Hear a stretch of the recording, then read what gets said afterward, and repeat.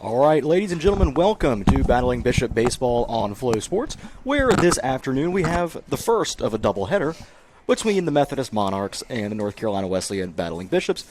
My name is Curran Campbell. I am joined by my friend and colleague, Mr. Baden Collins. Baden, how are you today? I'm great. Hoping the Bishops can extend the hot streak from yesterday, get at least one today to take the series. Curran, be a big series win. Monarchs first in the league, and two pretty good baseball teams here this afternoon, my friend. Yeah, Bishops this year have had a bit of a struggle, but in conference play, they've been playing better baseball. They're up to 5-8 in league play on the season, with a chance to get to 6-8 and potentially 7-8 with a doubleheader sweep today. And Baden, let's take a look at that Methodist batting order, and we'll go through the rotation as the Monarchs hit first.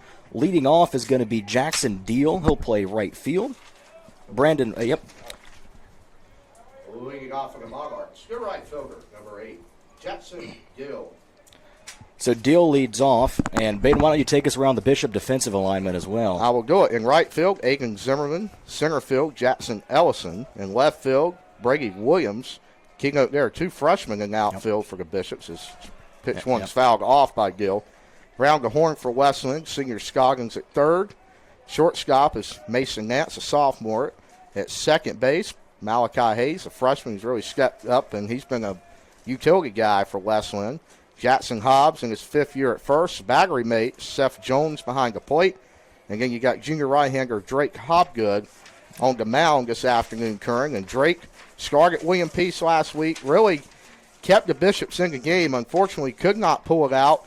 Really, I guess a theme this year, he's been struggling in the middle innings, but so far he's 2-4 this year with a 4.89 ERA with 35 innings pitched. And he's got Jackson Deal behind in the count as Hobgood has an opportunity to get a punch out on the board or early. Here's the 1-2 pitch. Missed outside. And we'll even up at 2 balls and 2 strikes. An odd way to end it yesterday, Curran. Batter's interference on a steal. Bishops took the win in game 1. The 2-2 from Hobgood, chopped towards Scoggins at third. He'll field and fire in time to Jackson Hobbs at first base for the first out of the inning. Stepping in for the Monarchs, the second baseman, number 19. So that brings Austin Renzel to the plate. Number 19, I can't read. Brandon Maugert comes to lay Renzel on deck. 19, not 17. Maugert batting from the right-hand side.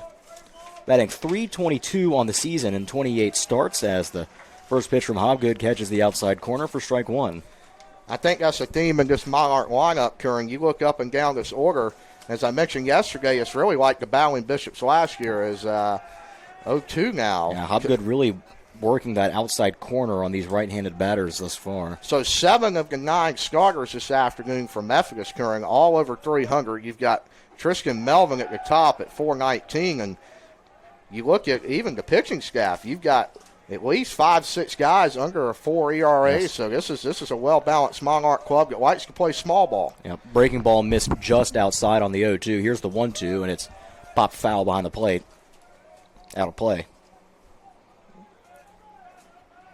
As mentioned, the USA South, well, actually not mentioned on this broadcast, but USA South standings getting a little muddied up, as we'll let you call this play here. Yeah, but ground ball to shortstop. Nance fields, fires in time to Hobbs at first base, and the left side of that Bishop defense getting some early work in. Now batting for the Monarchs. So that'll bring Austin Renzel to the plate. Austin Renzel. And Renzel on the year batting .376. Not bad. Certainly no complaints there. Not a lot of power, no home runs on the year, but he knows how to slap the ball around and get on base for sure.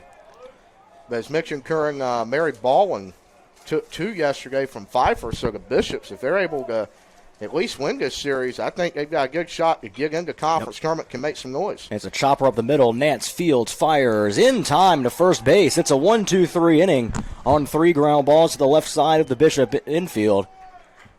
And Drake Hobgood off to an excellent start here in the first. We'll take a quick break and be back with the bottom half of the first inning here on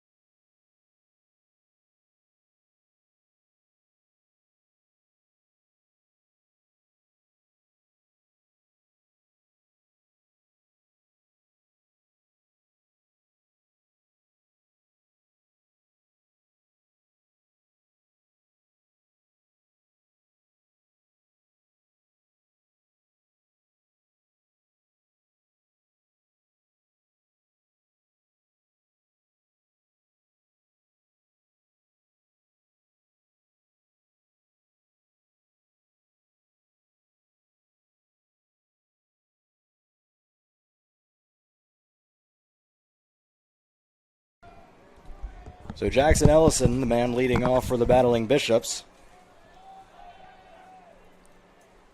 Left-handed batting center fielder as the first pitch from Swanson is on the outside corner for strike one.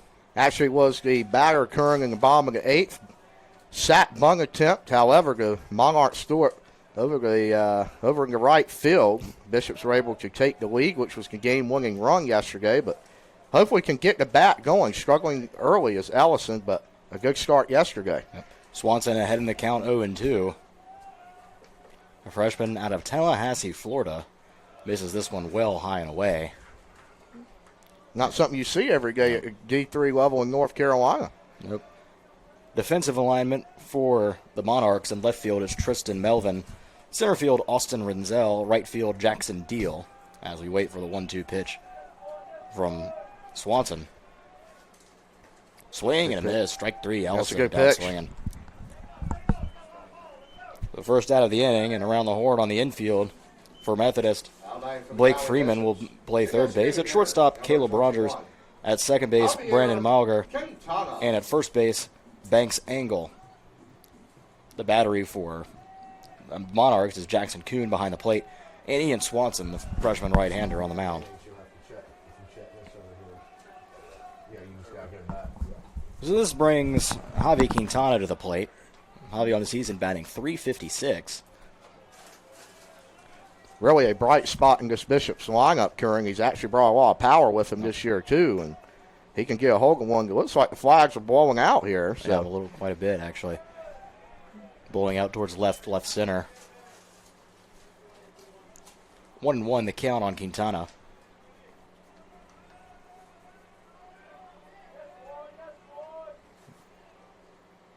As he swings and misses for strike two. And Javi, not a big guy, but 5 home runs on the season. Generating a lot of power from his swing.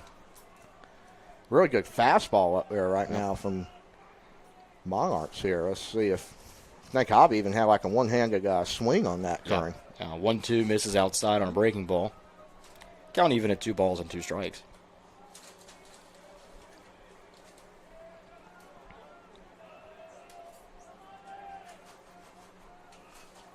Here's the 2-2.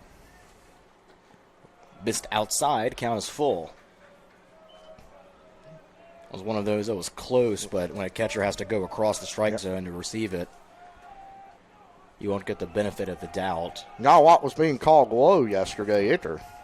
We'll see how that strike zone The adjusts payoff today. pitch to Quintana is in there, strike 3 on the inside corner. He agreed with it as well, it looked like. Just froze him. It was a good pitch from the freshman right-hander. The first baseman, number 15. So this brings Jackson Hobbs to the plate. And Baden, we were talking about before the game, Jackson 15 hits away from the school record, correct? He is. He had one yesterday, as you can see. He has been battling some injuries. He's got the Guardian cap on today, and good to see him back out there, Curran. I don't know if I've ever seen a baseball player with that on, but we have now. He took a healthy hack at that one. He sure did. It's the first time I've seen it, but hey, yeah. You never know what you're going to see when you come to the ballpark every day. It's part of why we do it. As it's an 0-1 count on Jackson Hobbs. Jackson on the season batting .271 with 3 home runs and 15 RBIs. Of course, he's missed some time with injuries. That's not over the full calendar thus far. As the 0-1 gets away from the catcher, 1 ball, 1 strike. I think Coach Clifton, Curran's just glad to have a bat like his back in the lineup, desperately needed, and it's kind of been the story of the year. You've had a lot of injuries on this Bishops team, and just really, you hope they can find the right pieces here, and good time to start playing good baseball. God, and Jackson, look out. That's a duck out of the way. Not sure what did it miss him completely, Curran? Yeah, it did. Okay. He ducked under it, but you don't want to see you don't a want ball to see in a that ball direction. No.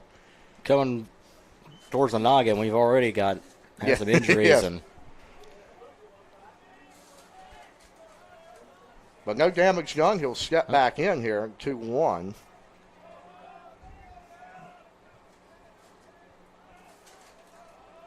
And here is the 2-1 delivery, missed high and away. 3 balls and 1 strike. On deck for the Bishops That should be is Colin Scoggins. Scoggins. Yep. If Hobbs is able to reach. You would assume Methodist is not throw anything close here. The 3-1. And they would throw a curveball. Wow. 12-6 curveball. Broke and fell in the zone. And it's a full count. What would you throw here, Kern? You go back to the 12-6 or? That one certainly froze him, but now he's seen it. That's good, yep. He could wait on that. He got Javi looking on the fastball. We'll see if he goes back to it. That's another 12-6, and this time Jackson fights it off. We're going to have a little, he missed a sign maybe. Nope. Nope. I figured he'd walk out there and, all right, we'll keep playing.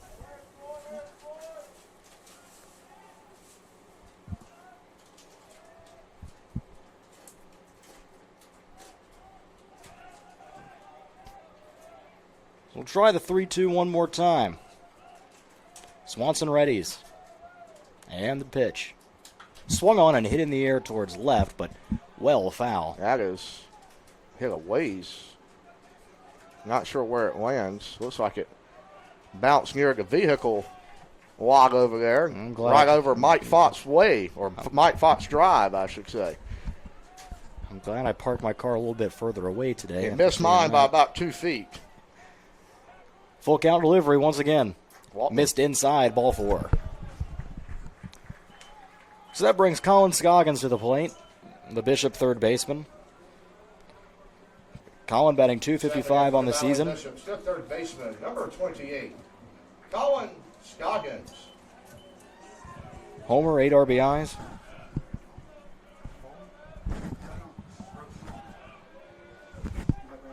Jackson Hobbs, the runner on first base. Pitch from Swanson missed low and away in the dirt for ball 1. Kind of the same situation again today, Curran, that we had yesterday. Runner was on first, was Hobbs as well. Scoggins hit a triple down to the 320, or I believe that's a 330 sign, actually, down the right field line. Field, 330, yep. And Colin drives this towards that's out of here, left. Curran. It's headed towards the wall. Yes, Back it is. And gone. What a swing from Scoggins. A big-time 2-out hitting, which he had yesterday, my friend. Tristan Melvin was tracking back on it and simply ran out of room right by the Bauer Field sign in left center field. It's the second home run of the season for Colin Scoggins, and it puts the Bishops up 2-0 in the bottom of the first.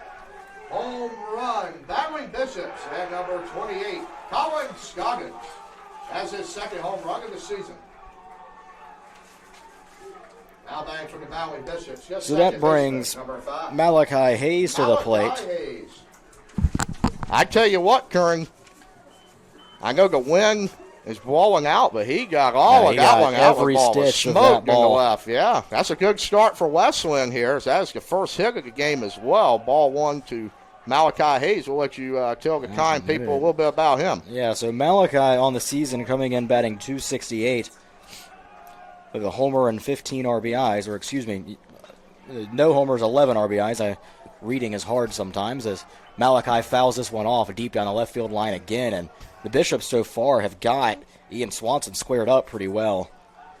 They have adjusted to the fastball. Quintana got it. I think he's overusing that a little bit early. Maybe go back to that 12-6 current that Hobbs had a little trouble. There it goes right there. There it is right there. I was about to say, One the ball fastball, and 2 strikes you may to want Hayes. to go away from it here. But especially when you're struggling, Curran, and you've got a number 1 team in the league coming in here, this is the start you need for Wesleyan, taking game 1, punching early here today. Absolutely. And all the damage coming with 2 outs. It is. Which I believe you were here with us for Hampton-Sydney. I think that was the complete opposite. Yep. Hampton-Sydney scored, 8 runs with 2 outs in 1 inning? It was a good deal. But we've come a long way since then, as Hayes takes the 2-1 outside, or the 2-2 outside, excuse me. So 3 balls and 2 strikes on Malachi. Brady Williams on deck, and Mason Nance in the hole for the Bishops. Malachi swings and misses at the fastball on the outside corner. Great pitch by Ian Swanson to limit any further damage. So 2 runs on 1 hit. Nobody left on base for the Bishops. And we move on to the top half of the second inning on Flow Sports. We'll be right back.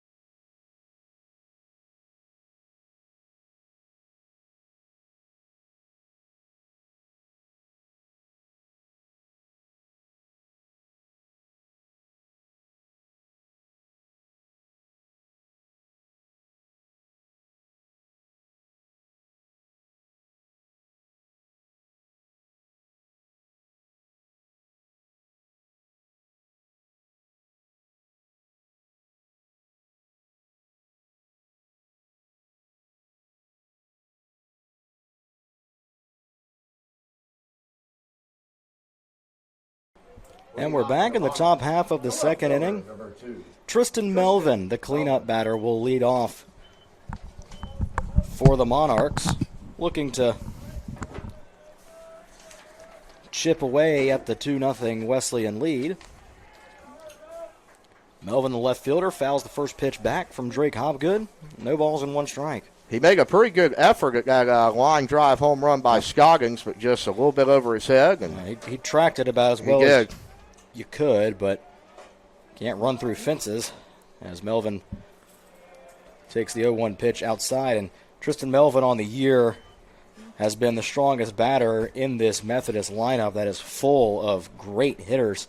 Tristan batting .419 with 5 homers and 35 RBI to his name. Team lead in batting average, home runs, and RBI. So the Triple Crown leader for Methodist. Right. Now, Curran, you say people can't run through fences. Aaron Judge may disagree in Dodger Stadium. Yeah, we don't. That was we're no. Leadoff single as Melvin slaps that into center field. I think he did run through the fence there, right? He did, and he broke his foot, and it derailed the entire season for him. And I didn't want to have to think about the 2023 Yankees today, and now I've been subjected to it by my good friend here. But the Yankees have turned it around this year. The torpedo bats. Exactly. How about that? I know. Wonder if they'll make an aluminum version of that. Certainly be curious as there's a pickoff move back to first base. And Melvin back in safely. Now batting is Blake Freeman. Freeman, the third baseman for the Monarchs today as he takes the first pitch strike. Curran, and I know it's only 2-0 and you're in the second inning, but this is a spot where Methodist likes to bunt, get runners in scoring position. He looked down to Austin. Not sure. Well, you obviously get miss a sign because he takes there 1-1. Yeah, Methodist is a big small ball team. Like we said, the leading home run here with 5. Not too much power in the lineup. And it's an old school style of ball. And has delivered excellent results thus far on the season for Methodist.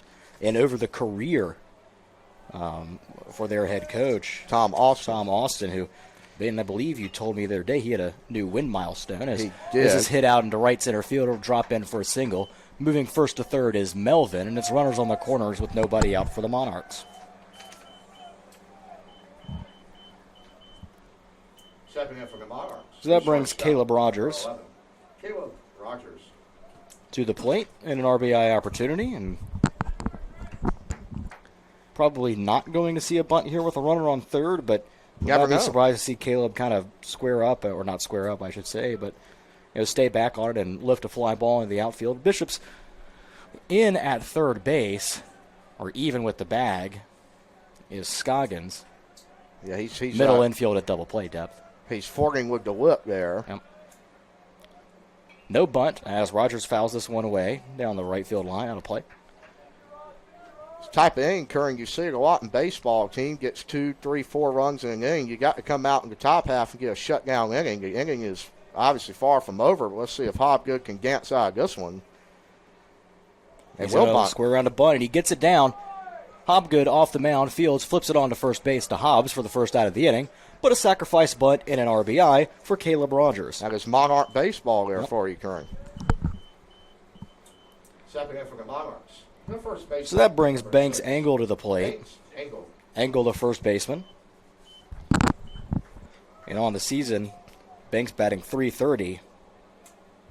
0 home runs on the year so far, but 26 RBI. Getting it done in the box. And a single here would put him on the board. He squares around the bunt, which is interesting with 1 out in the inning already.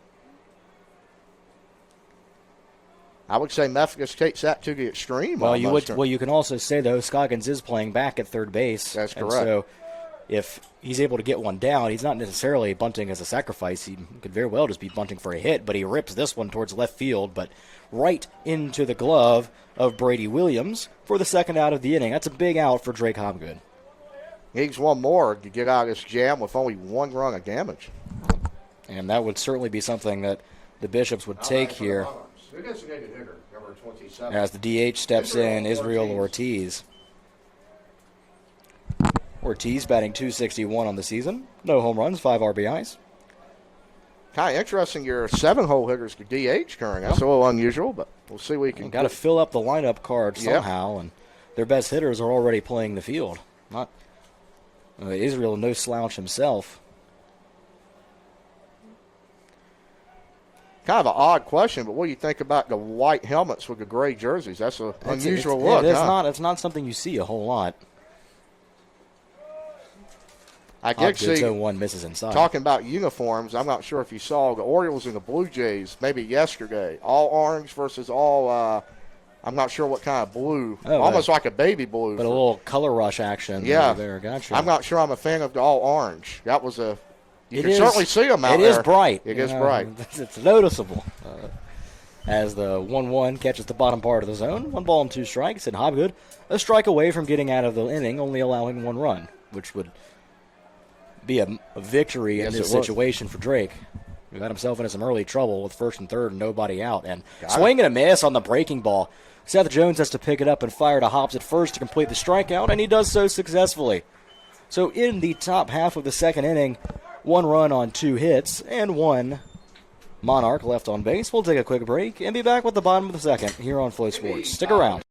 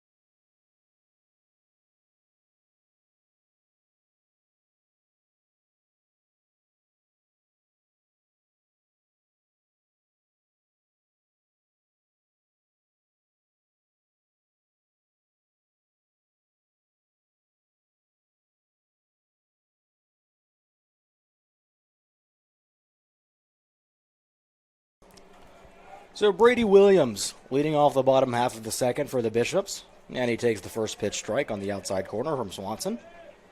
Will work for Brady in the top half defensively, Kieran. Call a line drive right at him, I believe, with 1 out. I had to come in a couple of steps. They're a little bit tricky to judge sometimes when they're coming right at you. But Brady was right on the mark as he fouls this one back. No balls and 2 strikes. Brady on the season batting .257. No homers yet, 8 RBI. And he ready to face the 0-2 and fouls this one back into the screen. He's really inserted himself, Curran, as an everyday left fielder for Wesleyan. Coach Clifton really played around with the lineup for first quarter of the year, but really likes what he sees out of Williams. Decent speed on the base pass, pretty good defensively, so that will play. Certainly looks strong defensively in the last frame as he takes this pitch outside for ball 1. But as they say in Moneyball, Curran, I guess it doesn't matter how many home runs you hit as long as you what? Get on base. Yeah, get on base. Get on base. That's why we like him, Pete. That's a great movie, by the way. If you haven't watched it, I quote that seemingly every day in my own life, just because. Oh, really? Oh, yeah, it's running bit and that kind of thing. So. Billy Bean turned down the Red Sox, right? He did. Yep.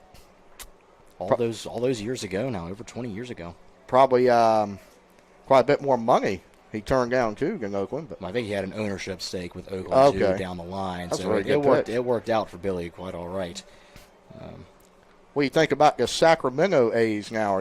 How do you think all that's going to work? I don't understand why they didn't just finish out their time in Oakland until the new ballpark in Vegas was built, because I don't know if you've ever been to Sacramento, California in the summer, but let me tell you, it is scorching hot all the time in the Central Valley. And down in the Bay, it's a little bit cooler and more pleasant baseball weather. And you certainly have more of a fan base there because, people, Sacramento, a much smaller town, as Brady lines this one just foul down the right field line.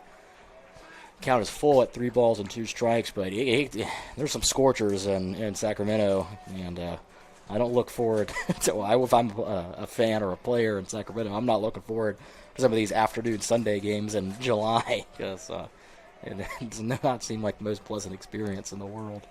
And it's also a AAA ballpark. Like, the Oakland Coliseum has its warts, certainly, as Brady fouls this one off on the left field line as he continues to battle up at the plate. But it's a major league park, right? And Sacramento is not that. I mean, I don't know if you had to see it, but if any of the visiting players have to go back to the locker room, go to the restroom, anything like that during the game, they have to run all the way out into the outfield to go back because it's not connected to the dugout in Sacramento. So how has their attendance been? I think their first night was pretty solid. Other than that, no. I mean, it's hard to get a fan base to turn out when, as Brady swings and misses at strike 3 for the first out of the inning. That'll bring Mason Nance to the plate. Bishop shortstop. The shortstop, number 13, Mason Nance. But of course, it's hard to sell a fan base on coming out to support a team that is, let's say you already lived in Oakland and you're making the drive and you're an Oakland fan, and they're not, they already left there and are going to Vegas, so you're mad at the team and don't want to go. And the people that are living around Sacramento already you're not going to be here long term. What interest should I have in committing a lot of my time and money to this for a team that's going to be gone in a couple of years? Unpopular opinion, but I'm not sure they ever make the move to Vegas. I would not be 100% sold till it happens. Until the ballpark is actually built, that's always going to be the question. You're not alone in thinking that. There always have been questions surrounding that, as it's a 2-0 count on Mason Nance. And kind of mentioned ballparks. What do you think the future for Major League Baseball in Raleigh is? I know there have been some talks about that. It seems to be a city that always comes up, but I just don't know. Do they have the population and the infrastructure for it? They obviously have an airport. Yeah, I think they have the population for the market, but I think it's hard for Major League Baseball to expand. The only other professional team has this one misses inside. It's a 4-pitch walk to Mason Nance. That'll bring That'll bring Seth Jones, the catcher, up to the plate. And so for MLB and Raleigh to be a thing, I mean, the first thing that has to happen is before Major League Baseball would expand, they have to get teams settled out of Tampa, who's currently playing in the Yankees spring training ballpark, and Oakland into their permanent ballparks. And until there's solutions there, I won't see any expansion. So unless there's, a suggestion, a stadium deal reached between maybe Tampa and somebody in Raleigh, then I don't foresee that happening. I'd certainly like to see it. Don't get me wrong. I'm a cheerleader for it, but I haven't seen anything seriously in motion yet. I think the first, if I had to make an educated guess, I think the first place that I see getting a new major, or not a new franchise, but a relocated franchise, would probably be Nashville.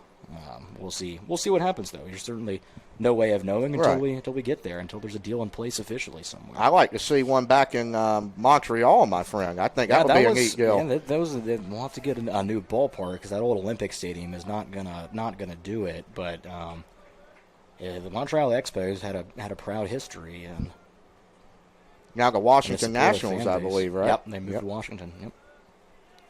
1 ball, 2 strikes to Seth Jones, and he takes the breaking ball outside. 2 balls and 2 strikes. But I think it is interesting. You look at Nashville, Tennessee. I've seen Salt Lake City kind of in some conversations, but I'm not sure the market is there in Salt Lake City. So I think it's Raleigh or Nashville, to be honest with you. Well, the market, you might be a little bit surprised with Salt Lake City because Salt Lake City they have an NBA team. That's true, have an NHL team, so they have more going on over there than Raleigh has so far. The tough part for Raleigh to make a kind of deal is they also have to compete with Charlotte if they're going to put a team in North Carolina. And Charlotte already has the NFL and the NBA. And, I love hockey. Don't get me wrong. I go to Hurricanes games all the time. But on a popularity standpoint, it's not there with the NFL and the NBA yet.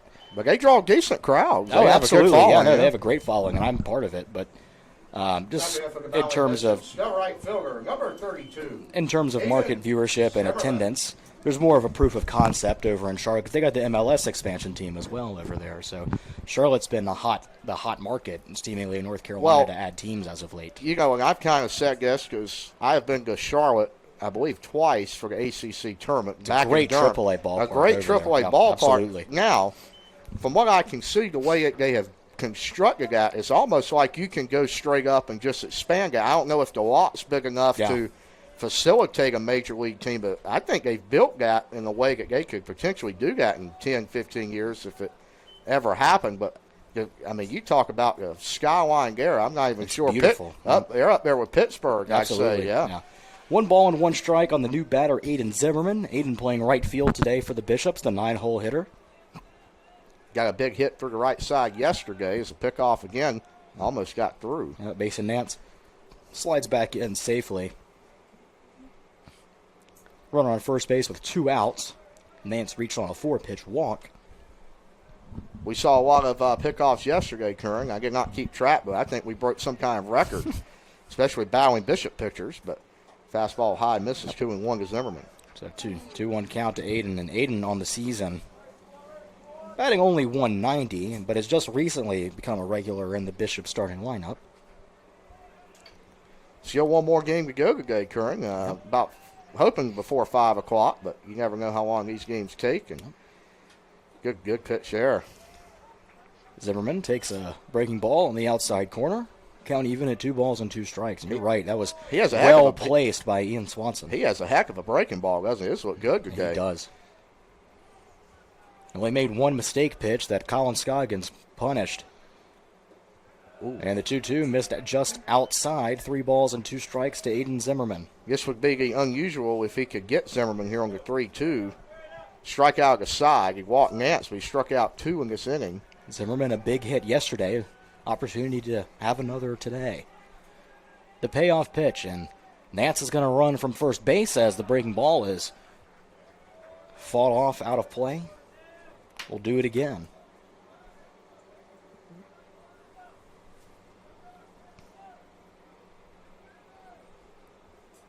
Again, Nance, the runner on first, reached on a walk.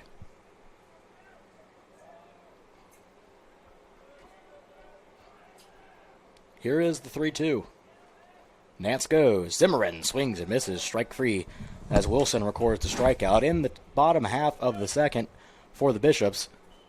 No runs, no hits, and 1 runner left on base. We'll take a quick break and be back with the top half of the third here on Flow Sports.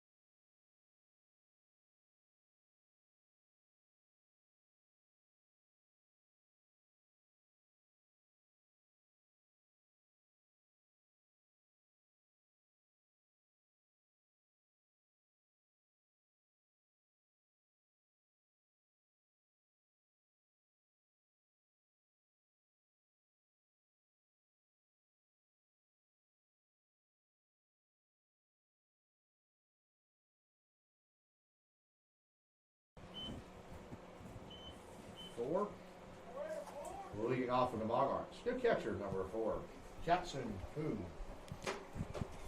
So Jackson Kuhn leading off the top half of the third inning for Methodist. Jackson on the season batting only 139.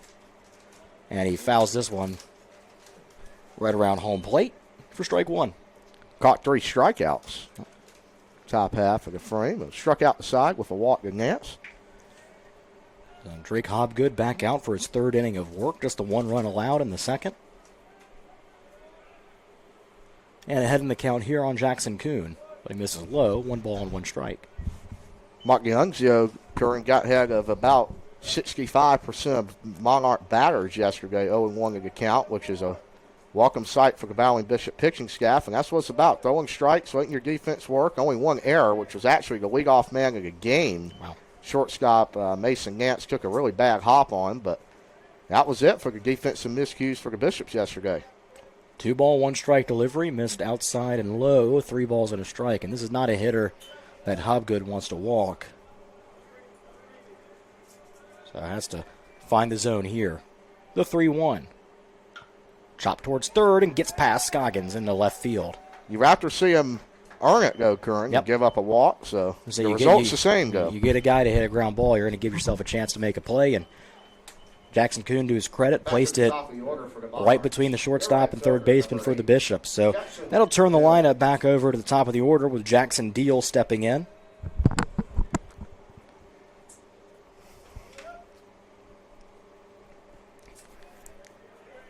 There's a runner on first and nobody out.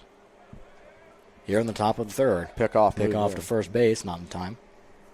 Hobgood really jumped off the mound there. I'm not sure if he did something to his ankle. I'm not. Doesn't like the way he fell off the mound there. Did not look good, but he is okay, it appears. Staying in the game. And Deal his first time around. What was his result? Baden's got the Lime stats with him. I do. So I'm trying to go back to the play-by-play here. I believe he grounded out the third to start this ball game. He did. Up next is Mauger, who ground out the shortstop. Top half of the first was all ground balls. That is correct. 1, 2, 3. This could be a double play ball fielded by Nance to Hayes to Hobbs. It's a 6-4-3 double play, and just like that, the Bishops are close to getting out of the jam. Second in for the Monarchs. This second baseman, number 19, Brandon Mauger. I mean, that is a perfectly executed 6-4-3 double play, and the positioning perfect on that as well. Well, you know what else that does, Curran? That keeps your pitch count down. 2 outs, 1 pitch. That's what you need. Looking for a quick out here as well. First pitch missed a little bit outside. 1 ball and no strikes. To the batter, Mauger. Those ground balls make me reminisce as a Cubs fan of Kyle Hendricks. Oh, yeah. I think he just retired last year, I believe. He was a what did he go to? Dartmouth, right? I think he went to Dartmouth in college. I don't remember, but it wouldn't surprise me. Professor. I do that. I think that now I think you were right. Good sir. As the 1-1 pitch catches the outside corner, 1 ball and 2 strikes. And Kyle Hendricks, I've been to 1 Cubs game in my life at Wrigley Field, and it was back in 2016 that summer. And Kyle Hendricks was the starter as the 1-2 catches the outside corner. And Seth Jones dropped it, but applies the tag to finish the strikeout. And it's a unconventional 1-2-3 inning for Drake Hobgood. So no runs, 1 hit, and nobody left on base for the Monarchs in the top half of the third. We'll take a quick break and be back with the bottom of the third right after this on Flow Sports.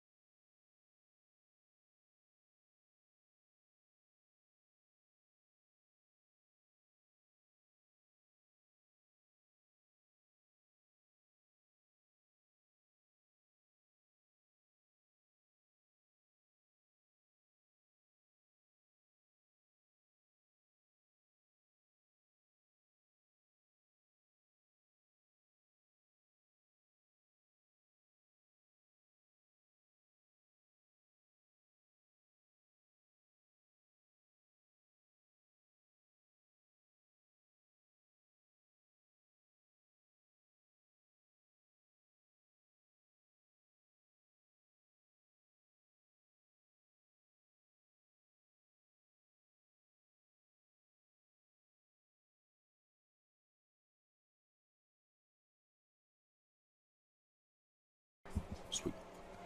So bottom half of the third inning, Jackson Ellison, the leadoff man, leading off the inning as he takes the first pitch from Ian Swanson low. 1 ball and no strikes on Ellison. Kind of give folks a line for Swanson out there. 2 innings pitched. He's thrown 52 pitches, which is a good sign for the Bishops current, getting that pitch count high and getting into the Monarch bullpen. He's given up 2 earned runs, both via the home run from Colin Scoggins. But how about this? He struck out 6 Bishops. Yeah, a lot of good stuff. So every out is, Yep. yeah, there you go. The 1-1 is sliced foul and over towards the Bishop bullpen. But I guess, Curran, if you're a strikeout pitcher, that's kind of what you see because you automatically have to throw 3 pitches on a strikeout, so the pitch count runs high. And But the Monarchs have a very healthy bullpen down there, and we'll see how this plays out the rest of the day. Very close on the 2, or it'll be 2-2 now on the fastball. It just missed. Yeah, just a hair outside. Curran, you want to give the people a rundown here as Ellison steps in for 2-2. Some D1 scores locally went on yesterday. I know a big win for the Tar Heels. Yeah, Carolina so far taking 2 from Wake Forest, and Mercy Ruled. That's actually where it stop right there as Ellison drives this into right center field. It's going to be cut off in the gap, and Jackson will stop at first base with a leadoff single. So that'll bring Javi Quintana to the plate, the designated hitter for the Bishops. For the Valley Bishops. Good designated hitter, number 21, Javier Quintana. But some real eye-popping scores around the triangle yesterday in D1 with NC State falling 25-8 to Louisville after winning the first game in a dramatic fashion. That's a split going into today, so the rubber match over at Doak Field and between 2 really, really strong teams out of the ACC. And Carolina going for the sweep against Wake Forest as Quintana gets down the bunt, but foul behind the plate. So we'll try it again. State's pitching staff's really been laboring a little bit lately, Curran. It's been a tough year for the Wolfpack. Not a bad team can make a run. No, they're a tournament team. They are, but But the pitching did not take the step forward that they expected to out of the offseason. Again, ECU now a 6-game losing streak, I believe. First time in 7 years, I read. Yeah, it's kind of the same thing there, Curran, but another problem for ECU, just not getting a lot of offense either, and pitching giving up 7-8 runs a night. They have a very young team, and without a lot of senior or upperclassmen position players, most of that's on the mound, and you can only get only 1 start a week out of your ace starter, and there's only so much you can do with that. Unfortunately for the Pirates, it's just been a down year over in Greenville.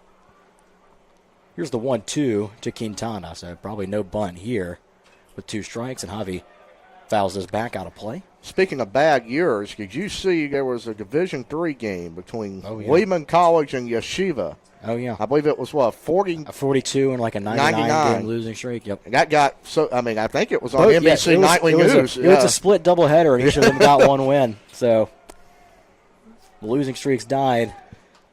And did you see they won on a drop third strike? From what I read, it was the last batter of the game regardless due to darkness. So if they walk the batter, I guess you have to pick that up the next game. No lights at Lehman College, which I don't even know where that is. That is in New York. Okay, I knew Yeshiva was in New York. As a matter of fact, we played Lehman in basketball last year. They actually beat us by 10, believe it or not. But so baseball not their sport. No. Basketball school up there. From what I can understand, because we play Coach Thompson every 3 or 4 years, makes a loop through New York. So, and Adam Conti is from up there. So these schools are like located on a city block. I mean, it is tight in downtown New York, and I guess not enough room to put a baseball field. So, as the 1-2 is popped up by Quintana in foul territory, tracking over, looking to make a play on it was third baseman Blake Freeman, but runs out of room as it falls out of play. But I think that was one of the most publicized D3 baseball games, except for Birmingham Suttering in the World Series last year. That was a fun one to follow. But I believe Randolph-Macon took them out. We go up there 3:30 on Wednesday, Curran, Bowling Bishops baseball team traveling up to Ashland. Just in the Richmond area in Virginia. And a terrible part of Virginia for traffic, by the way. I've never had much luck going through Ashland. I'm not sure there was a whole lot once you get That's true, around that Richmond area. There ain't a whole lot of non-traffic areas. You're just kind of stuck living with it till you get, well, I guess really anywhere as you keep tracking north from there. As the 1-2 pitch misses outside to Quintana. Shook his head no on that one too, didn't he? He agreed with the call. Javi, good command of the zone. Let's help turn him into the 356 hitter that he is. And 487 on base percentage. Not chasing a lot either as he chops the 2-2 foul to stay alive. It's that heck of an at bat here. That's all you got to do, Curran. Fight off pitches. And again, that pitch count for Swanson creeping up probably into the 60s now, if I had to guess. But we can pull that up after the 2-2 here from Swanson to Quintana. No action yet in the Monarch bullpen. Pickoff move back to first base, not in time. Good pick there. But Ellison was alive at first base and gets back in safely. Here's the 2-2 from Swanson. He fires. And inside, ball 3. Now the question is, Curran, you've got a potent hitter up here in Quintana. Ellison pretty speedy to center fielder. Do you put him in action with 3-2 here, nobody out? Big lead. Certainly imagine there's some thoughts over that from Greg Clifton over at third base. Struck him out. Javi down swinging. It's a good pitch from Ian Swanson, who has gotten his strikeouts today, and that'll bring new batter to the plate, Jackson Hobbs. Jackson walked his first time today, looking to build on that at bat here in his second appearance. Jackson Hobbs. Curran, I made a comment earlier that Swanson's curveball is really working, but I believe all his strikeouts are off that fastball. He's really only made that one mistake with it to Scoggins, and then one more pickoff was unsuccessful to Ellison. He's got a decent move over first, and Jackson's really had to be careful over there.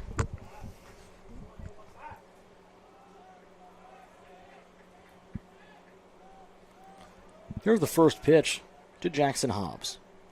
Swung on and fouled over the Monarch dugout, out of play on the first base side. It's a rivalry that's been around many years, Curran, and Tom Austin's seen, 46 series, probably some postseason regional matchups, and I was talking to some of, I call them Wesleyan baseball historians, and there was no super regionals back in the 80s and 90s, so most of the time these two would play 2 out of 3 series. I guess the regionals were formatted a little differently to see who went to the World Series, so a little bit of interesting trivia there. Hobbs down on the count 0-2. Speaking of trivia, that will be coming up here shortly in the top of the 7th. The 0-2. Missed outside, ball 1. Good tape there. So the most incredible stat for Tom Austin now in his 45th season at the helm of the Monarchs. He's only had 2 losing seasons in that entire span. A model of consistency over at Methodist. Incredible work put in by Coach Austin over the years. His main assistant, Spencer Austin, pitching coach, JV coach, he was a graduate, played for him in 08 now in Fayetteville. He's been his right-hand man ever since. There'll be one more pickoff. Wow, he does have a good move, doesn't he? Jackson's really having to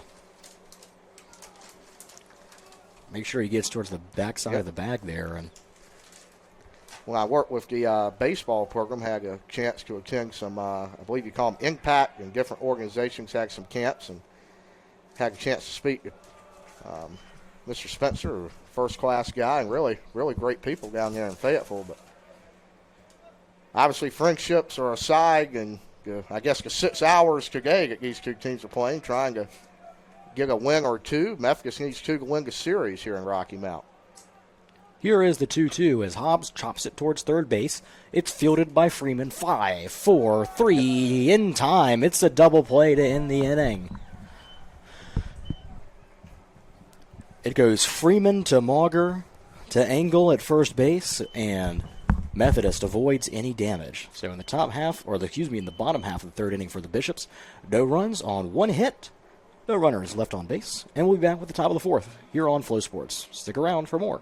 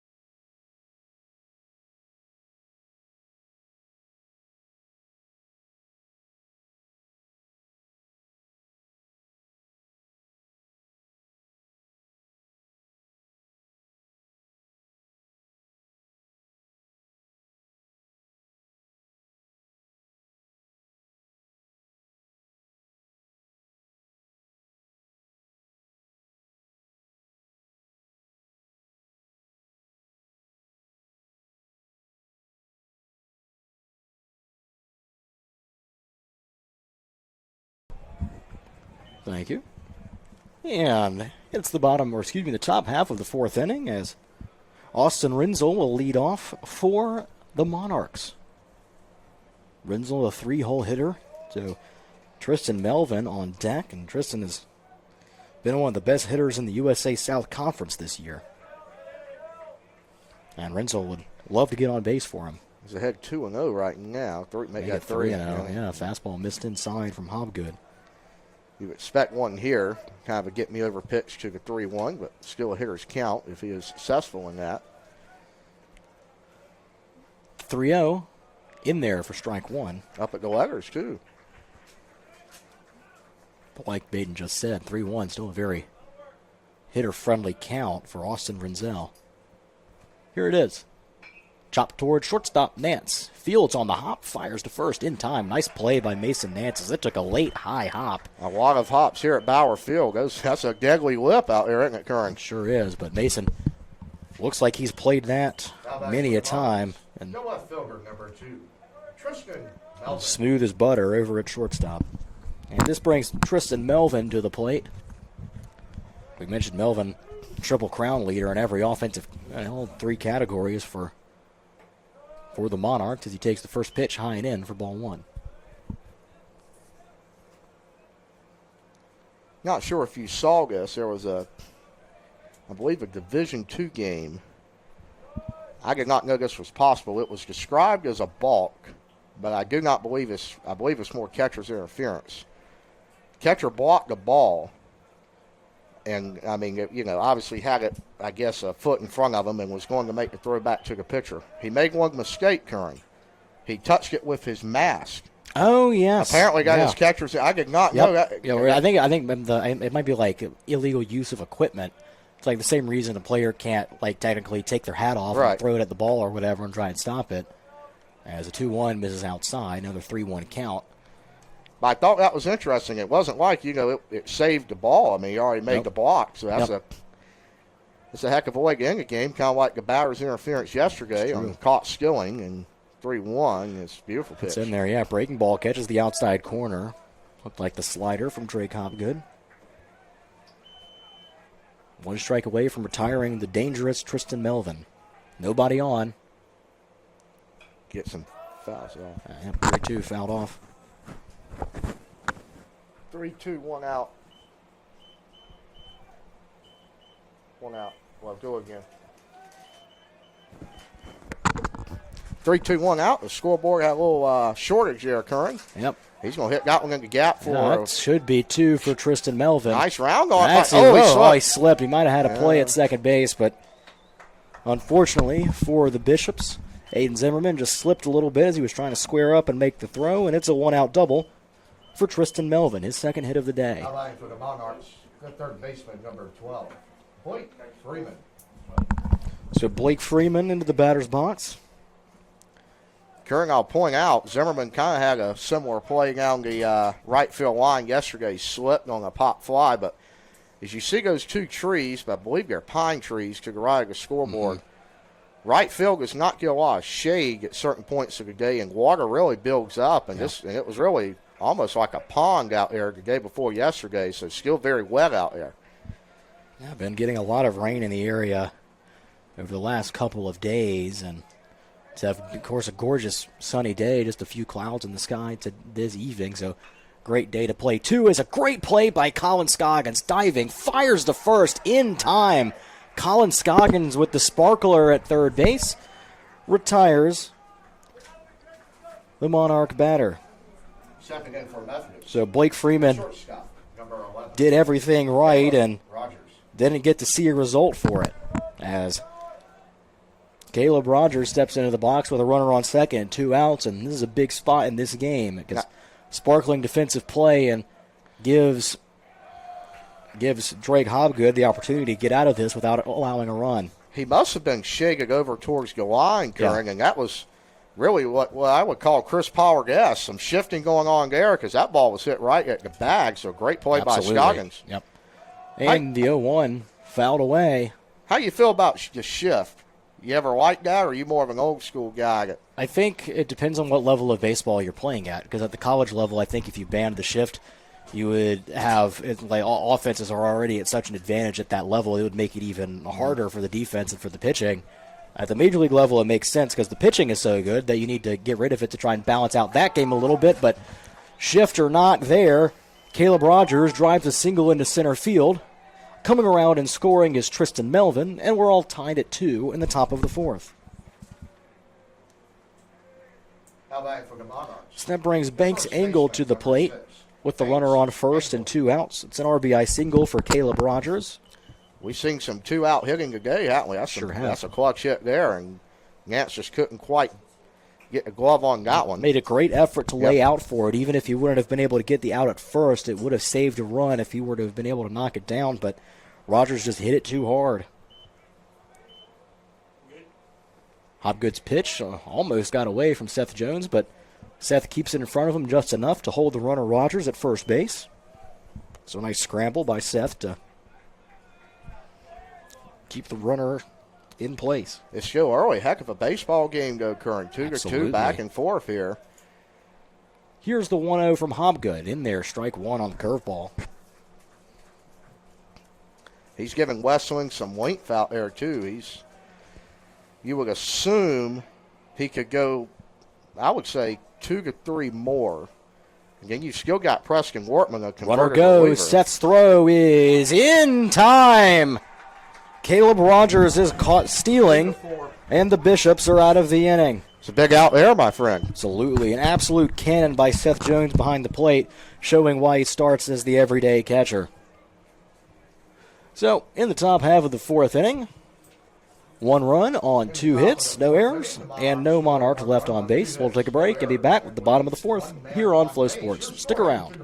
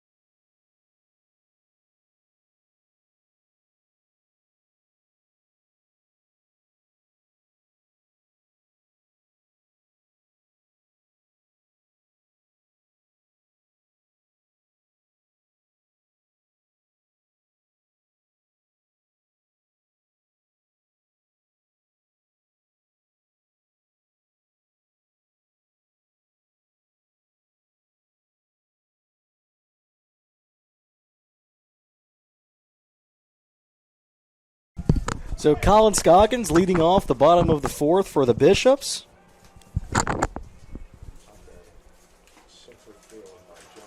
It's 4, 5, and 6 in the Bishop batting order. Scoggins, of course, in his first inning, or excuse me, in the first inning, hit the 2-run home run to left field. Good fastball outside, evens the count to Scoggins. 1 ball, 1 strike. Colin, of course, batting from the right-handed side. Made a great defensive play at third base in the top half of this inning. Good curveball. And he has to duck out of the way of it. And that actually broke a lot more than I thought it would. It's certainly more than Colin as he bailed out on it, and it almost curved all the way back into the zone. I thought it was a strike, personally, Curran. That was a great pitch there. 2-1, missed low and away. Scoggins in a hitter-friendly count to lead off the inning. Leadoff runner for the Bishops would feel rather large as they try to take their lead back after Methodist was able to tie it up in the top half of the inning. 3-1. Skied foul out of play, first base side. Dangerous pitch to Scoggins there as he's responsible for the 2 spot in the bottom of the first. A line drive home run over the Bauer field sign. Brought in Jackson Hobbs. Full count to him now, though. To lead off the inning, here's Swanson's pitch. Missed high. It's a leadoff walk for Colin Scoggins. So that'll bring Malachi Hayes to the plate, the second baseman. Stepping in for the Bowie Bishops, just second baseman, number 5. Batting from the left side. Be interesting to see if Coach Clifton's got anything on here, Curran. Left-handed bat, he's got speed. Do you maybe bunt for a hit almost here? Third baseman playing in, so Methodist certainly thinking about that possibility as Hayes squares around and pulls back as the pitch missed high for ball 1. Of course, with the pitcher that's been struggling to find the zone here in this inning, you almost take a strike, right? Yeah, you might want to just wait and see what Swanson's going to give you. Here's the 1-0. Hayes squaring around again, pulls out, and there was a bunt and a run, and when Hayes pulled out of the bunt, I think it's going to be a thrown out at Scoggins at second base. It's caught stealing. I think Scoggins missed a sign there, Curran. I think if Hayes pulls back. Yeah, he and Coach Clifton are talking to each other. Somebody was.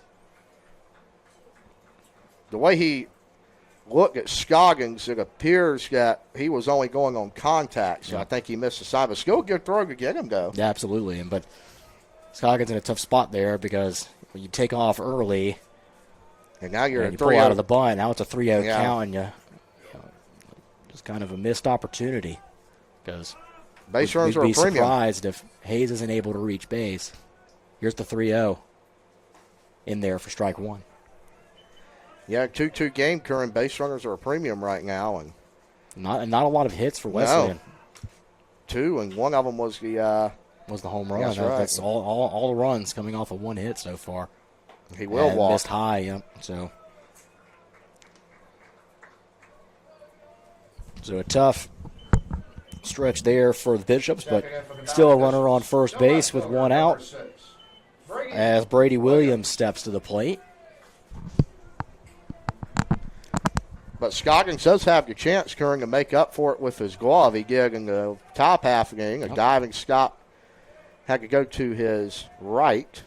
Make a nice play, but here is Brady Williams, the left fielder, for his second time up. And another pitch misses the zone, and right now, Ian Swanson just struggling to throw strikes, and that's where that missed sign really hurts you right now. Should also be no-go. That was the first time Hayes reached base. He struck out his first plate appearance. That's going to be a tough play there. It's in foul territory on the third base side. Freeman tracking over and then has to backpedal and makes a nice play. There's a lot of fair territory. Yes, it is. Here at Bauer Field, and Freeman covered it beautifully for the second out of the inning. For the Bowie Bishops, so shortstop, number 30. That brings Mason Nance to the plate. Mason batting .272. And with a runner on first and 2 outs. You think about it, that may have been a bunt opportunity there if Scoggins is not thrown out at second, but could change the perplexion of the inning. That's a low fastball, not called much yesterday, but Swanson gets the call. He is got 80 pitch mark right now, Curran. So we'll see how much longer. 85 to be exact. So how much longer Swanson is able to go. No action in the bullpen, however, for the Monarchs. Nobody up. He's throwing well, to his credit. I mean, ever since that first inning, he has settled in extremely nicely. He struck out 7 in this ball game, so +5 on the strikeout hit ratio for him. Is a slider, maybe a curveball low in the dirt, evens the count at 1. 1 ball and 1 strike.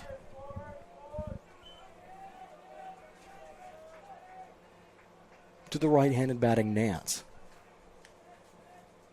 Good pitch. Curveball falls in on the inside corner.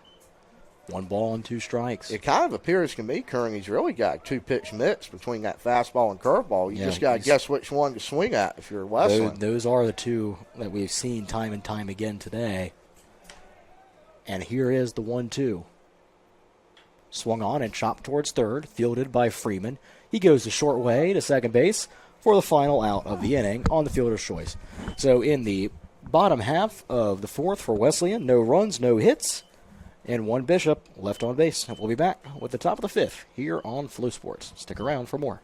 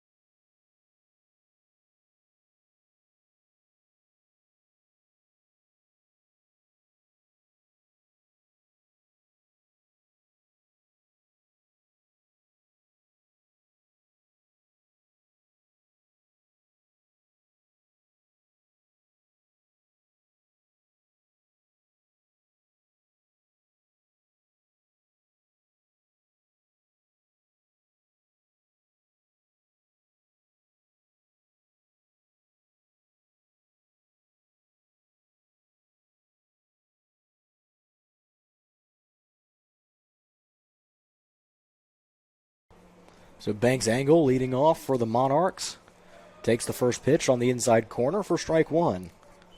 Drake Hobgood out for his 5th inning of work today. And Baden, what's his pitch count at, if you don't mind? I can look right now, Mr. Curran, as we got pulled up here.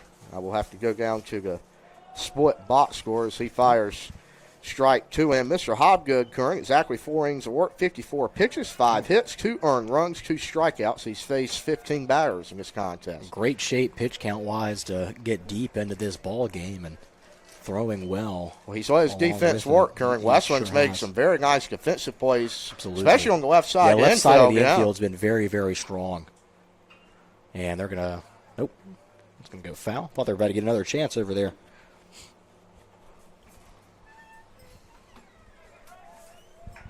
One ball, 2 strikes. Nobody on, nobody out. And the pitch from Hobgood. Swung on and missed. Fastball on the outside corner for strike 3. Has some juice behind that one, Curran. Sure did. So Banks Angle is retired. That'll bring Israel Ortiz to the plate. Number 27, Israel Ortiz. Ortiz batting from the left-hand side.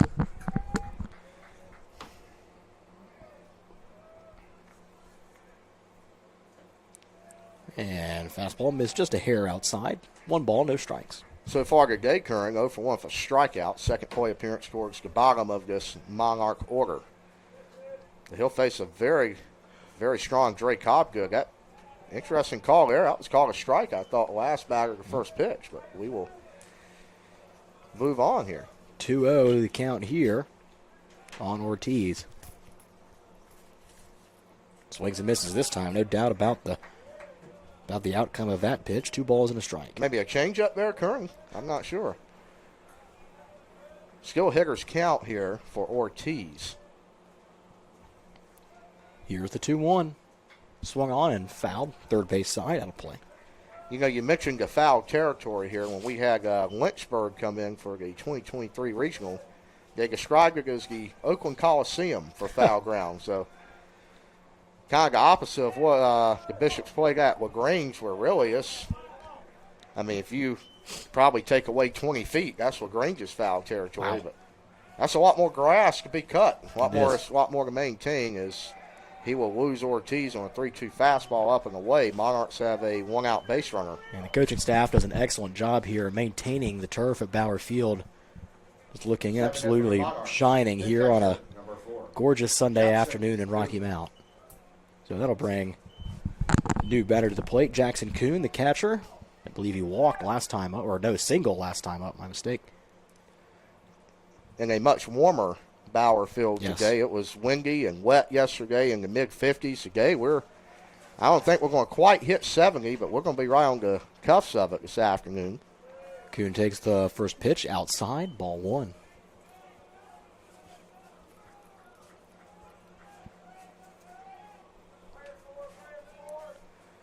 One ball, no strikes, 1 out, and a runner on first base. And Kuhn has to avoid getting hit by that one. It ran inside.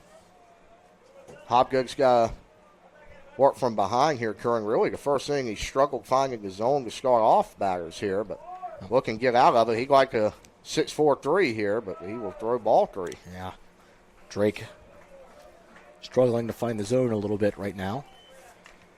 On deck, the Monarchs flip the order yeah. over to Jackson Gill, and even with 1 out, you could see a bunt from Tom Austin if Kuhn is able to reach. He will on 4 pitches. Yeah, that's not the at-bat that Hobgood wanted. And Methodist with a big scoring opportunity here in the top half of the 5th. And we're going to get a visit from the pitching coach here. And we'll take it with him for a quick 15-second break. Be right back.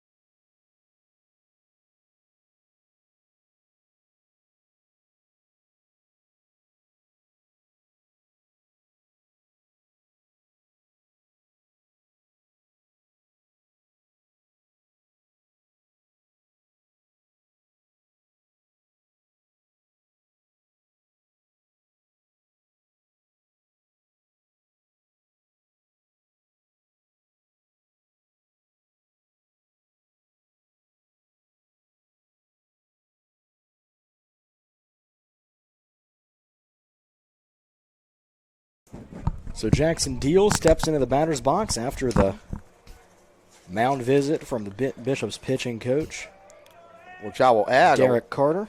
allowed a flurry of activity. Nathaniel Volt, Mason Botble, Preston Wortman getting loose down in the Bowling Bishop bullpen. Wortman has usually been the first reliever out of the pen. He was not yesterday as they called upon the freshman Caleb Dennis, but we'll see what Coach Carr decides to do. Pulled back on the bunt there by Dill for strike 1. This would be an interesting bunt because if he gets it down, even a successful sacrifice of the second out of the inning, and I can't imagine that the Bishop, that Hobgood, wouldn't be happy to take that here. Anyway, the count 1-1 on Jackson Deal. Step off. It'll be his one of the at-bat. A new rule, 2 or 3 years old, I would guess, to step off. You used to be unlimited in baseball. Yep. And I believe you get 2 per appearance. And now it's going to be chopped towards third. Scoggins steps on the bag, fires to first. It's a double play. A 5-3 double play for Mason Scoggins, and he's continuing to play a sparkling third base so far this afternoon. So with that, we're halfway through the ball game, through 4.5. Take a quick break and go to the bottom half of the fifth right after this here on Flow Sports. Stick around for more.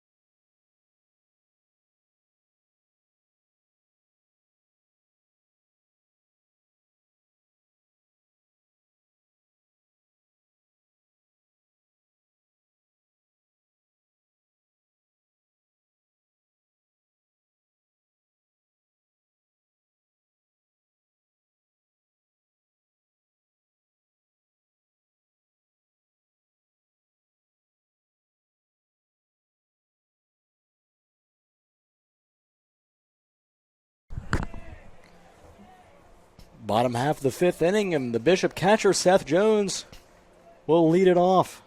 Takes ball one outside. It's an incredible play by Colin Scoggins today over at third base. A diving stop for an out in the fourth inning, and this time a 5-3 double play where he had the presence of mind to step on the bag and fire over to first base to end the top half of the fifth. And Colin having one of his best days defensively of the season so far over at third base. Two double plays turned from Hobgood so far today, Curran, really keeping the pitch count in check, and that ball's popped a mile into the sky, but I think it's going to go behind the press box. Over our heads. Thankfully we have a roof here. We don't have to worry about any rogue foul balls. I will say out of the press boxes I've been in, this is probably the closest to the field you'll see. Oh, yeah. Right on top of play here. Great view. The 2-1. Swung on a miss. 2 balls and 2 strikes on Seth Jones. It's a very healthy fastball today. It's Absolutely. been sharp out there for Swanson. Still in the ball game in his, I guess he will begin his fifth inning of work. Trying to punch Jones out. He will on the fastball high. High fastball. Jones goes chasing. So that'll bring up Bishop's got right fielder, number 32. Aiden Zimmerman. Aiden Zimmerman.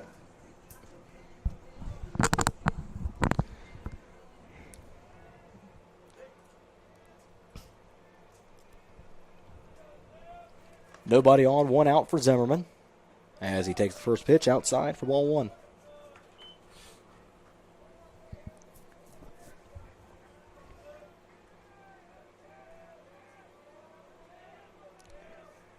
Kind of checking Swanson's line as he fires a 1-0 fastball in the outside corner for strike 1. Curran so far today, 4 1/3 innings. He's thrown 94 pitches. Wow.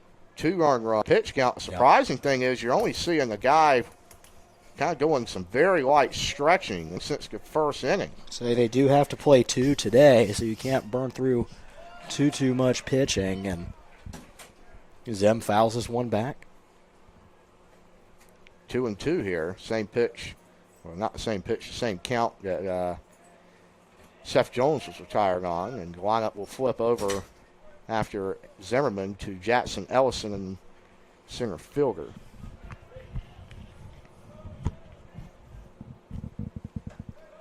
Two misses high and away, full count.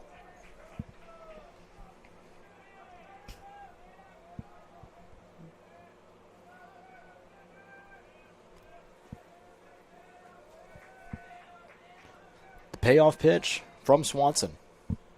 So it's a high pop. Foul territory on the third base side. Freeman coming in and makes the grab just a few steps away from the railing of the Bishop dugout for the second out of the inning. So Blake Freeman has really had to back to the top of the order for the Valley Bishops.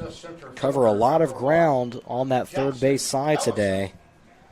And the Bishop lineup will turn over to Jackson Ellison with none on and 2 out. Bishop's sure going to get some base runners here occurring and try to chase Swanson out of this game. He's really dominating right now. He'll fire a first pitch fastball swung on low by Ellison. 0-1's the count now. Jackson ripped a single into right center field his last time up. He has also struck out in this game, so 1 for 2 and takes pitch away for even ball count. 1. Yeah.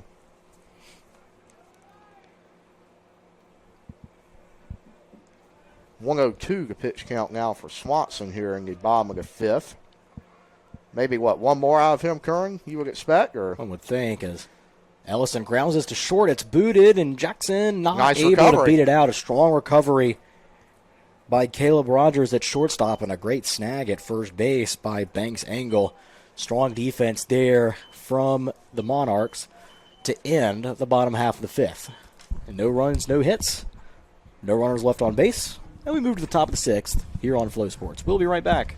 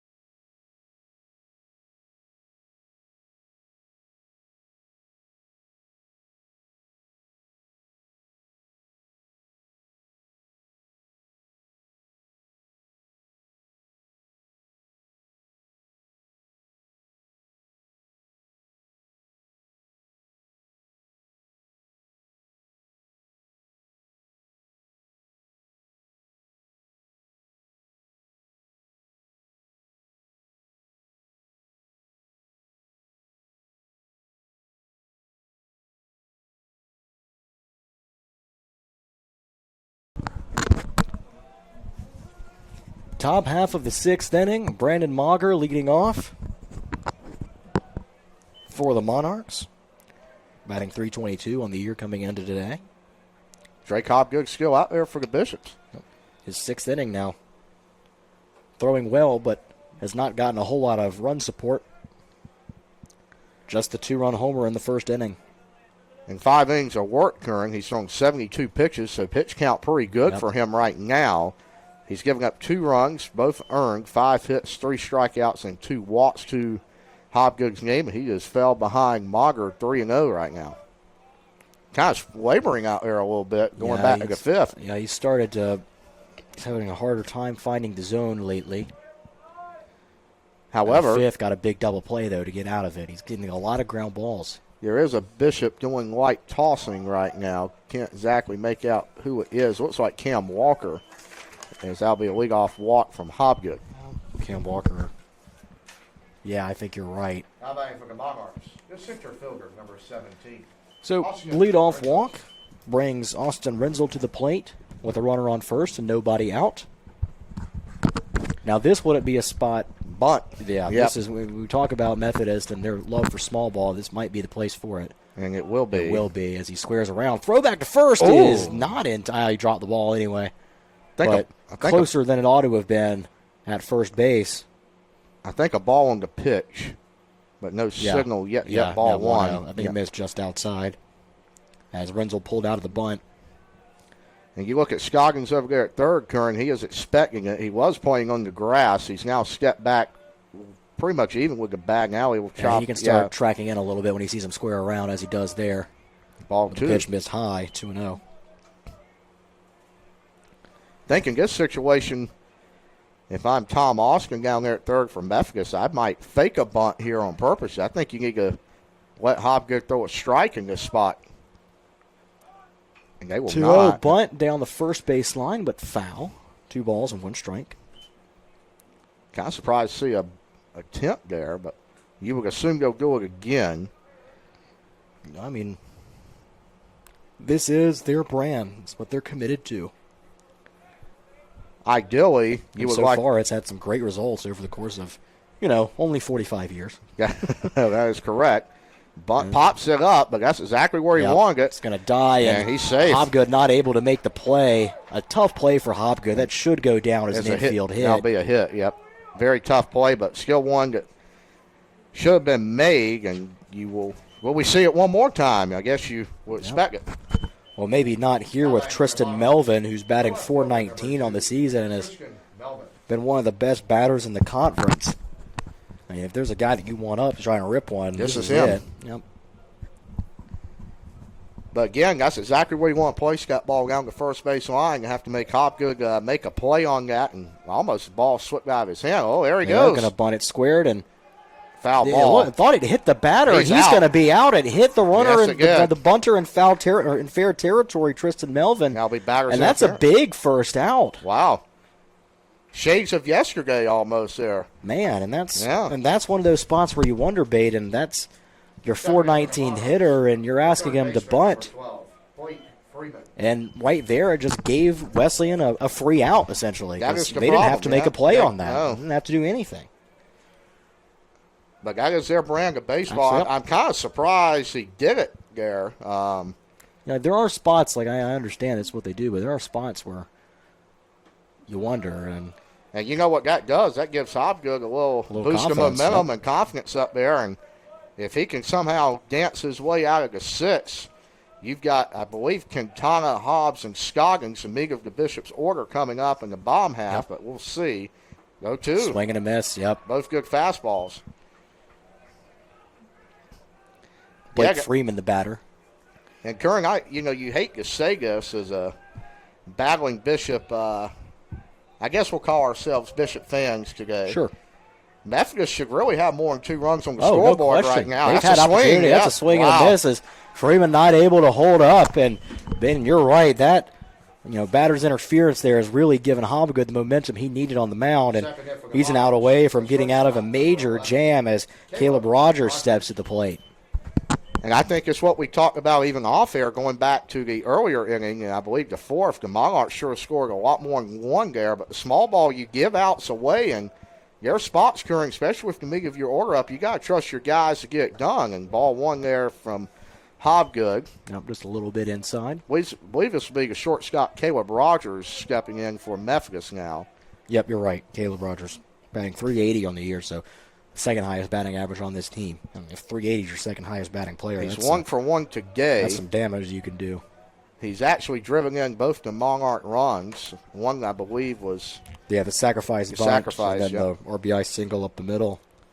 he will be swinging away here on 2-0. Hobgood is fell behind again. He will make up for it on the off speed. Yeah, well, the slider he got in there, and sometimes slowing down the mechanics a little bit on an off speed can help a pitcher find the zone. 2-1, still a hitter's count to Rogers. The Monarch shortstop commanding the infield this afternoon in game 1. He'll rope that one to Scoggins. There he is again, Curran. He's going to make a long throw. The first Hobbs is there. And you got to say, a really big missed opportunity for Methodist in that inning. And batter's interference. So, second time in 2 games. Cost them the game yesterday. We'll see if the Bishops can respond and put some runs up. We'll be right back from Flow Sports.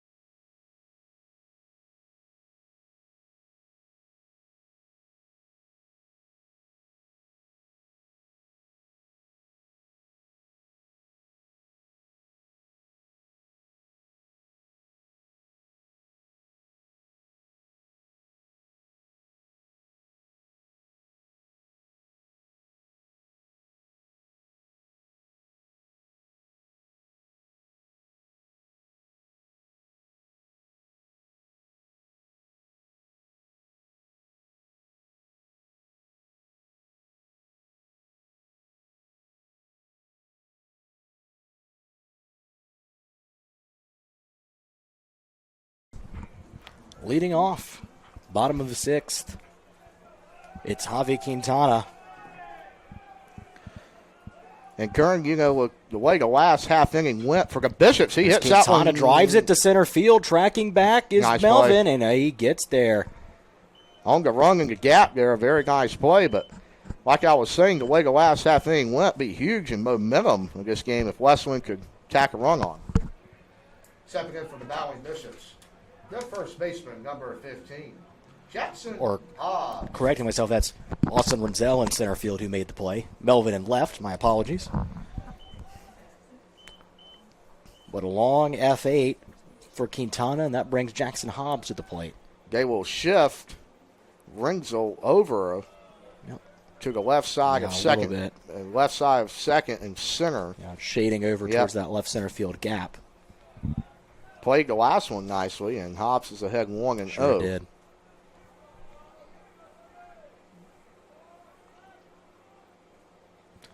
Ian Swanson still in the game for Methodist, and his pitch count's got to be getting up there now, doesn't it? 106 right now, Kern. Okay.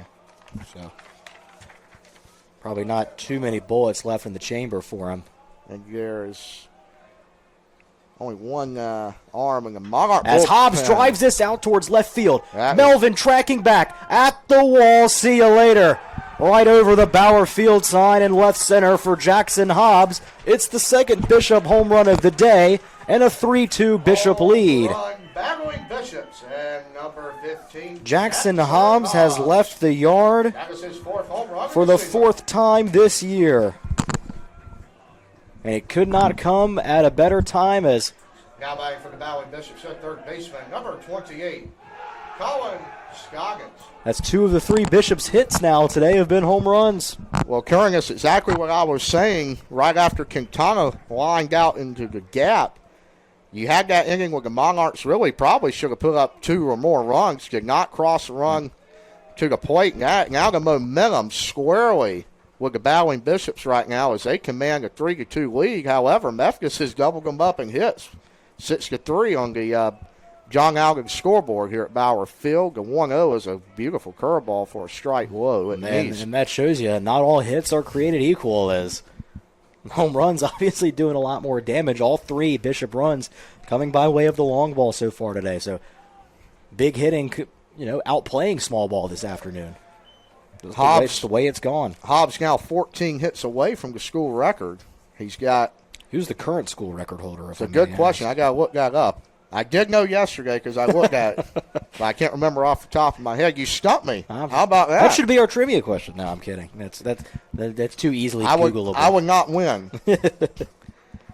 Going around the country right now in Division I baseball, some local games going on. The Tar Heels are up 2-1 over Wake Forest in the 6th inning. Not a lot of hitting in that one. However, Georgia Tech and Cal tied at 3. Virginia Tech and Florida State. I believe the Seminoles have took the first 2. They are up 4-2 in the 8th right now. And we'll transition to Raleigh. NC State up 6-1. Well on their way to take it down. That's a big series win for them if they can hold on to it. Big bounce back from yesterday. 25-8, I believe, in favor of the Cardinals. Scoggins pops that one foul. Well, and that's a big demonstration right there of why baseball is a serious sport. No matter how tough it looks on one day, you always get the opportunity to come back at it. Bottom of the 5th in Coral Gables. Duke leads Miami 4-3. Rubber match here. It is, and it probably shouldn't be. It was not a great performance yesterday for Duke.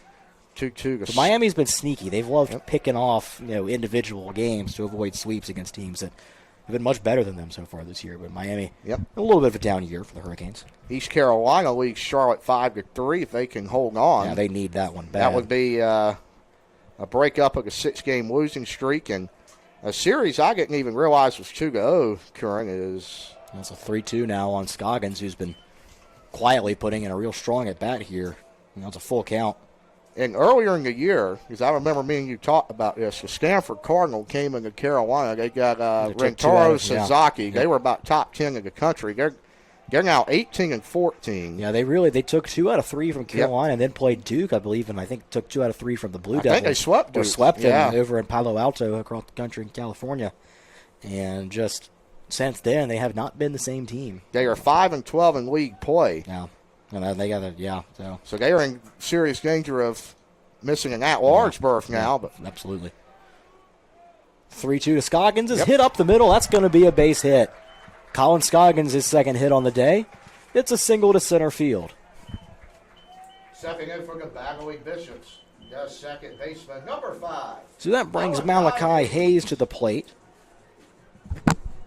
And you got to give that really meager to order credit as Tom Austin will now come out. You may expect a pitching change. Yeah, we are. He's looking down at the bullpen. He's signaling for the right-hander. So we'll take a quick break and let you know who's coming in right after this on Flow Sports.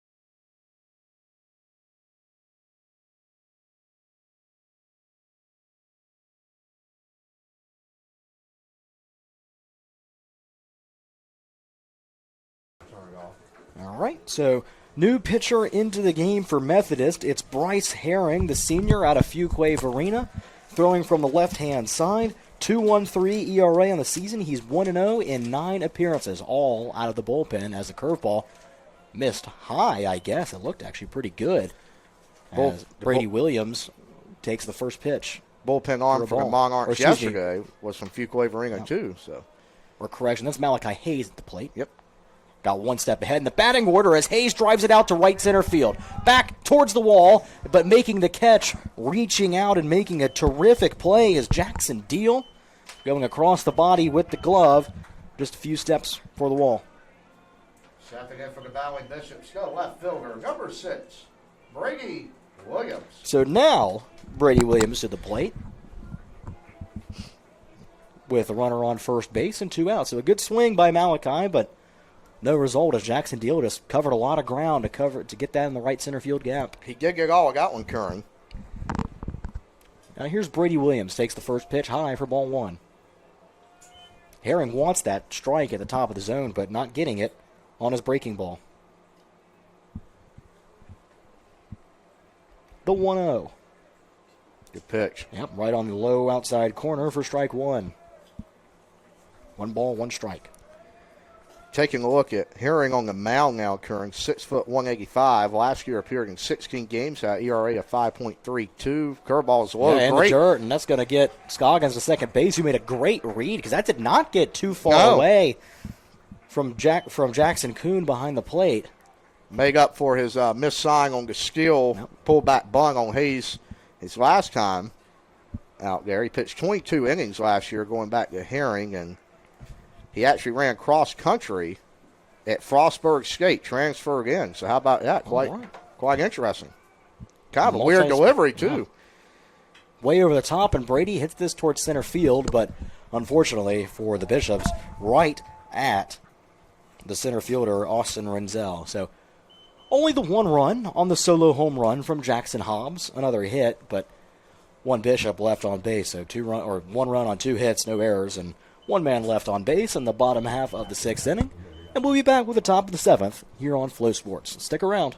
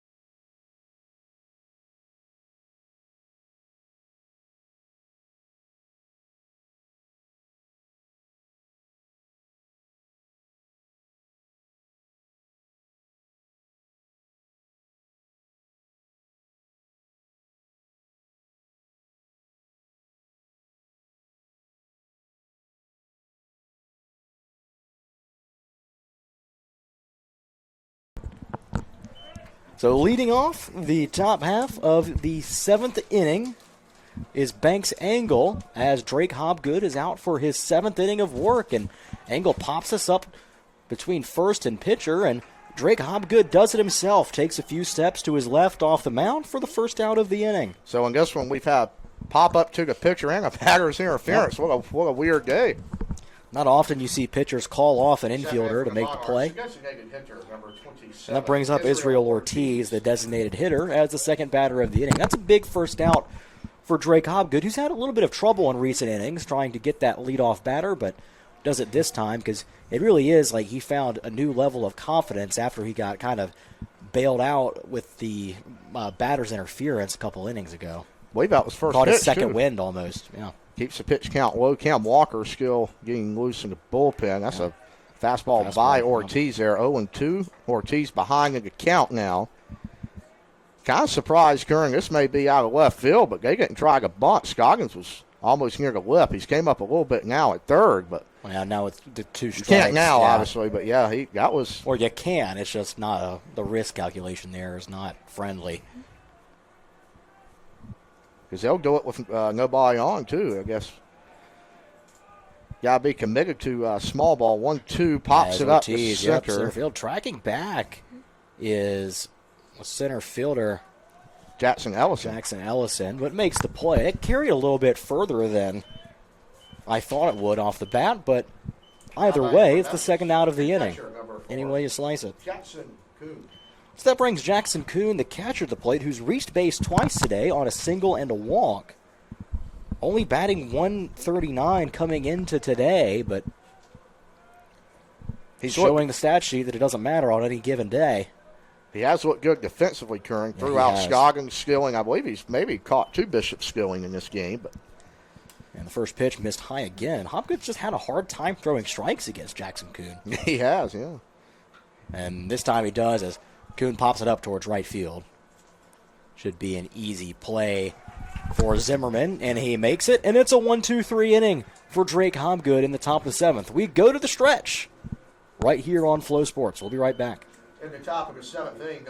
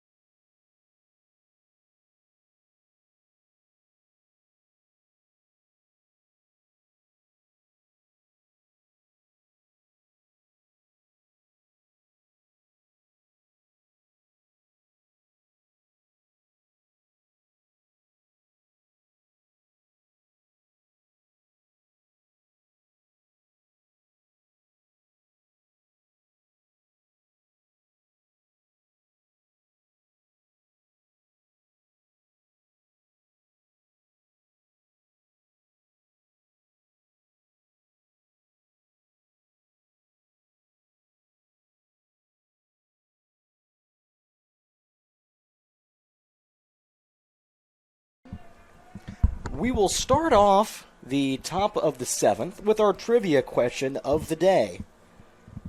In 1970, on April 13th of 1970, the Oakland Athletics used a different color for their bases in their home opener.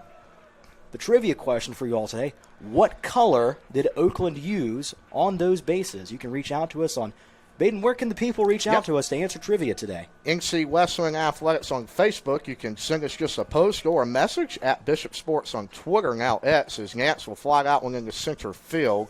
It appears that Renzel's Camp Dunger, he will make the out. Or you could hit us up on Instagram at NCWU Sports current. Yep, so I'll repeat it one more time for you, the trivia question of the day. In 1970, on April 13th, 1970, the Oakland Athletics used a different color for the bases on their opening day. That color that was subsequently banned shortly after. I bet so. But what color did the A's use?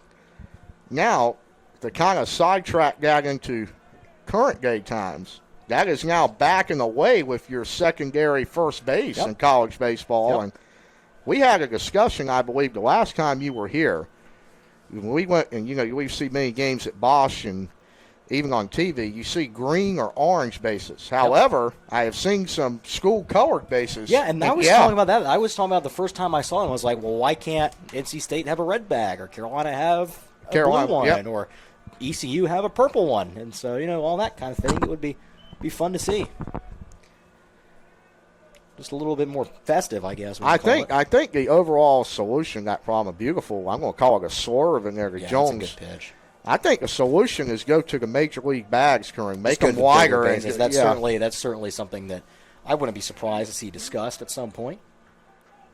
2 balls, 2 strikes. Herring's pitch is chopped foul. Now, how much does that change your dimensions of, you don't have to run as far to get to second? I'm not sure. I think it shortens it by about 6 inches when they did that. I think it's like 89 feet, 6 inches, and not 90 between bases. And that makes a big difference. So that will be discussed in the rules committees, you would imagine. So we'll see if anything comes of it, but certainly something to keep an eye on as 2-2 misses just outside on a fastball. I'll even ask you this. So Division III, usually with the financial situations of many schools, a year behind on some mandatory requirements at Division I. So 3-2 is a curveball fouled off by Jones. So a year after Division I mandated a pitch clock, they moved that down to Division III, along with padding for your backstop. However, that was gotten rid of, I believe, for budget concerns for many schools. Do you see a double base become a staple in Division III next year? What do you think about that? I'm not sure. I feel like the double base is a little bit cheaper to implement than some of the other things, because you just need one, and it's not super. Not super ridiculous to figure that one out. Like, it's certainly a smaller budgetary concern than having to add padding to every backstop and that kind of thing. But it's certainly something to keep an eye on. I wouldn't be surprised to see it happen as long as the schools can. I don't know what the financials are exactly for every institution. I don't think anybody does it off the top of their head. Right. But certainly something to keep an eye on. So here's, you said Mason Nance into the plate. Aiden Zimmerman. My apologies. Is he the 9-hole hitter? Yep. He took a curveball for a strike one. He then takes fastball out, evens the count 1-1. They're about to turn it over to Ellison here. Yeah, so this is a big spot for Zim. If he can get on base. Seth Jones just worked a walk. Good curveball. And Zim takes the curveball, missed high. And Bryce Herring really not liking the zone that he's getting. I got to say, I agree with him. There have been some curveballs that the letter's not called for the Monarchs today. Absolutely. If you're a Bishop fan, you like to see it. 2-1 hitters count. Zimmerman, that's got tricky play. Wow, a spinning throw to second. On to first, but not quite in time. Zimmerman just beats it out. Wow. That was almost an incredible double play turned by Brandon Mauger and Caleb Rogers in the middle infield for the Monarchs. But Zimmerman hustling, able to make it just a fielder's choice. So Jackson Ellison to the plate with 1 on and 1 out. Runner at first base. We have seen some defensive plays in the infield today, my friend. How about that? That was terrific. And really just a half second away from being 2. Yeah. First pitch misses outside. 1 ball, no strikes on Jackson Ellison. Something else I noticed looking down this Monarch roster before Game 1, a ton of transfers for Tom Austin, which is kind of surprising, as old school as he is. You would think he'd take more of a Dabo swingy approach in that, but reloading, and that's what you got to do in college baseball. Got to put together a roster however you get the opportunity to do it. Here's the 1-1. It's swung on and hit out towards left field, not deep. Melvin camps out under it and makes the play in left field. So in the bottom half of the 7th for the Bishops, no runs, no hits. 1 runner left on base. We'll be back with the top of the 8th here on Flow Sports. Stick around for more.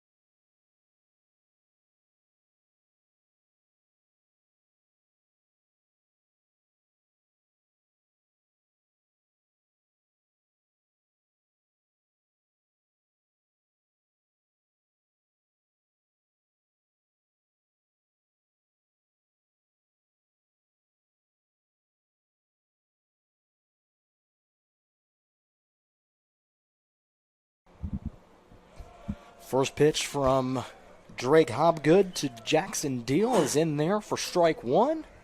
8th inning of work for Drake Hobgood. His pitch count's in good shape, being that he might be able to take this home, depending on how the actual results are. But this time it's going to be a single to lead off the inning for Jackson Deal.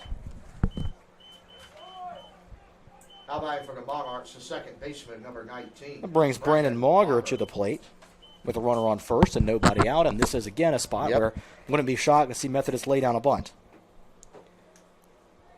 Scoggins certainly expecting it as he's in at third base on the lip. Hobgood in the dirt. Hobgood is right at that 100 pitch mark current. Okay. This would be 98 when he fires again. Activity in the Bishop's bullpen. We'll be ready at the drop of a hat. Believes Preston Wortman getting loose in the Wesleyan bullpen, but strike one there. I did not see a bunt attempt. Cam Walker was up earlier, not anymore. It's just Workman throwing. We believe it is far away. We could be mistaken. Jones took the fastball inside. Gary almost wanted to bat pick deal at first, but did not. Mauger looking to his third base coach, Tom Austin, the head coach for this Bishop squad or this Monarch squad, for instruction. Still swinging away and swings and misses at the high fastball. 1 ball and 2 strikes, and really surprised Methodist did not bunt in this situation. As am I. This is certainly what you have come to expect from Methodist, but not this time. Hopgood looking to get a ground ball here. He's get a pop-up on the infield. Mason Nance is there, camped out under it, the shortstop. Right behind second base for the first out of the inning. So that'll bring Austin Renzel to the plate, or Renzel, excuse me. The center fielder, number 17, Austin Renzel. Renzel, a 376 hitter. Runner on first base. I would say if you're Scoggins at third, you got to even expect to hear with 1 out. Probably not. I don't think I would not think so, with, but you never know if he's in. Yeah, he is in. He's swinging away. He's swinging. Scoggins will see how I think he's going to back up and play even with the bag here. Yep. Big spot in this game, Curran. A runner on first would tie this game up from Methodist. Swung on him. Yeah, very good fastball by Hobgo. He's still got some life behind it, over 100 pitches in. Runner at first base is Jackson Deal, who has good speed. 11 stolen bases on 14 attempts on the season for Deal. We'll see if he might be in motion here. Here's the 1-1, and now they're going to square around the bunt, and he misses at it, and it's strike 2. That is. He was in the zone, so he couldn't. That was had to go. That was obviously a design pullback, it looked like, Curran. It's a little surprising there. Anyway, 1-2 now. Bunt probably off the board, and Renzel takes it inside for ball 2. Count even at 2-2. Definitely a swing-away spot here. Yeah, no choice now. Well, I suppose there's always a choice. This is true, yes. Here's the 2-2. A little leg on that one. Fastball on the inside part of the plate. And Renzel slashes it out of play.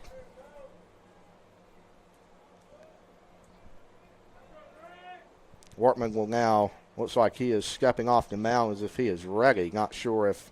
No, he's just waiting for the signal. Yeah, he's ready. I'm not sure if Hobgood can somehow get out of this inning. Who would come in tonight? If you would assume the next base runner would call upon Wortman in that Wesleyan bullpen, but you never know. Pickoff move, and it gets away. And they're going Hobbs chases it down, which is good because it's only going to be one base. And Hobbs throws it to second, but thankfully for the Bishops, backing up the throw was the left fielder, Brady Williams. And if Brady wasn't there, Jackson Deal could have ran for a while. I'm not exactly sure why Hobbs threw that ball. It looked like he did not have a play. And I will also bring the point up, Curran. That's as good as a bunt for Tom Austin. Now you got a runner on second. A big lead out there with less than 2 outs. But fortunately, Brady Williams played it well. Wortman gets a fastball pitch, out. Misses just outside, not by a lot. Now the count is full. Base open at first would set up a double play possibility, but Hobgood wants to get this guy at the plate. Without question. If Renzel could somehow reach, you may see a call to Preston Wortman. Renzel swings and chops it third base, foul. Count remains full with 1 out and a runner on second. Again, Jackson Deal with good speed at second base, 11 stolen bases on the year. It's tied for second on the Monarchs roster. 3-2, bounced and gets away from Seth Jones. He's looking for it. Eventually finds it. Renzel takes a big turn at first, goes for second, and makes it without a throw. So a walk and a wild pitch allow the runner to advance, allow Dill to advance from second to third, and for Renzel to get to second base that may on be, the walk. That may be. That could be the end of the line as Derek Carter, Bishop pitching coach, is walking out to the mound. See what the decision is. He will He's make a go call. To the right-hander. So we'll take a quick break and be back with the new pitcher for you here on Flow Sports. Stick around for more.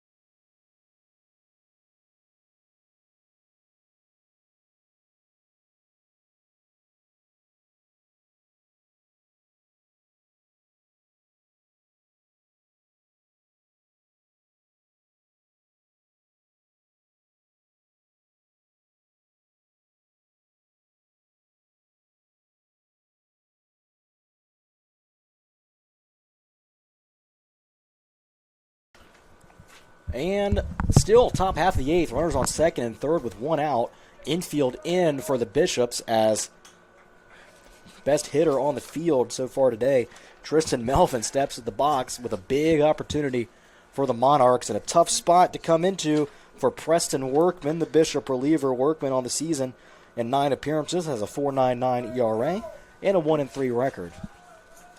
He did go 3 scoreless innings at William Peace in a Game 1 win last week at USA Baseball's National Training Complex in Cary. He'll get strike 1, and Curran really be big if he could get a strikeout here. But yeah, and the runners are not his responsibility. Correct. They're still the responsibility of the starter, Drake Hobgood, who threw brilliantly and some tough defensive miscues. One of which is on a on a throw that on he the sent. pickoff, Yep. yeah. But Preston Workman will look to clean up the spill, as they call it here, and try to dance his way out of this one. This would be a huge spot for Wesleyan to get out of, Curran, and still hold the lead. But counts even at 1-1. Pops it up. Scoggins tracking over into foul territory. He has room if he can get there. No, he doesn't. Out of play. Out of play into the patio area on the third base line. That carried a little bit more than I thought it would. And now, if you look at the flagpoles in center field, they're blowing out to dead center right now. A lot of wind, which is dangerous with a guy like Tristan Melvin at the plate. And that's a ball that Methodist would not have tagged on either, so that would have been a big second out, same as a strikeout. A bluff still there. The 1-2 from Workman fouled back. It was a curveball, and Melvin stayed back on it and got a piece.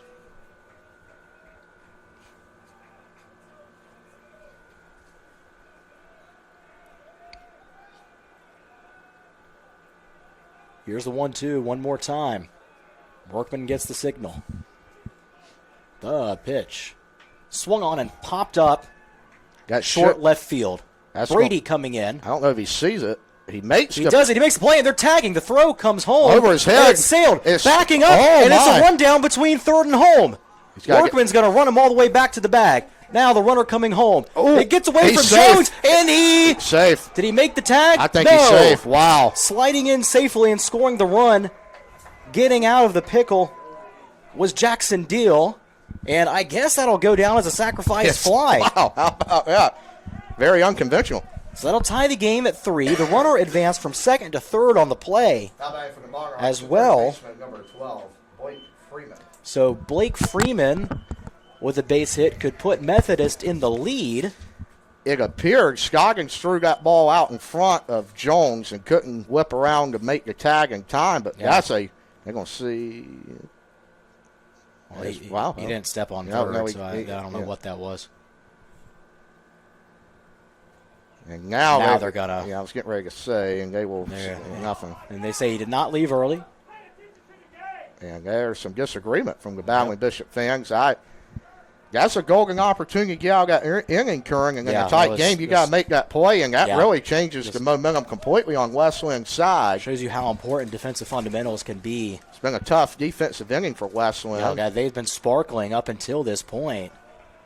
However, that will not go down officially as that may be not an error, but just that may be the most incredible sac fly I've ever seen. I know.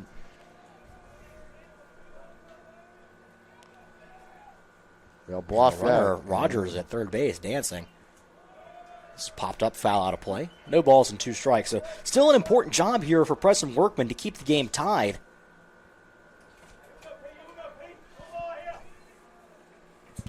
With the .317 batter Blake Freeman at the plate. Here's the 0-2. Swung on and missed, strike 3. A big spot for Preston Workman, and he keeps the game tied. We go to the bottom half of the 8th with our score tied at 3-3. We'll take a break and be right back here on Flow Sports.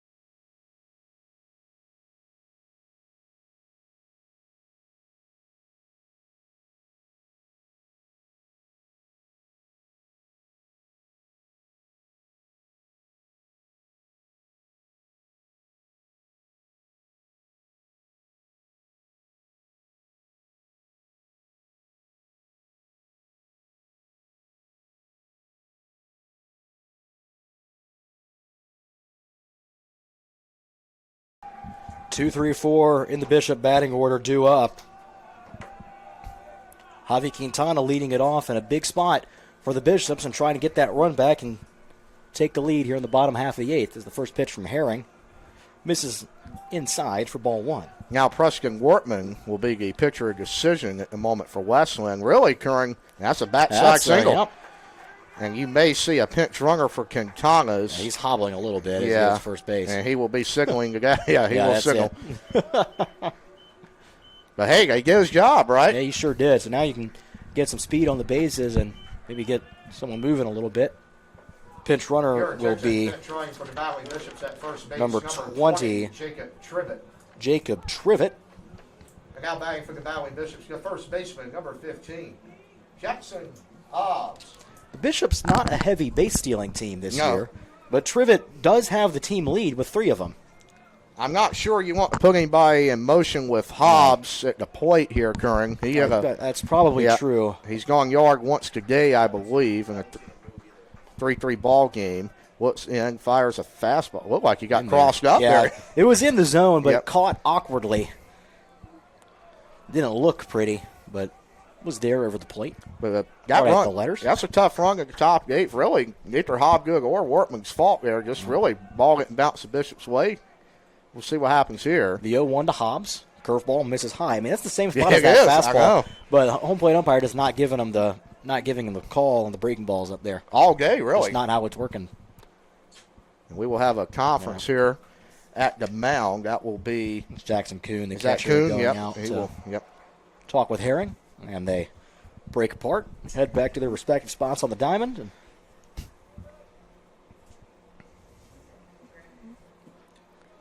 Big at bat for Hobbs in this game. Curran Trivet with some decent speed at first. Yep. You'd like to see a ball in the gap or even over the Pittman jersey and right center. ooh, he took a big hack there and swings and misses for strike 2. This is really one of those games where nobody deserves to lose, too. Nope. This Both has been teams have played strong. They really have. Very good defensive plays throughout and timely hitting. Ball misses inside. It gets away from the catcher Kuhn. Guys are great. Trivet Yeah. advances to second on the wild pitch, and the Bishops have a runner on second with nobody out. That's the second really good dirt ball read for the Bishops in the late innings, Curran. Yes, it and I is. believe Hayes was the last one. I could Yep. be, or Nance. I think it's Yeah, it Nance. was Yep. Nance. Now Trivet, and he is 180 feet away from taking the lead in this ball game at 4-3. But right now we're tied with Jackson Hobbs at the plate. Important spot here for Jackson Hobbs to at least get one in play and get the runner over to third base. And he tries to as he fouls this one off down the right field line, out of play. Behind him is Colin Scoggins, who's looked really sharp defensively today at third. Good part of the order that you want up here. And this is a run you need here in the bottom of the 8th if you're Wesleyan. The 2-2 to Jackson Hobbs. Inside, ball 3. Now, Curran, if he reaches, do you consider taking a page out of Methodist's playbook and bunging Scoggins? You might. You might. I'm not But sure. the way Scoggins has been hitting the ball certainly makes it an open question. Payoff pitch here, my friend. The 3-2 to Hobbs. Swung on and hit towards left That's field. down. It's falling fast, and Fair. it's in there for a base hit down the left field line. Bishops will retake the Trivet lead. will score. Hobbs will stop at first with an RBI single to put the Bishops in the lead. And Wesleyan will retake it at 4-3. Got the run right back. That's a big clutch single from Hobbs there, Curran. They have really talk about some clutch hitting today. It Fell in the right jammed. spot, Yeah, right? It jammed Jackson, but he was able to stay on it and muscle it into left field. Colin Scoggins. Scoggins at the plate now. Well, now you're going to be swinging away. You've already got the lead. You would assume, And and it looks Tom like Methodist Austin will will make a pitching change. That is a big run for Wesleyan there, Curran, especially with how Preston Wortman dilled in the bottom of the 8th. That run really not his fault. We'll see if Tom Austin makes a change. However, the infield not coming in, are they? Hasn't signaled yet. He is not. There is a arm right on the verge of walking in. He's looking over towards the. Yeah, I think he's going to make. Yeah, he will. There he goes. He will single to the right hander, and we will Yep. take a break with him. We'll be right back here from Bauer Field. Bishops retake the lead off a Jackson Hobbs single.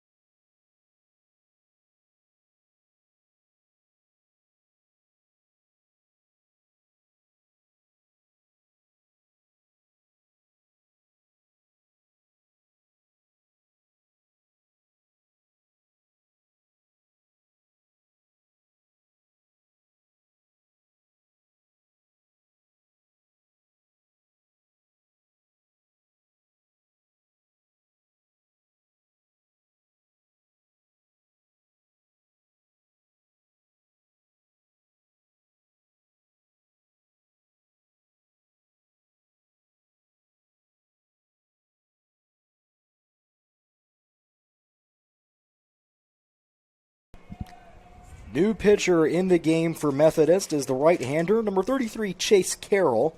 He has a 4.08 ERA on the season, a 2-1 record in 12 appearances, all out of the bullpen. And his first pitch is in there on the outside corner for strike one. A lively fastball. Absolutely.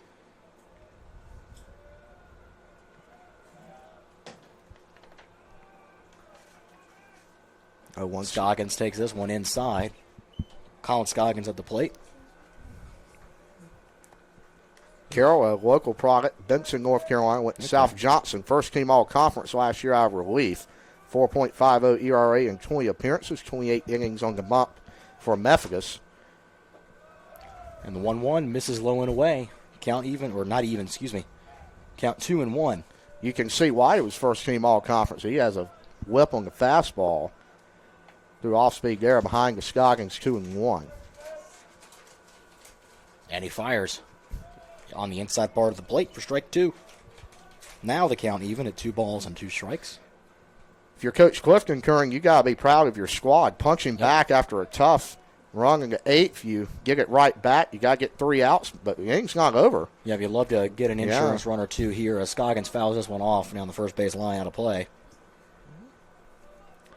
If this score holds to fruition, which still a lot of baseball left, 3 outs is an eternity, it appears in the sport of baseball, but this will be a massive upset in the USA South. Wesleyan will take the series over the number 1 Monarchs. Really played themselves into the conference tournament. 2-2, missed low. 3 balls and 2 strikes.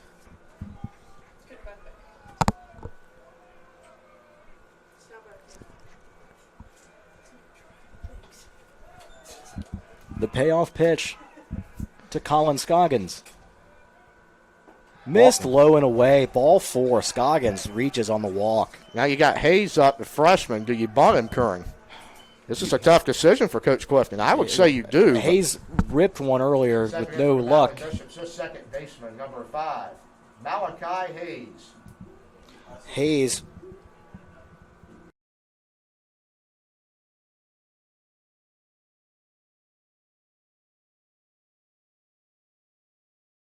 He's got the sign from Coach Clifton. See what he does here. First and second, nobody out. They will square him around. He pokes at it, but foul. See what they'll go to here. I would assume you do it again, Curran. Yeah, with 1 strike you do. I don't know if you, with 2 strikes, you probably take it away. But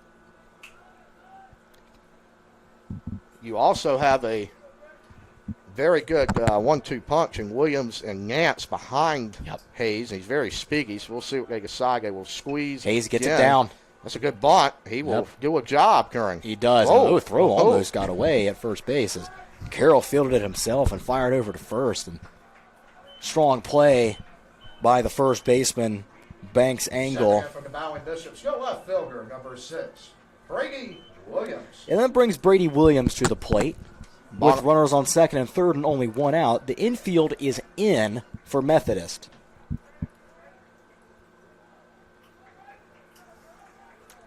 Brady batting from the left side.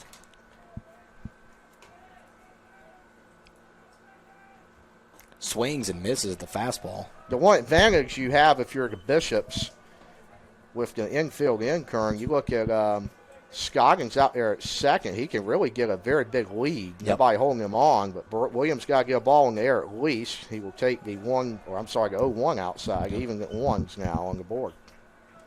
This will be some big insurance runs for Wesleyan here.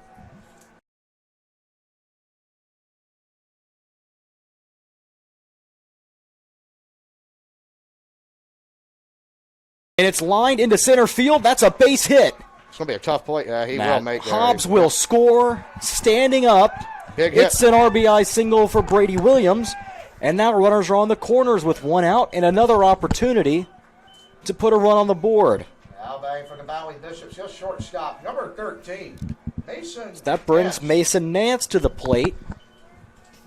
I tell you what, talk about a freshman hitting a banger right up the middle, Curran, and you look at the speed of Scoggins. Not saying he could have got home, but almost a misread seeing that ball down. It was a tricky read because Center fielder Renzel had come in like he might have had a play on it. I'm almost deked the runners a little bit. Yeah.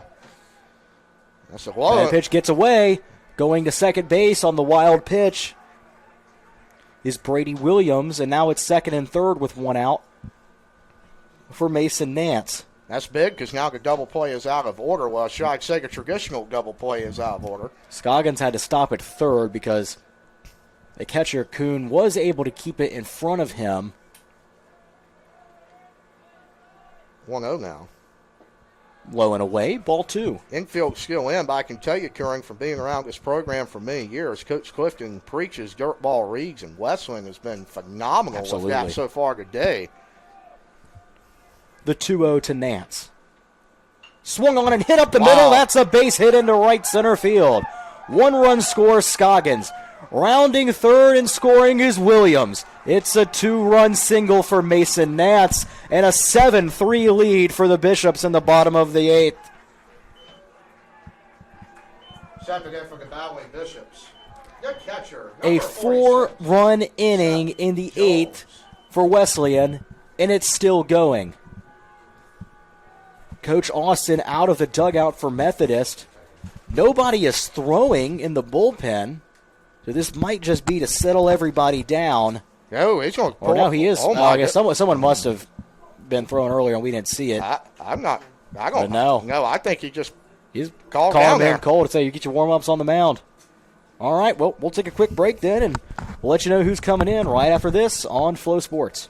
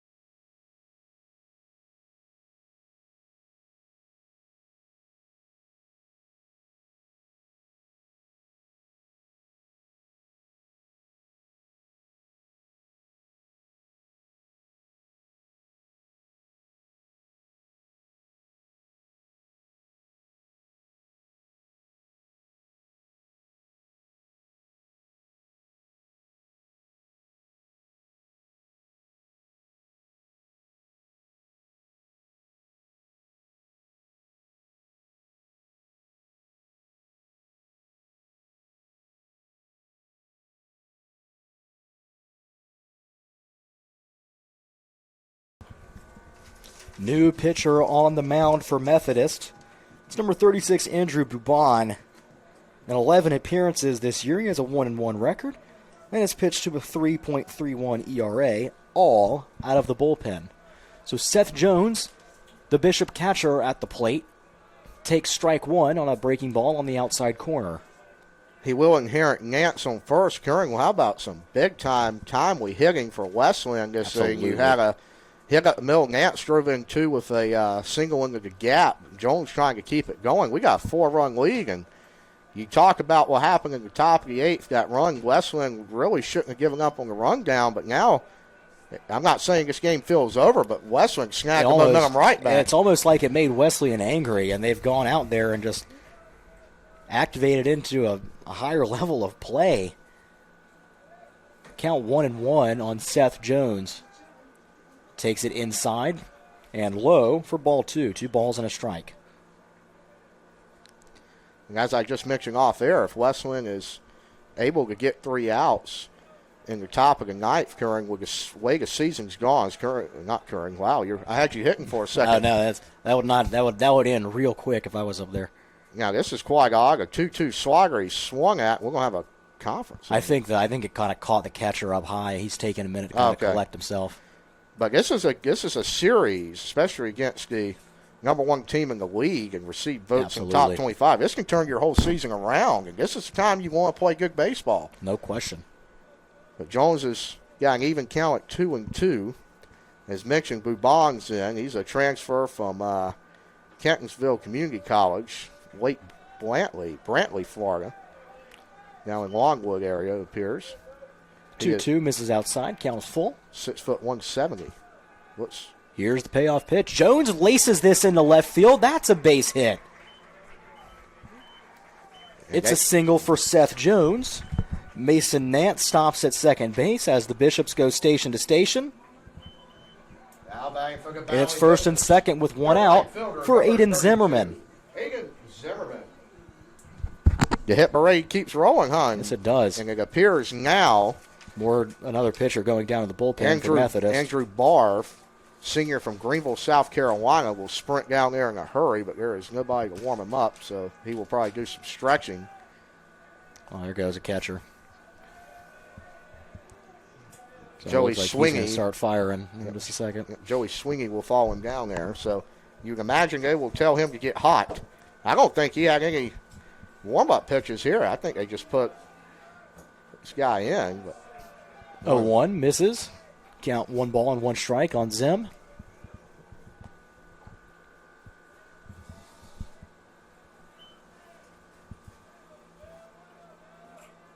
Pitch from Bubon. Sliced foul. First base side. Out of play. 1 ball and 2 strikes.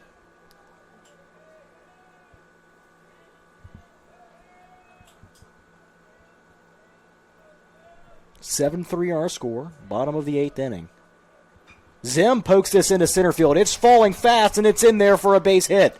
Nance will stop at third as he had to hold up and see if Renzel was going to be able to make a play on it. He doesn't, and the bases are loaded with 1 out for the leadoff hitter for the Bishops, Jackson Ellison. Top of the order for the Valley Bishops, this center fielder, number 1, Jackson Ellison. So Ellison with an opportunity to break the game wide open here in the bottom of the 8th. I got to give Renzel credit out there, Curran. He's almost bluffed. He's fooled some runners. Yeah, he's bluffed 2 catches out there. And ball 1 to Jackson Ellison, left-handed bat, center fielder himself, finds his way at the top of the order for Wesleyan. 1-0 the count. Ellison. Bubon readies and fires. Inside, ball 2. Bases loaded spot for Ellison. He's got 2 hits today, Curran, 2 RBIs. I'm sorry, that is actually Colin Scoggins I was referring to. Yep. 2 balls, no strikes here on Ellison. The pitch. He is 1 for 4 today, Curran. I apologize. With a strikeout, a single, and a ground out. My eyes are, like you said, it's hard to read up here. I don't know what it is about the. Can we rename it the Curran Campbell Press Box up here? I'm not sure. I certainly do not deserve that honor. As the 3-0 is in there for strike 1, but I will not say no if someone's going to do it. 3-1 now as he gets a get me over pitch. I'll just take some Sharpie and write on one of the. There you go. Yeah. Up here, and that'll be that. 3-1, up the middle. It's a base hit. 1 run scores. A second runner coming around. He's in there easily. Nance and Seth Jones come around to score. It's a 2-run single for Jackson Ellison, and the Bishops now lead 9-3. 6 runs so far in the bottom of the 8th. Stepping in for the Bowling Bishops, good designated hitter, number 20, Jacob Trivet. So Jacob Trivet, it's his first at bat today.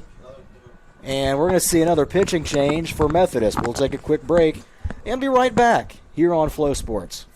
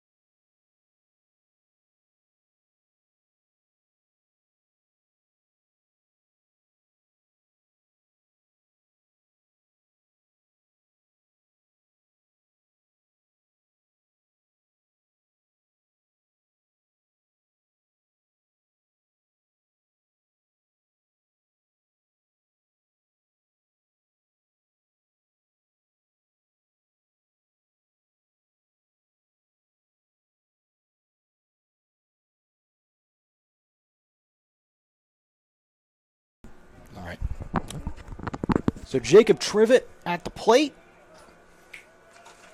It's his first at bat today.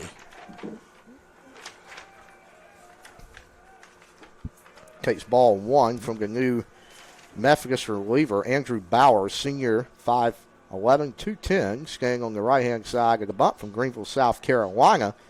And Trivet's got some popping at bat, too, Curran. Trivet, the Bishop home run leader, didn't start today, but has 7 home runs on the season.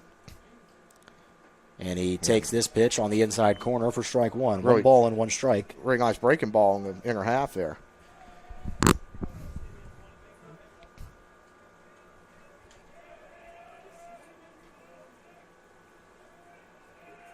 Here's the 1-1. Popped up. Foul territory, left side. Freeman over. Does he have room? Overran He it. does, and he overruns it. It falls on the warning track in foul ground. Trivet will get another chance. 1 ball and 2 strikes. Kind of way, or I guess a play that represents the bottom of the 8 from Methodist here. Nothing really going their way, and as they say, the ball getting bounced their way there, but you got to understand, Curran, and he's probably gone 1,000 times in practice, that ball always fades back to the field of play, and couldn't make the snag there. Evens at 1s on the board. A 1-2, actually. I was at 1. I apologize. And Trivet takes this one low. Ooh. And almost got away from the catcher, Kuhn. Runner on second base almost was able to move over. It's Zimmerman, the runner at second. Runner at first base is Jackson Ellison. And Trivet swings and misses. Down on strikes. Breaking ball got him. You think he was guessing fastball there? It kind of Certainly looked like it. So that'll bring one of the big hitters so far today, Jackson Hobbs, to the plate.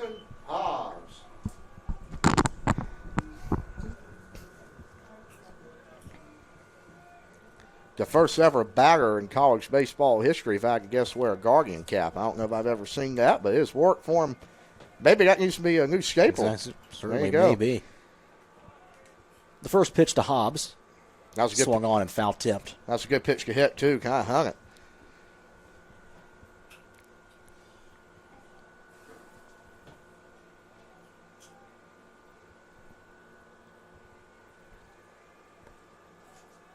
No balls, 1 strike. Runners on first and second with 2 outs. Bauer readies and fires. And it gets away. Zimmerman moves to third. Moving to second is Ellison. And it's a wild pitch. Advancing runners to second and third with 2 outs. Dirt ball rig again there, Curran, huh? Yep. This would be almost a nail in the coffin if there's not already in it for Hobbs. If he could get a backside hit here, if you look with the center fielder shaded to the left of second, there is a ton of room in that gap for him, Curran, by the Pittman jersey in right center. Fouled off, right side, out of play.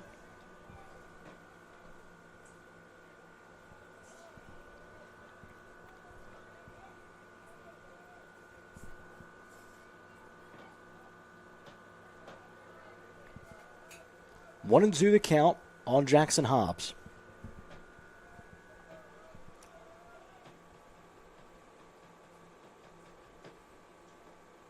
Missed low. 2 balls and 2 strikes. So 2 runners on and 2 outs. I will say on a side note, I'm kind of surprised Preston Wortman did not toss in the bullpen during this half inning, but I did not see him down there. Pretty wonder how long this, I have not kept track, but at least a 20-minute half, right? You would no question about that. Assume. Here's the 2-2. Good take. Low and away, ball 3, count is full. On deck is Colin Scoggins. He's had a big hit in this game as well. The Hobbs has a 3-2 count, 2 outs, trying to drive in 2 more runners to break the double-digit plateau for Wesleyan here in Game 2 of the series. Wesleyan looking to win the series. Up 9-3, that'll be a step-off.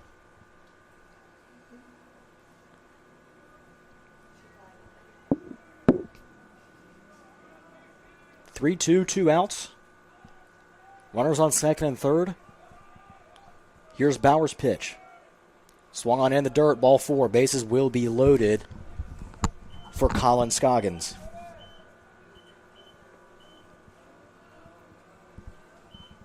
Scoggins, of course, the 2-run homer earlier today. Bishop's got third baseman, number 28, Colin Scoggins.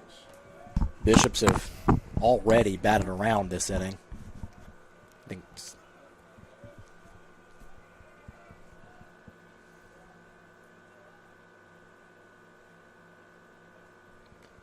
And Scoggins takes the first pitch on the inside corner for strike 1.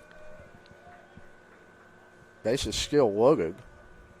A Scoggins grand slam here would reach 10 run advantage, I believe. The 0-1. Outside. Yep. 1-1 the count on Colin. I think it's also good. Wesleyan's 8-2 this Monarch bullpen. You've only had 2 arms used this weekend for the battling Bishops. Caleb Dennis yesterday out of relief, and Preston Workman today. The 1-1 pitch in there, strike 2. But if he keeps his pitch count down in the ninth, Preston may be available in kind of an emergency relief role in Game 3. Yeah, it's certainly possible.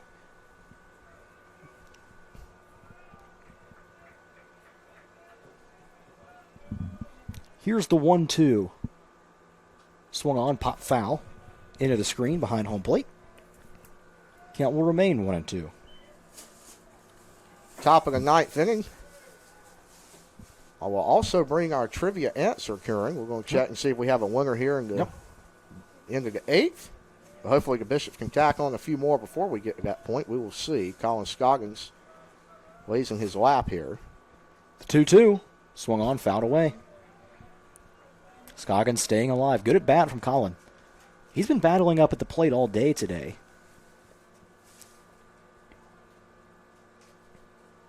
It is now 1-2, not 2-2. Or 1-2, you say? He threw up 1-2, but okay. Yep. Will not. Well. And this one fouled off his foot. Bernardo, press set ball 1. Set ball 1.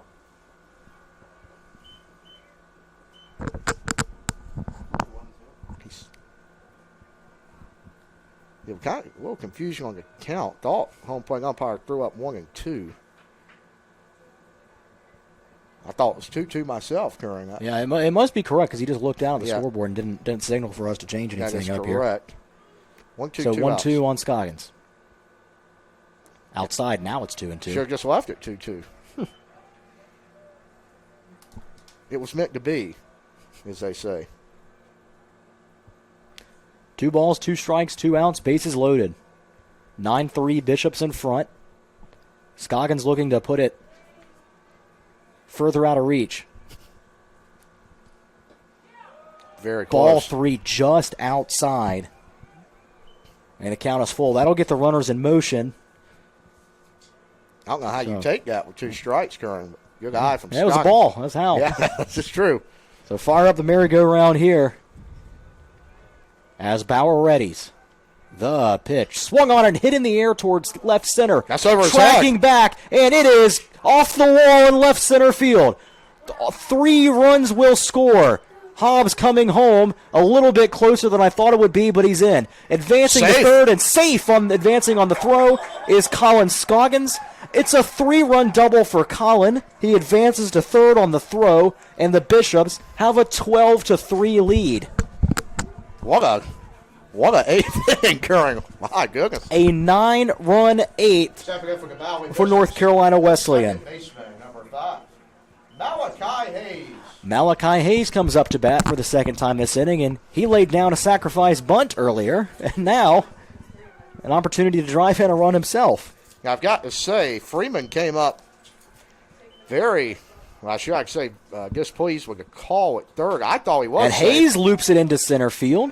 It's tracking back a little bit further than I thought it would. That's bad news for Malachi, as that allowed the center fielder, Austin Renzel, to track under it and make the play, but not before the Bishops plate 9 runs in the bottom of the 8th, and that'll take us to a quick break, and we'll be back with the top of the 9th inning here on Flow Sports. Stick around for more.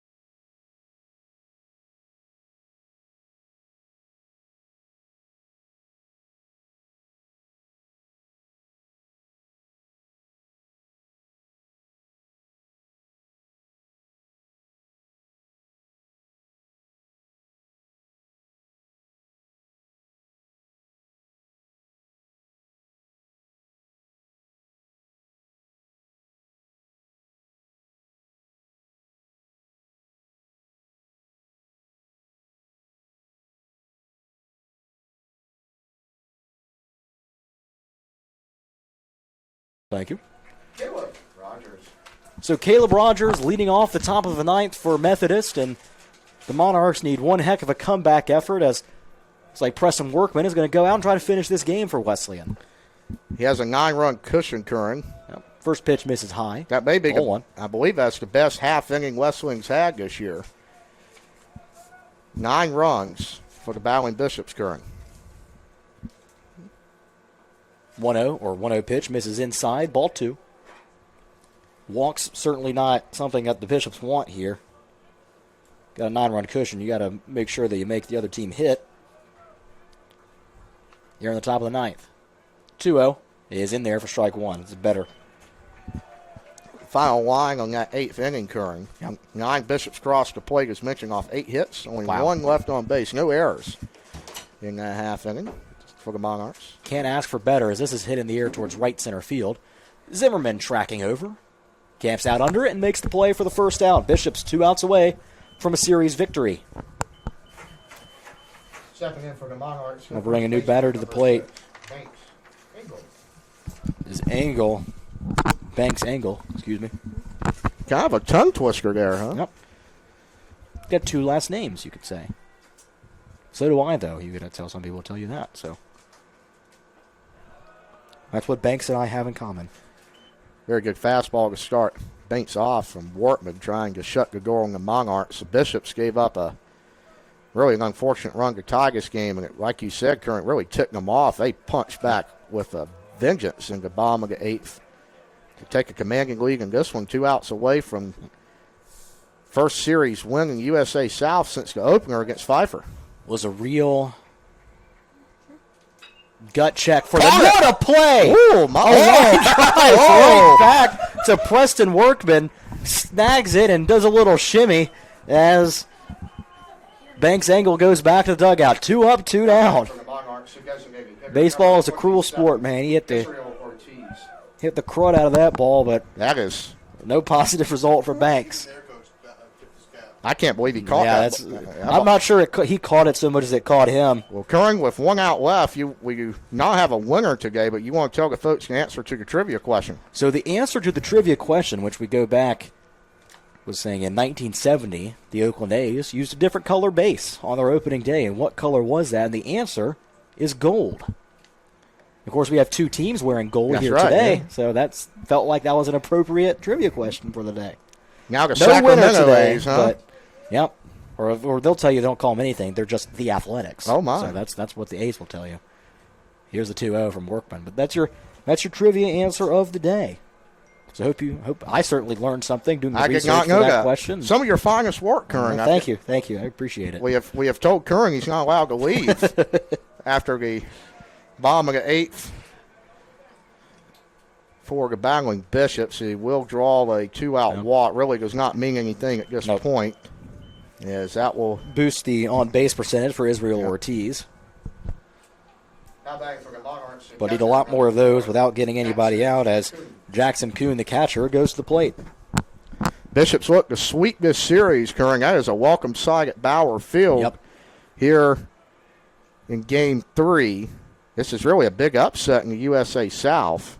Methodist #1 in the league, the Bishops 7th. They've now played their way, based off of how the league's looking this weekend, Curran, well into the conference tournament. They even have a shot to be a 3 seed.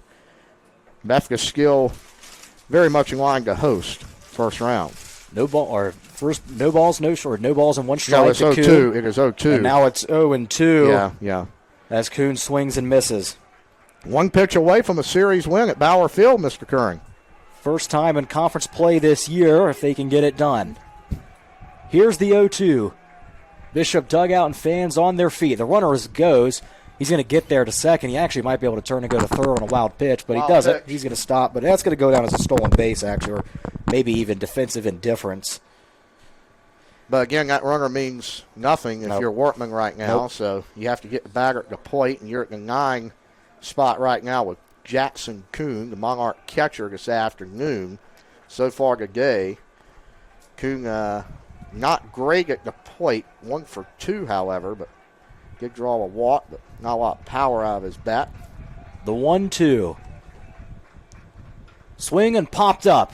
Right side, Hobbs, the first baseman, camps out under it and makes the catch. Bishops win. Send that one into the victory column. Your final score, the Battling Bishops defeat the Monarchs 12-3. And the Bishops take their first series victory of the season.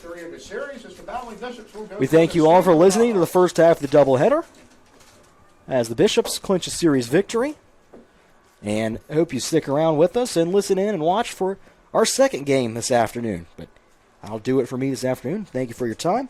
Bishops, once again, take a 12-3 victory in the first of our doubleheader.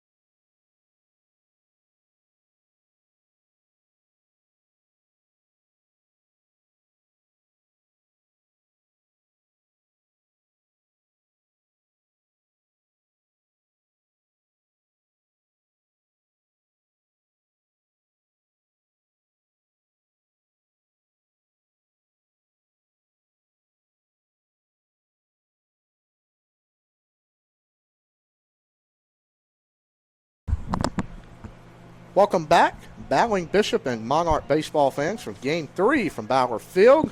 Wesleyan looking to sweep the 3-game series over the top of USA South Methodist Monarchs. A big 9-run 8th inning in Game 2 of the series propelled the Bishops to a Game 2 win.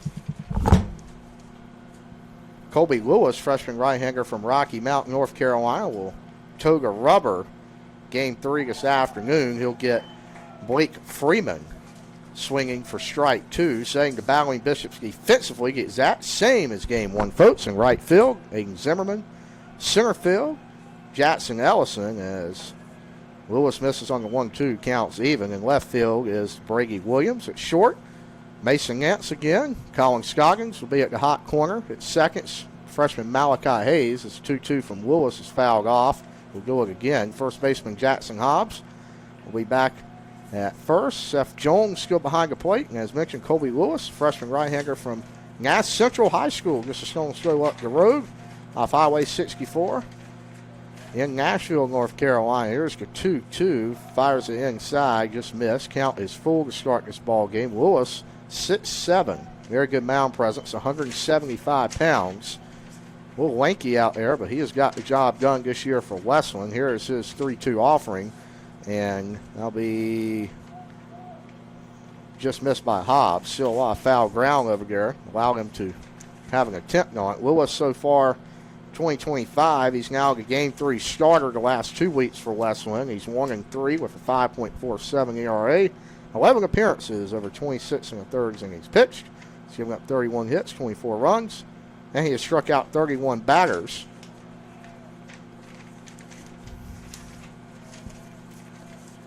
Once again, he'll face the Monarch leadoff man. And he will sit him down on strikes. That is out number 1 as Freeman goes down looking. Stepping in for the Monarchs, the shortstop, number 11, Caleb Rogers. Brings up Caleb Rogers to the plate. His first at bat in game number 3 from the right-hand batter's box.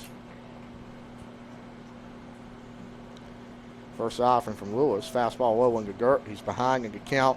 1 ball, no strikes. Exact same uniforms also for Game 3. Gold, gold, white for Wesleyan.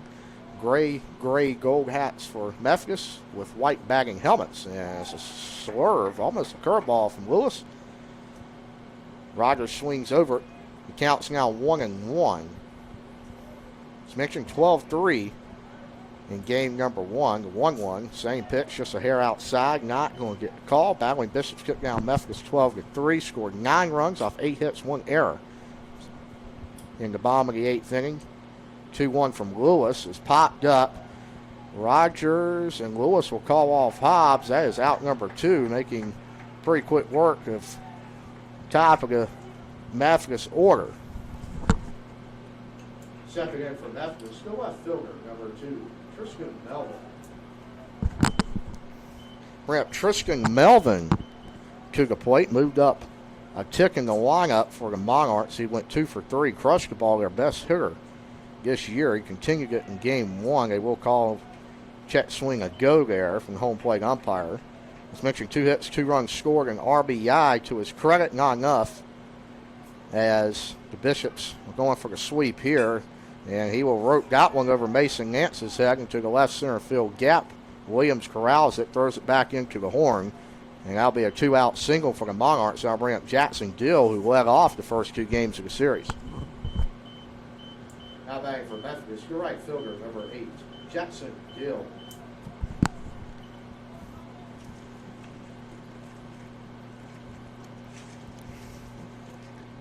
Jackson Gill now steps in, 1 for 4, left a runner on base, scored a run in game number 2. Dirt ball read there from Melvin will get him to second. Jones could not quite corral it in front of his feet there on a wild pitch. Methodist has a runner in scoring position with 2 outs here in the top of the first inning.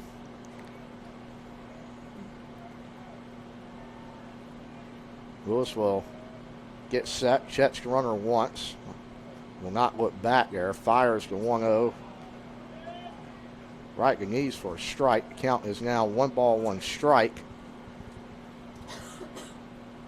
Kind of looking around this Monarch order. Melvin, who is now on second, he is the only Methodist hitter to have a multi-hit game. He continued it here in game 3. There's a good block by Jones on a slider in the dirt low and away. Got to bring the count to 2-1 for the Bishops. A heck of an offensive showing. Colin Scoggins, 3 for 3. 5 RBIs, 2 walks in that game. Probably the best game of the year for him. Jackson Ellison, 2 for 5 at the top of the order, 2 RBIs. As Lewis's fastball is inside on the hands a bit. Now run the count to 3-1. Jackson Hobbs, also a 2-hit game, inching closer to their hit record. Had 4 hits, 2 walks as well. In game number 2, Lewis fires a 3-1. Rolling away on the corner for a strike. It did not appear that Deal White got called, so he'll step out for the full count pitch. Big one in this game. Wesleyan looking to keep the momentum going from game 2 of the series, going for the sweep of the Monarchs in an upset weekend in USA South. Here's Lewis's pitch, fly to Zimmerman and right. He's going to have to be on his horse to get there. He can't sunder it. He will make the catch. Lewis only aroused the 1 double in the top of the first inning. And we'll be right back, see what the Bishops can do with the bats right after this on Florida Sports.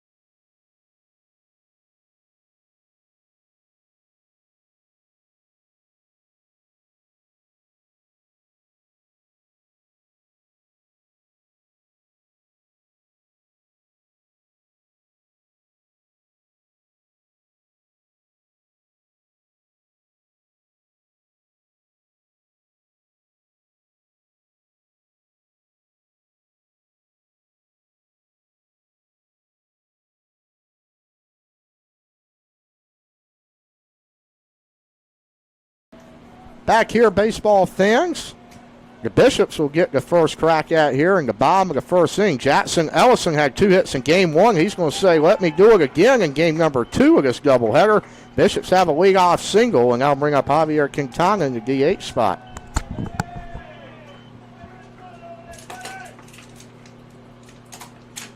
Stepping in for the Valley Bishops, designated hitter number 21, Javier Quintana.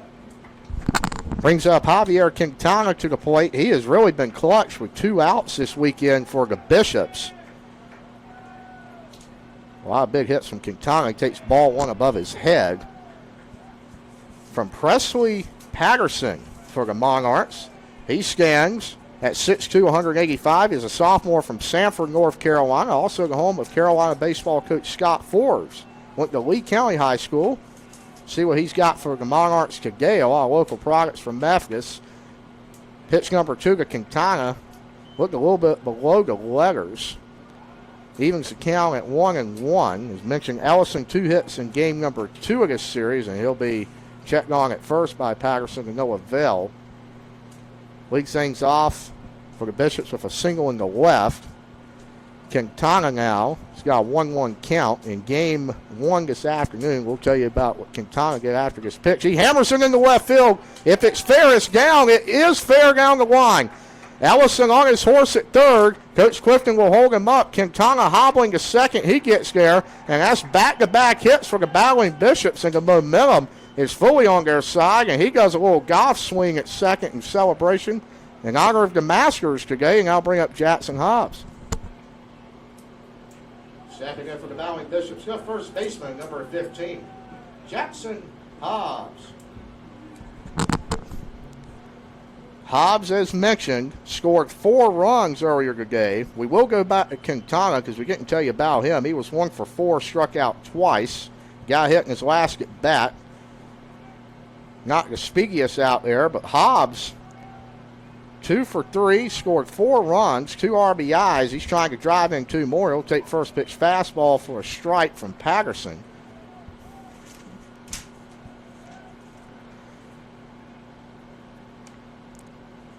So far for Patterson this year, he's 2-1 with a 9.26 ERA over 23 in the third innings.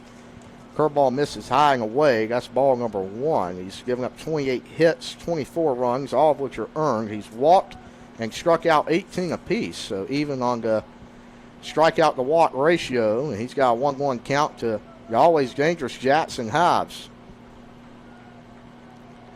Fires. Hobbs gets a pitch high. He liked it. Looked like he may have snipped the mitt of Monarch catcher Parker Evans, who will come in and catch game 3 for Coons for Methodist. 1-2 here. See if Hobbs can drive into first run of this ball game. Curveball crossed up. Evans there, not sure that was what was called. That could have been very dangerous in a wild pitch. It would have broke the scoreless tie. Hobbs now 2-2 even to Patterson. Gets set in the stretch. Looks in, does not check the runners. Hobbs snibs it away, foul to Coach Clifton. Third base coach's box stays alive. We'll do it again at 2 balls, 2 strikes.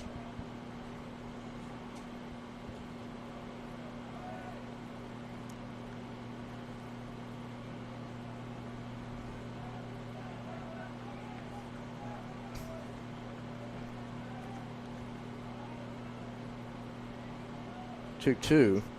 Hobbs swings at a ball in the dirt. Will be a drop third strike. Base is not occupied. A low throw over there from Evans, but we'll retire Hobbs nonetheless, and now we'll bring up Colin Scoggins with 1 out. Now batting for the Valley Bishops, got third baseman, number 28, Colin Scoggins.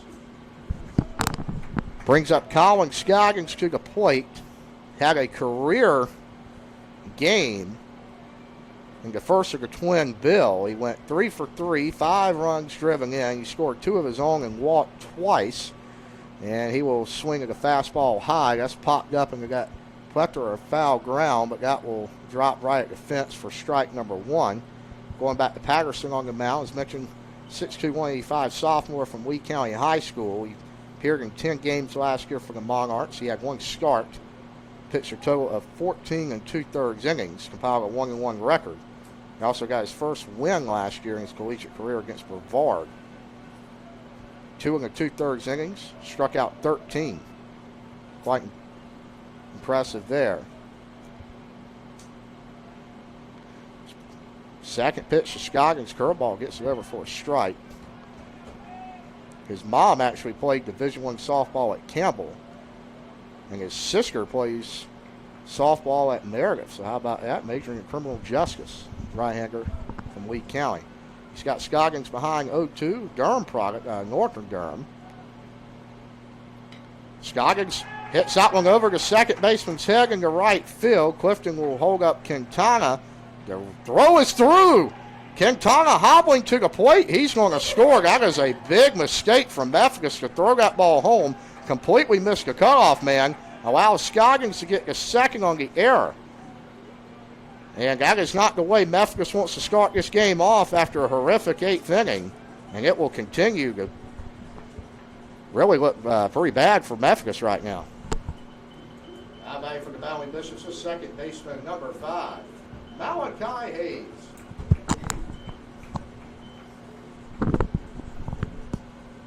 Oh, that's an error from Methodist.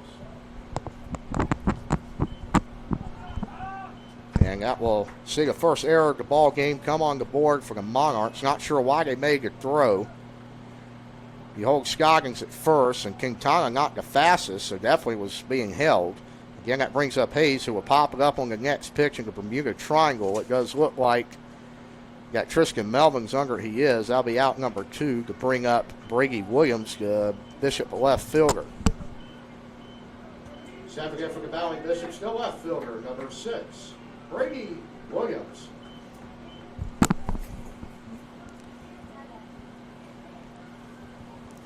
Brady Williams up to the plate now, first time this afternoon. 1 for 4 in game number 1. A RBI, did not strike out. He did strike out one time, left runner on base. Tough to read again for game number 2. So look in, try to extend this lead at 3 in the top of the first, and he will. Hits the ball backside, left center field. That will easily send Colin Scoggins around to score. And the Battling Bishops continue to hammer Methodist here, right where they left off in game number 2. They'll say we'll do it again in game 3. They got a 3-0 lead. Now back for the Bowling Bishops, this shortstop, number 13, Mason Nance. Tough start on the mound for Presley Patterson. ERA will easily climb over 10 now for the right-hander. He'll face Mason Nance, who is in consideration for USA South Player of the Week last week. Had a heck of a weekend at William Peace. Bishops were unable to take the series, but won game 1 behind Mark D'Annunzio and Preston Wortman out of relief. We'll see what he can do here. 2 outs. You got Brady Williams, a freshman at first. Big 2-out hit here. Bishop's really getting a lot of timely hits this afternoon. Fastball outside, 2-0. Game 1 of the doubleheader, Nance drove in 2 runs. He was 1 for 3 with a walk and left 1 runner on base.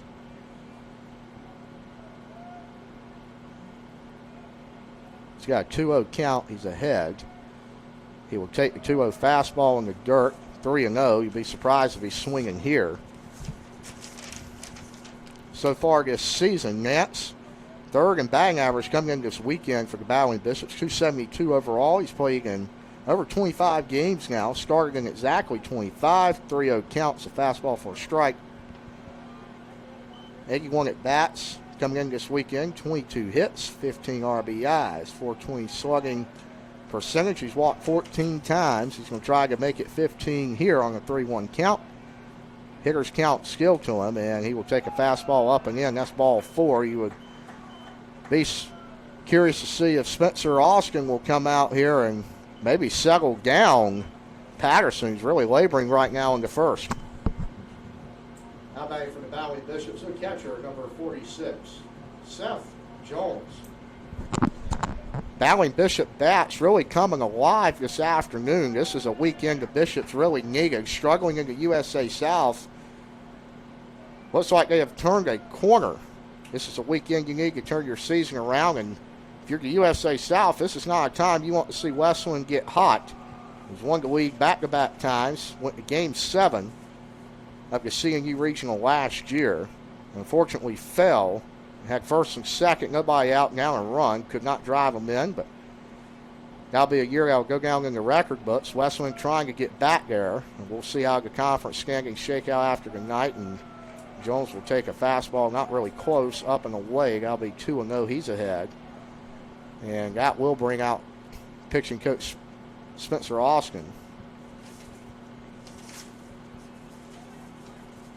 Surprised you didn't see it before that, but yeah, you've really got to, if you're Methodist right now, especially how game 2 went, and it wasn't really that Methodist loss, it's how you lost that game, and the momentum in the 8th inning, I mean, completely shifts after Methodist scores on a rundown in the top of the 8th to tie the game at 3-3. Wesleyan punches back for 9 runs in the bottom half of the inning. And this is not the start you want if you're the Monarchs, but Seth Jones trying to bring in Brady Williams for run number 4, and he'll tap him on the leg and say, let's go.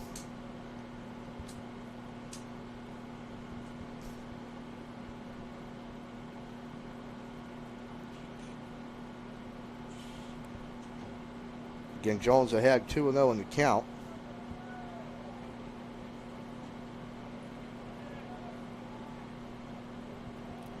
Three nothing Bishops. 4-hit inning here in the bottom of the first. Off one Monarch error. Here's Jones. Looks in, hits the fastball. That's going to be popped up to second. It appears that Brandon Mager is under it. He is. But the Bishops did not go away lightly in the bottom of the first. You're up 3-0. We head to the top of the second right here on Flow Sports.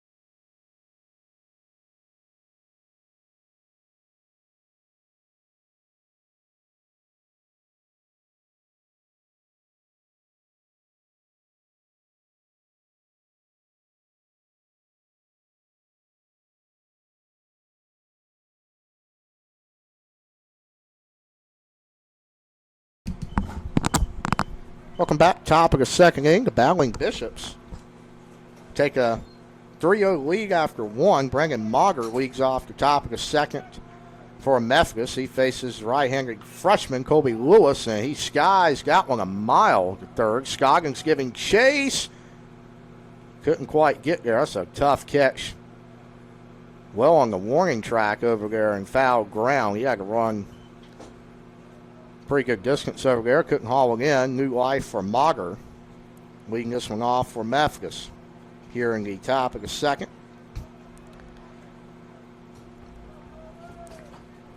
First at bat again for Mager this afternoon, and he is drawing that one to 1-1. However, in game number 1 of this DH, he went 0 for 3, walked and struck out.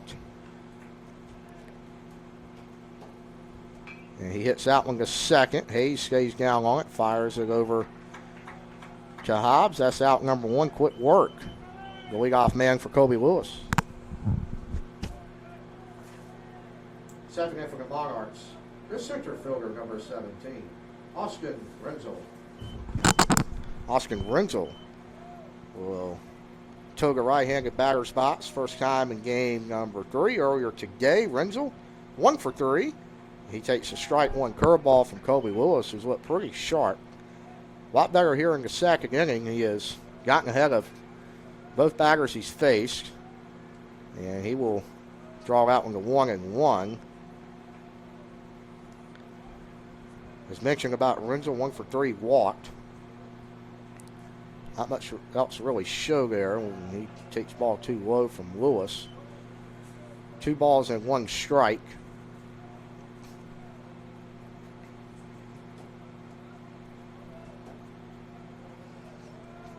One from Lewis. Beautiful off speed. Sits in there perfectly for him. He'll even the count back up. The 2-2 outside swinging. Looked like it may have gone off the fingers of Lewis. Does not matter. Nance is right behind him, makes the grab. And that'll be out number 2. 2 ground outs to the middle of the infield for the Monarchs to start this second inning off. Now batting for Methodist, the first baseman, number 5, Banks Hartman. We're at Banks Hartman, lefty for the Monarchs. And he will chop that one to Hobbs. You're going to have to cover if you're Lewis. Hobbs cannot make the throw. That'll be an error on Hobbs, and that will allow Hartman to advance to second. Wait, umpire gave some signal. Not exactly sure what it is. It doesn't really affect the game, I don't believe. Now bringing Justin Blunt, DH yesterday, at game 1 of this doubleheader off, but he's back in the lineup. Now batting for the Monarchs, the designated hitter, number 22, Justin Blunt.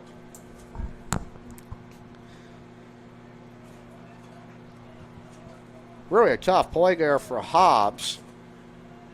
I think he had more time than he thought, to be honest with you, and Lewis did a really good job covering the base at first. Does not matter. Great block by Jones there. 1-0 to Blunt here.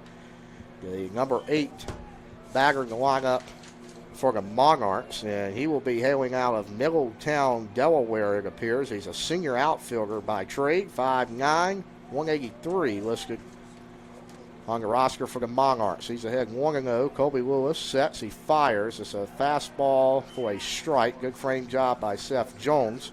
Looking at Blunt so far this season, hitting .346. He's only started, well, this will be, I guess, game number 7. This is prior to the weekend beginning. He's played 16. And he has a 1-1 to Lewis. That ball gets away from Jones on the wild pitch. Will advance the Monarch runner to third.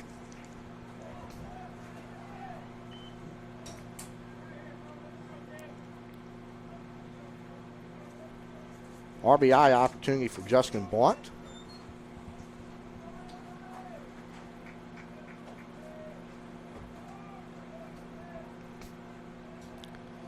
Bluff tag over, or not bluff tag, a bluff lead over there. Blunt hits it to short. Nance stays under. He's going to have to fire. He gets him by a whisker's hair, and that will be out number 3 in the top of the second inning. The Monarchs do not score. The Bishops lead at 3-0. Good start for Wesleyan. We'll see what the Bats can do in the bottom of the second.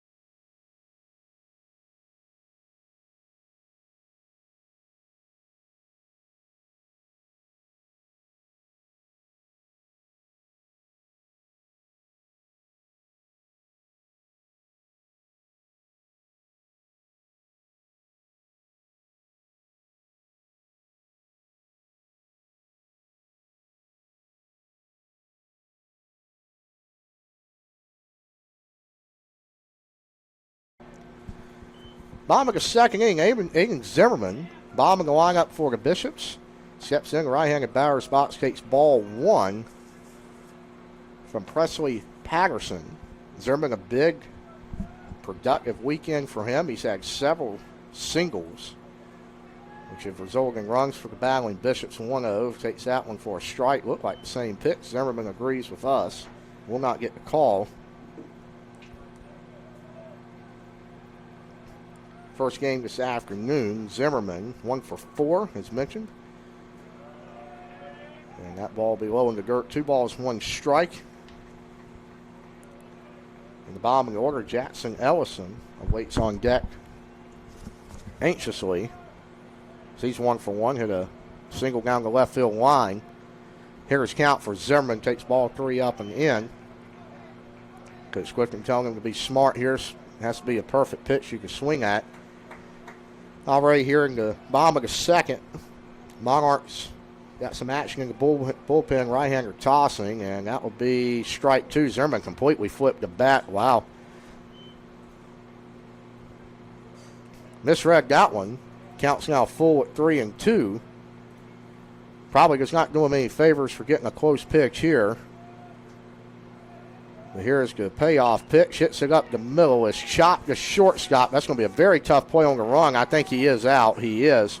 Heck of a play over there by Caleb Rogers at short. Took it on the high chopper. That's out number 1. Lineup turns over to Ellison. Back to the top of the order for the Valley Bishops. This center fielder, number 1, Jackson Ellison. Ellison 1 for 1. Multi-hit game in first game of the series. Or shall I say the first game of the DH. Kind of expecting a bunt at third, playing even with the bag. Beautiful curveball. Drops in there for strike number 1.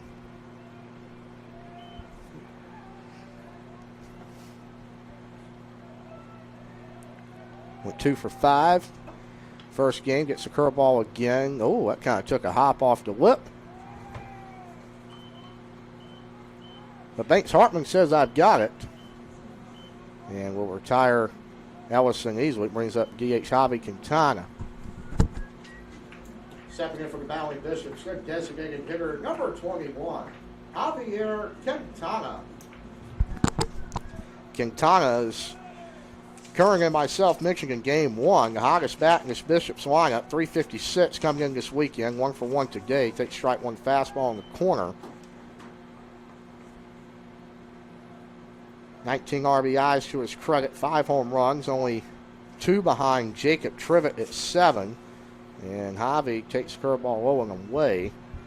Wesleyan having to play a little bit more small ball this year. You had 1 Bishop last year.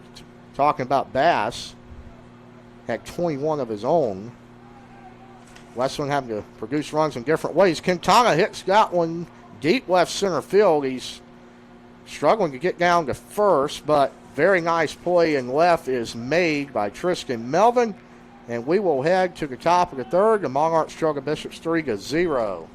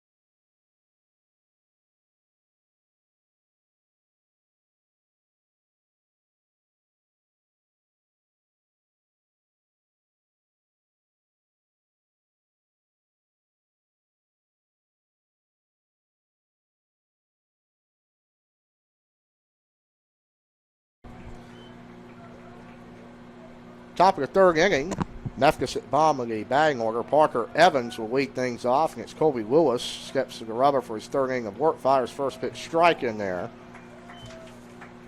Evans, hailing from Burlington, North Carolina, Suffering Alamance product transferred from Rockingham Community College, which you see a lot of up and down this Monarch lineup. Takes Slider outside, 1-1. Junior 6'1", 190. Catcher by trade. 1-1 count. Ooh, that ball is inside from Lewis on the hands.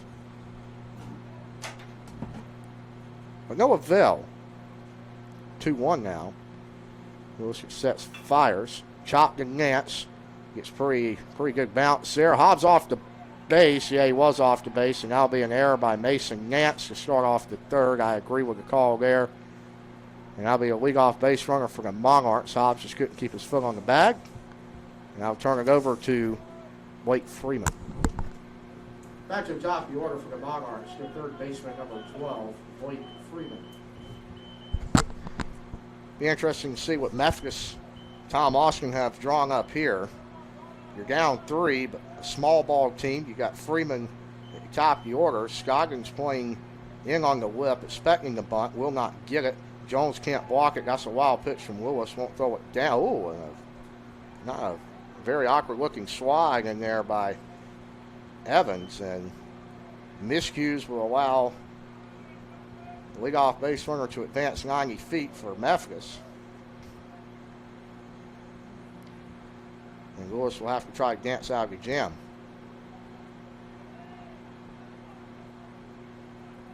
1-0. Here's the pitch from Lewis. Fastball down the middle, strike 1.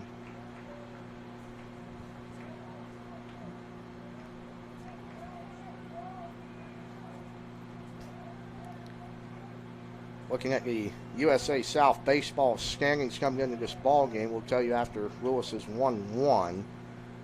Fires a fastball low, blocked by Jones. It'll be 2-1. Methodist still atop of the league, but now Greensboro is now tied with them. 10-4 overall at the top. Wesleyan is now 2 games ahead of. That is strike 2 to even the count. They're now 2 games ahead of Mary Baldwin and William Peace. Mary Baldwin, who the Bishops will travel up to Staunton, Virginia for Easter weekend, 4-10. William Peace 4-8. The Bishops tied with Pfeiffer at 6-8, but Wesleyan holds the 2-3 tiebreaker. Here's the 2-2. Ball is hitting the 5-6 hole. Probably not going to send the runner. They will not. They'll cut off the Scoggins at third. Methodist has some action on the base pass here to start the third. Now batting for the Monarchs, the shortstop, number 11, Caleb Rogers. Caleb Rogers will step up. Seth Jones will give the first and third call. If the Methodist Monarchs have anything in order, Brevard, third place in the league, 8-6. SVU 6-6. They came in here, took 2 or 3 from the Bishops earlier this year. First pitch at bat from Lewis, just a hair outside, 1-0. But Wesleyan now playing themselves into conference tournament. They've got Greensboro and Mary Baldwin left. 2 midweek contests remain as well, as Lewis is behind 2-0. Next week on Wednesday, Bowling Bishops travel to Randolph-Macon and Ashland. Historically a top 25 midweek matchup, and then Christopher Newport again. Game 7 regional foe will come here the following week. Jones throws it down to second, throws 9 time. Hayes can't hang on to the ball at second. 2 runners scoring position with no outs for the Monarchs now. Wesleyan fell to CNU and Newport News. The return trip will be the week after Easter here at Bauer Field. 4-game week here. As Greensboro will be senior weekend. 2-1 from Lewis. Off speed away. Hats at it. No avail. It'll be 2-2. Counts even. Rogers came into this weekend. 380 hitter in 30 games. So he's a dangerous threat at the plate. Ball gets away from Jones on the wild pitch. Monarchs will score a run. 3-1 now. And Wesleyan still has a 2-run cushion, but Lewis has got a threat over there at third base. He's going to have to try to dance out some more trouble here. But tying run at the plate for Methodist here in the top of the third inning. 3-1 Wesleyan. 4-2 is the hits in favor of the Bowling Bishops, 2-1. Wesleyan in errors, unfortunately, and Lewis loses them on a slider outside, 3-2, first and third. Everybody out, you may see visit, you do not. Now, how about for the Monarchs, left fielder number 2, Tristan Melvin.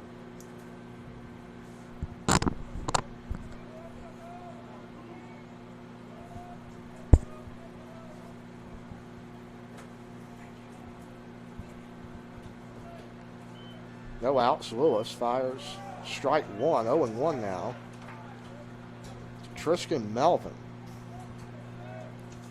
The walk to Rogers, not the worst thing in the world. He was D3 team of the week last week, I believe, for Methodist. So, see if Lewis can do here on the 0-1. He's got a long look in. He will pick off. Nothing going on over there at first.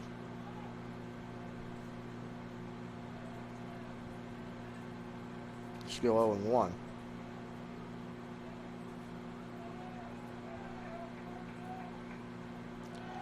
Runner in motion. Jones punt fakes. Back pitch to third off the helmet. That will score the second run of the ball game. That'll be an error via Seth Jones over there. Kind of an unfortunate bounce for Wesleyan. Third error here. Very tough inning for the Bowling Bishops. Tough bounce off the helmet. And the Monarchs now one run away from tying this ball game, and that runner stands out on second base. Tough defensive inning for Wesleyan here. These errors keep mounting up. 3-2 now. Melvin still the batter. 1-1 from Lewis. Gets sets and he fires a slider that is in the dirt low and away. Lewis having trouble commanding the strike zone now.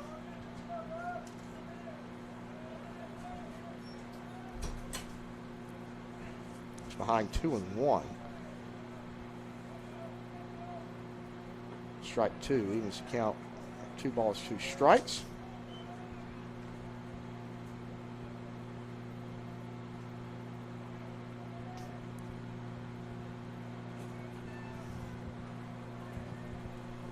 What up? 3-2 from Lewis, fires a foul down the third base line. Checking in on some Division I scores. Florida State sweeps Virginia Tech. Top 25 matchup in Blacksburg. 4-2 is the final today. North Carolina gets the sweep of Wake Forest. Low scoring game, 3-1. Carolina run ruled Wake Forest first 2 nights. Not a good weekend for the Deacons. They've got swept 2 of their last 3 series. 2-2 from Lewis as a slider. They will get Melvin looking. That's the first out of the third here for the Monarchs. They've already put 2 runs on the board.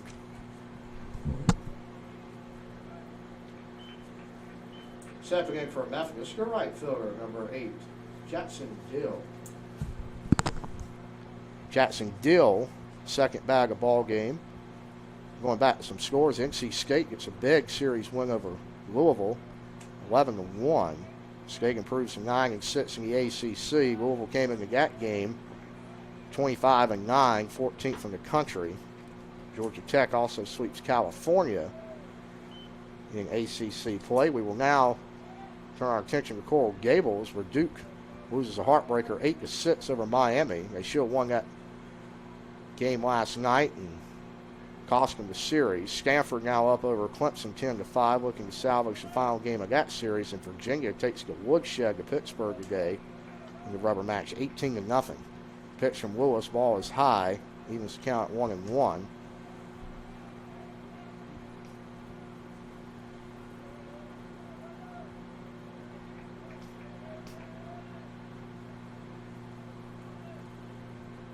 Lewis gets sets, fires. He's had 1-2 now.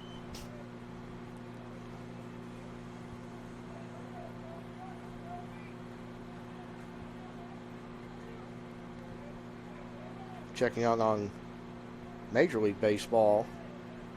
A few games to go tonight.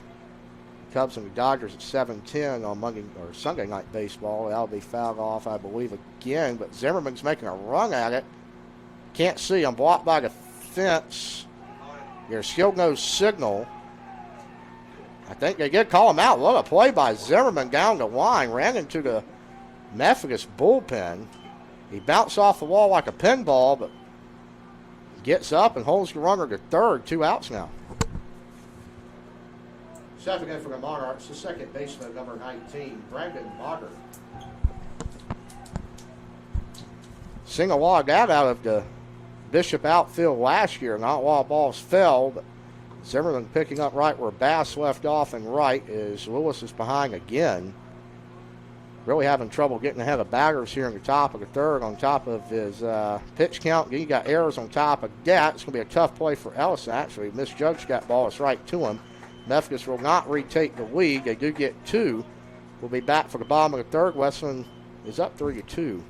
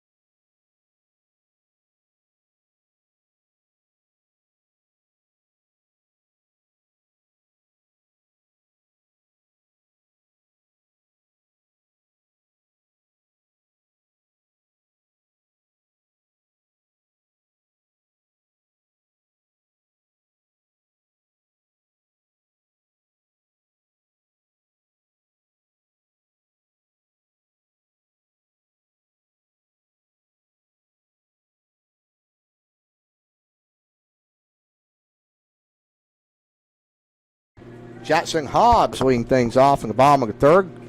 And he will duck out of the way there. His guardian cap, you think he's playing football, will fall on the ground beside him. He's been having some tough luck with the head. He's been thrown at twice today, unintentional, but tough luck for Hobbs. But that's why he's got the mesh on his helmet. He is closing in on the Wesleyan hits record. He's only getting closer today. He's ahead 1-0 in the count. Pop's got one a mile high into the Bauer Field afternoon. Oh, that ball was almost misplayed out there in center field by Austin Renzel, but makes the grab for out number 1. Colin Scoggins, who's the highest bat really in this Wesleyan lineup, steps up now. Second in for the Valley Bishops, got third baseman, number 28, Colin Scoggins. Scoggins steps in now. His second bat this afternoon. And he'll take a curveball down and away. That's ball number 1. Hobbs now, after that bat, 0 for 2. He struck out, flew out to center. You're getting close to the twilight time of day. It's going to be tough to see with the shadows at Bauer Field. Fastball up and into Scoggins, ball 2.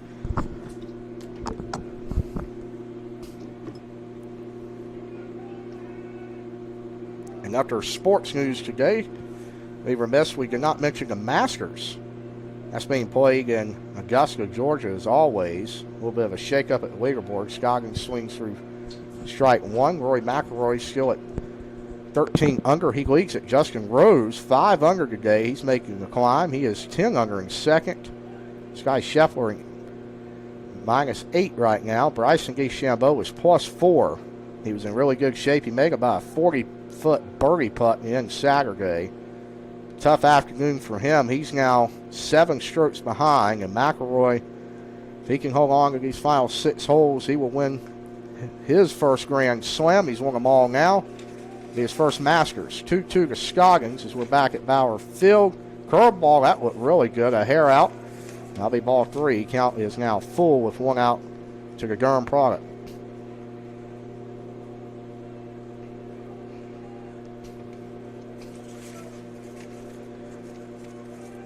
Full count. Scoggins.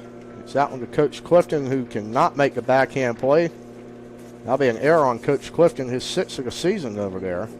So you got to give him some credit. He's going with one arm. He does throw a strike to his bullpen catcher, Tyler Pegram. About hit Bard Collins in the head, but we will continue. 3-2, 1 out.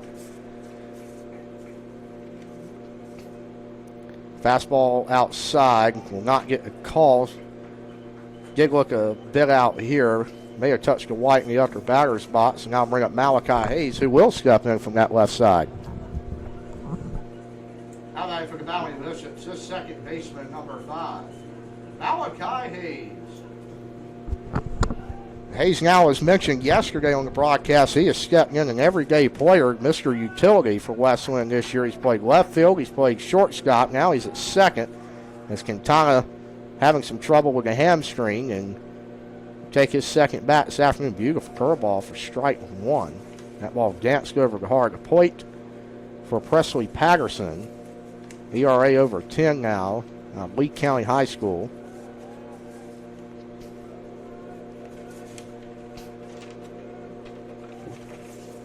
No one to Hayes. Gets to the curveball again. He'll snip that one. It will roll its way to the Monarch dugout. It's behind 0-2 in the count. Got to chuck up, put the ball in play now if you're Malachi Hayes.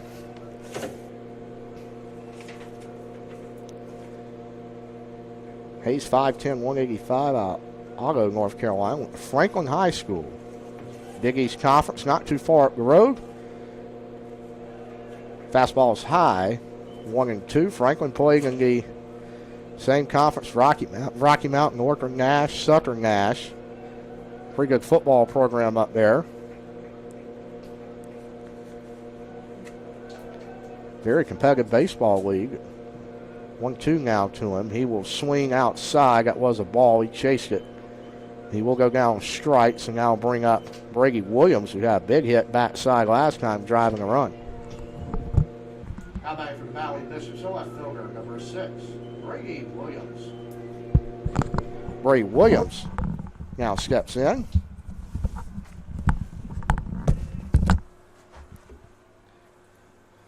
Second bat day. Takes the curveball. Looked really good from here. Not going to get a call. 1-0 now.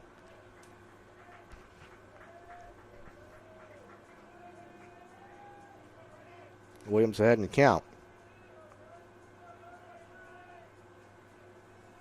1-0. Fastball outside. Misses 2-0. Be big if Wesleyan can have one more 2-out rally. They've had plenty of them this weekend. Clutch hitting. Again, a 9-run 8th inning in game 1. Sealed the series for Wesleyan. They're going for the sweep of the first place Monarchs, which would be a huge shift in momentum for Wesleyan's season. The 2-0 is low, 3-0, and that will draw it one pitch closer to the shortstop, Mason Nance. Nance coming in to this weekend hot as a firecracker. At least he was last weekend. He's third in batting average, as mentioned, for Wesleyan this year. You would assume Williams will take this pitch no matter what. He will. There's a fastball up and away, but gets the benefit of the doubt. 3-1's the count. Still a hitter's advantage here for Williams. Decent speed and Scoggins over there at first, so a ball in the gap could potentially score him. Outfield playing pretty deep, at least in center. Here's a 3-1. Fouls it way backside into the parking lot. Full count. Scoggins will be on the move for an action pitch.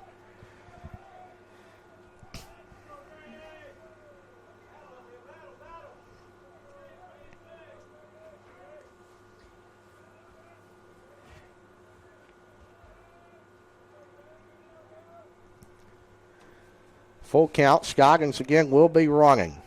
Not a big lead over there at first. Here's the pitch. Swings at a fastball. It looked high. Probably ball 4. Does not matter. Now in the third inning. We'll head to the top of the fourth. Wesleyan cannot scratch a run. They still lead at 3-2. We'll be right back on Flow Sports.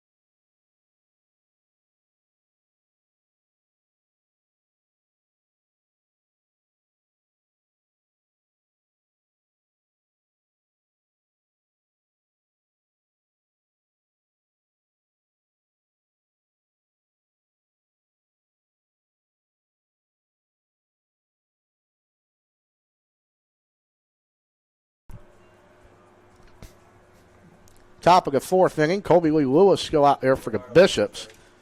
The Monarch batter is now Austin Renzel, who faked the bunt on the first pitch of the at-bat, pulled it back, swings on a slider outside. That'll be strike number 2. Lewis is ahead in the count 0-2.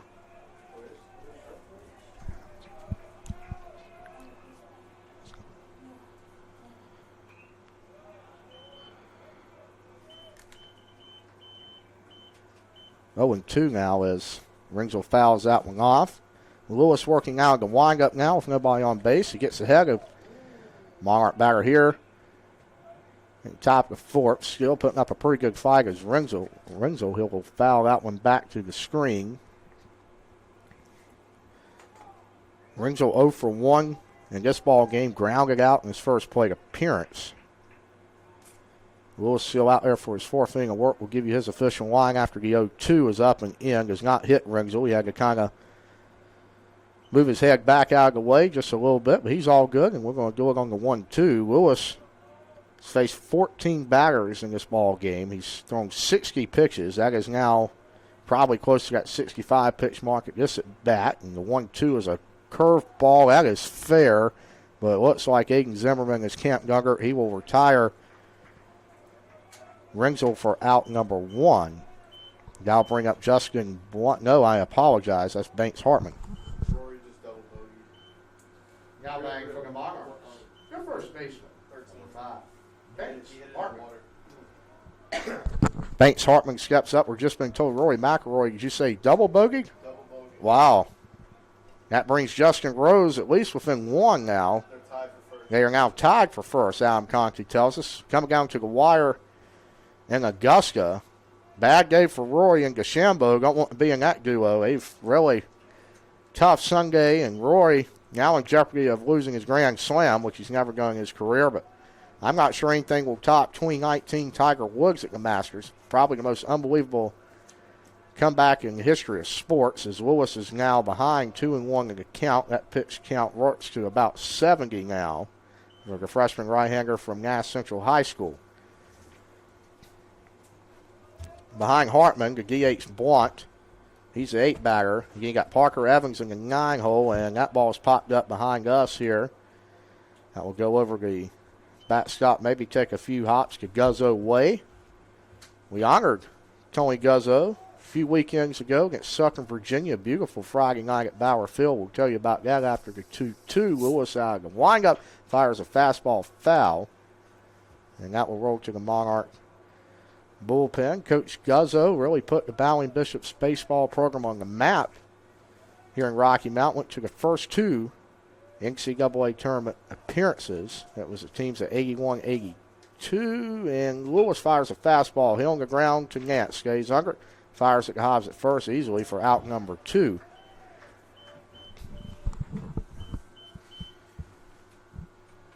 Now batting for Methodist, the designated hitter, number 22. Justin Blunt. Justin Blunt now will step in. 2 outs in the inning. Nobody on base for the Monarchs, but not only goes to the 2 first NCAA tournament appearances, is we're not going to even be able to tell you that's the first pitch swinging for a Blunt and a 1-pitch out for Colby Lee Lewis on the mound. He comes up with some emotion, and that will end the 4th inning for the Monarchs. We'll head to the bottom half. We'll see what the Bishops got in score with the bats. They're up 3-2.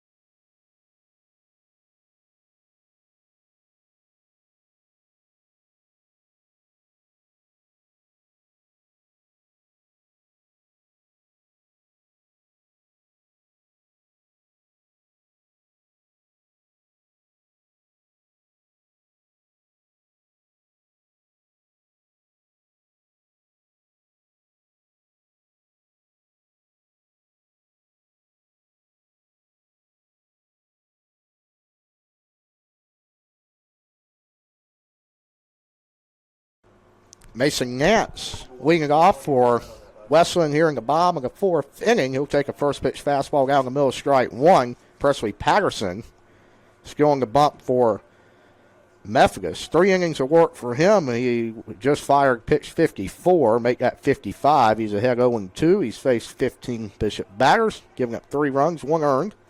In 3 innings of work, 4 hits, 2 walks, and 3 Ks to his credit. Mason Nance trying to work a leadoff base runner here in the fourth. The offense has really came to a snail's pace, and that is right back up the middle. Preston Workman did the exact same thing in game 1. We've seen 2 line drives back to the pitchers. Here in a sequence of about, between the 2 games, maybe 6 innings. Stepping in for North Carolina Wesleyan, good catcher, number 46, Seth Jones. We have Seth Jones, catcher here. In game 3, is now caught all 3 games the last 2 weekends for the Battling Bishops. He'll take ball 1 outside, 1-0 count.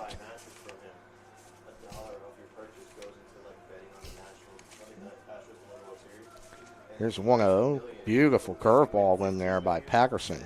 Evens the count at 1 ball and 1 strike. Still a wonderful crowd here at Bauer Field this afternoon. Long day of baseball, doubleheaders usually are. Ball 2 just a little bit outside. Monarchs do not like the call, but this is a big rivalry. It's been one of the oldest rivalries in D3 baseball in the South. These 2 teams play plenty of times in the regional championships to see who will advance to the College World Series. Wesleyan, if you look to your right out there on the John Ogden scoreboard, 89-99 national champs, looking to put one in the Natty column in the 21st century. 3-1 count fastball. Jones swings on it. Healthy hack. Couldn't get around on it. Count's now full. 3 balls, 2 strikes. The bottom of the 4th, 3-2-1 out.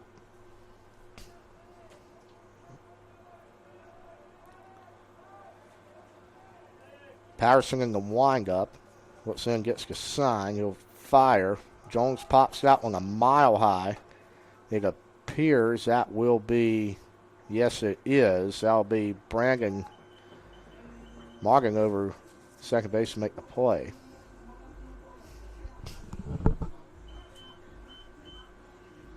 Now batting for the Valley Bishops, the right fielder, number 32, Aiden Zimmerman.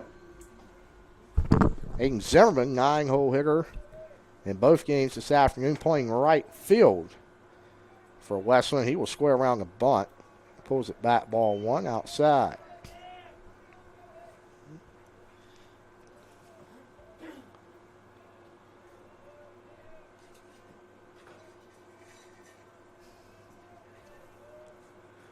One over Zimmerman, fastball, blows it by him. Evens the count at 1 ball, 1 strike. Wind has died down a little bit. Flag's still moving, maybe 5-10 miles an hour out there, but it was really gusting, and it caused some balls to really get stinking in the gap in game 1, the doubleheader. Zimmerman Chet swings. Really a swinging bunt right back to Patterson. He will flip it over to Banks Hartman for the 3rd out of the inning, and the Bishops will go down scoreless for the 3rd straight frame. We head to the top of the 5th. Wesleyan still leads at 3-2.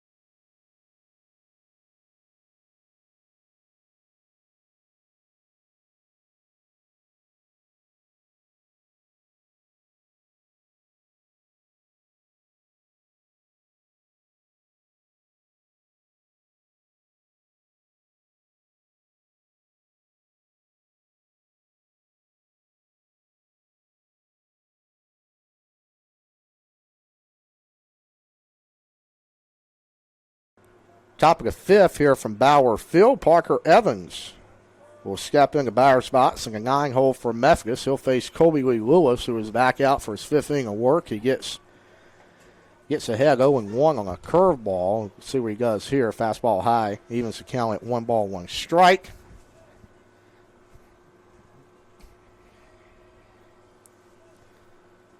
Here's the pitch. Swings and a ball in the dirt. That'll be strike 2. Try to choke up, get a ball in play here. Monarchs still have plenty of time in this ball game, but trail the Bishops by 1, and danger getting swept out of Rocky Mount here. Here's the pitch. Beautiful off-speed pitch from Colby Lewis. He's got that working this afternoon, and he will retire Evans, and that will flip the lineup over to Blake Freeman. Back to the top of the order for Methodist, the third baseman, number 12, Blake Freeman. Freeman steps in for at bat number 3 here on a gorgeous afternoon at Bauer Field. Believes he'll foul that one off to Bishop Rogue over there. Strike 1, much better than yesterday. Very cold, windy, mid-50s. Even a drizzle of rain to go along with it.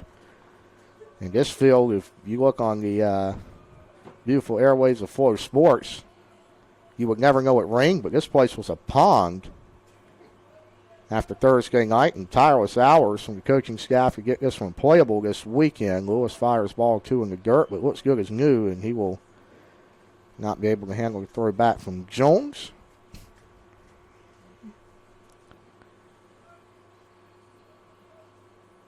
But still able to get this series in. The rain affected a lot of series in USA South. Southern Virginia, which again is not allowed to play on Sundays. They won't even start their series with William Peace until tomorrow. They'll play Monday, Tuesday. Going to have to turn around again on Friday, Saturday.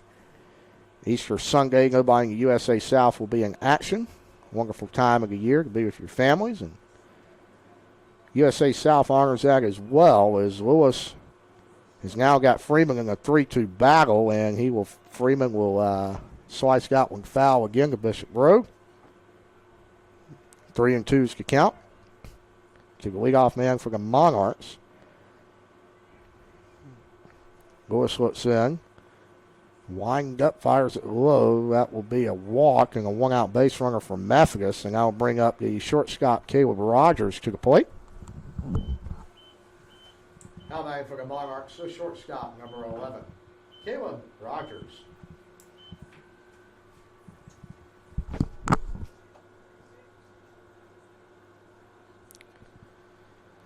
See what Methodist will do here. 1 out, but a small ball team down a run. Do you consider bunting here? Don't think they will, but you never know. They will still. Jones on the throw it to the wrong side of the base. He is safe. If he threw it on a dime right at the right front part of the bag, I think Hayes had the runner. But just a slight throw to the left, threw Hayes off, and just a hair late trying to swipe the tag on Freeman. So Methodist has a runner on second here. The count is not sure. 0-1. That's a strike. Apologize for not seeing. Got too distracted with the throw down. 0-1 it is. Pitch from Lewis, off speed 0-2. He's ahead of Rogers here. Rogers so far this afternoon, 0-for-1 with a walk and a stolen base to his credit. His buddy Freeman at the top of the lineup just stole 1 in 0-2. He's got a pretty healthy lead right over the lip. At second, ball is grounded in the 5-6 hole. Coach Austin sends him around, but we'll again throw up the stop sign. First and third situation now for Colby Lewis. Methodist is in very good position here to tie this game up at 3. Now batting for the Monarchs, still left fielder, number 2, Tristan Melvin.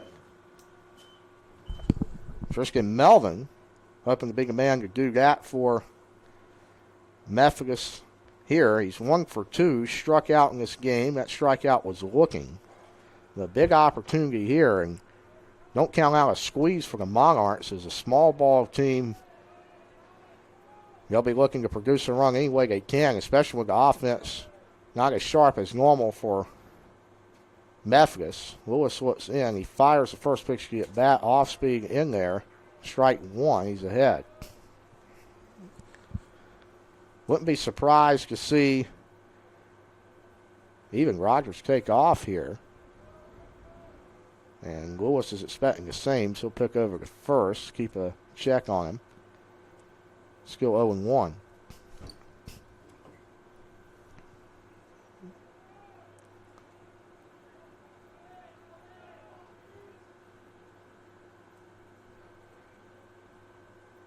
Lewis set, fires a Will Skilger runner. Beautiful hit and run. It did not hit the runner, but took a heck of a hop off the whiff.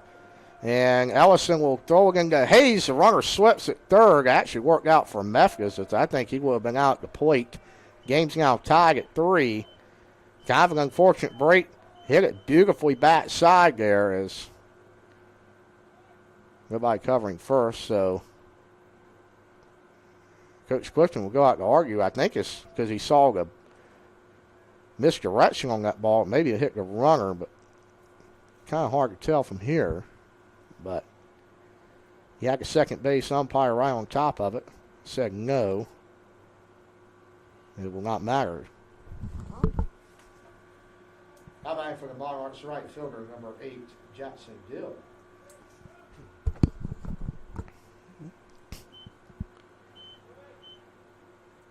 Jackson Dill steps in, first and third situation, 1 out.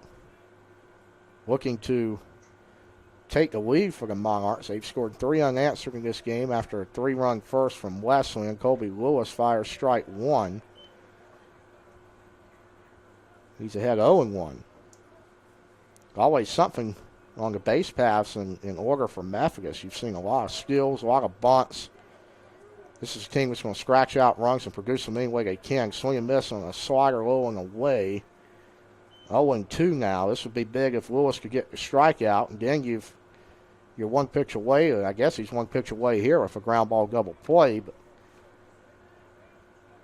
we will see what this pitch brings. 0-2. They will steal the runner on a hit and run, and Melvin will have to retreat back to the bag as Gill fouls that one off to the streak. Still 0-2.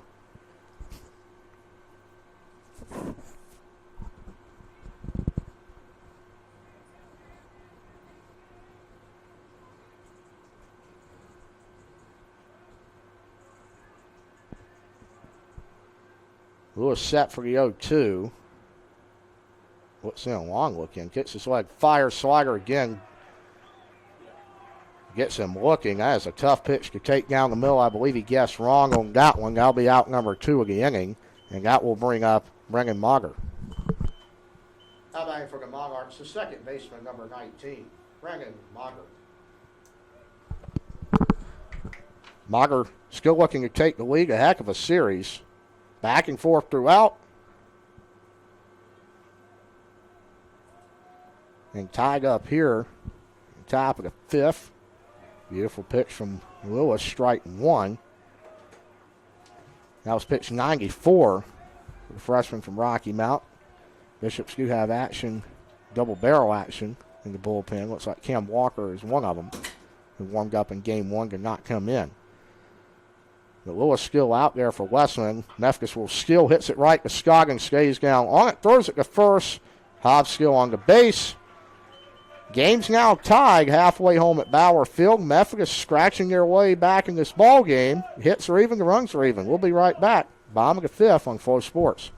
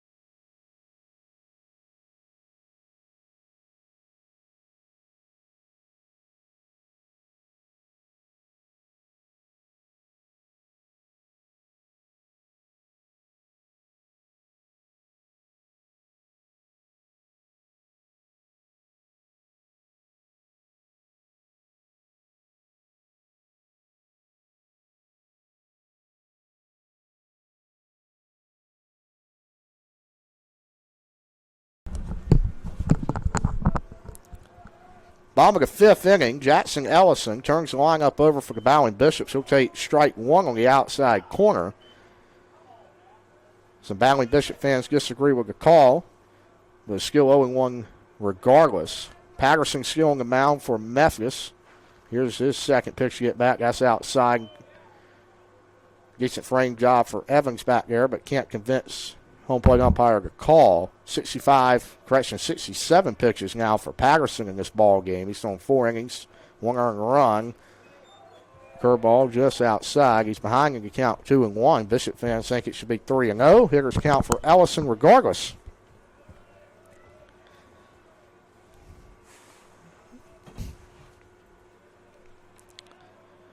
Two and one to Ellison. He will bunt, pulls it back. That's a ball. 3-1 now, as mentioned. Bowling Bishop's big week next week. All on the road for Easter. They're Randolph Macon on Wednesday. It's a 3:30 clash in Ashland. Yellow Jackets a little bit of a down year as well. 17-11, 10-6 in the ODAC.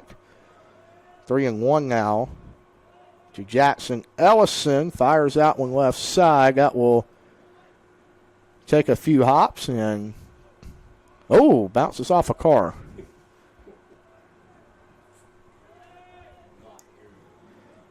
Off the headlight there. Not sure it took too hard of a bounce, so we should be all right. 3-2 now, full count to Ellison.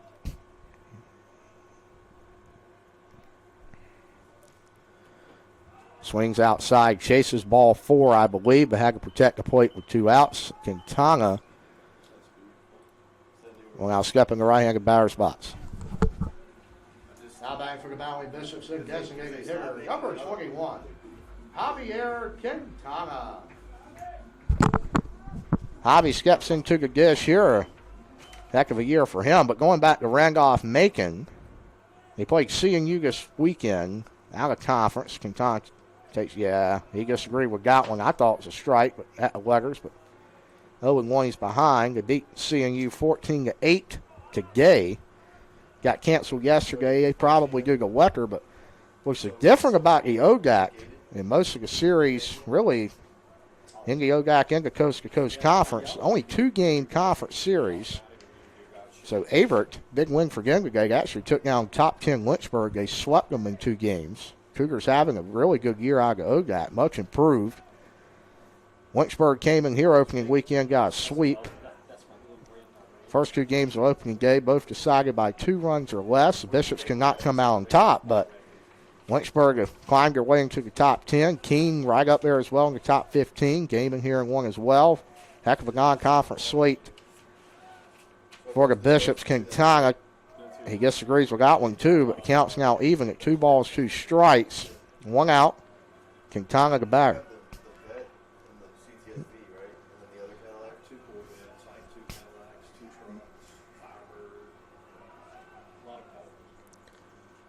Two fastball.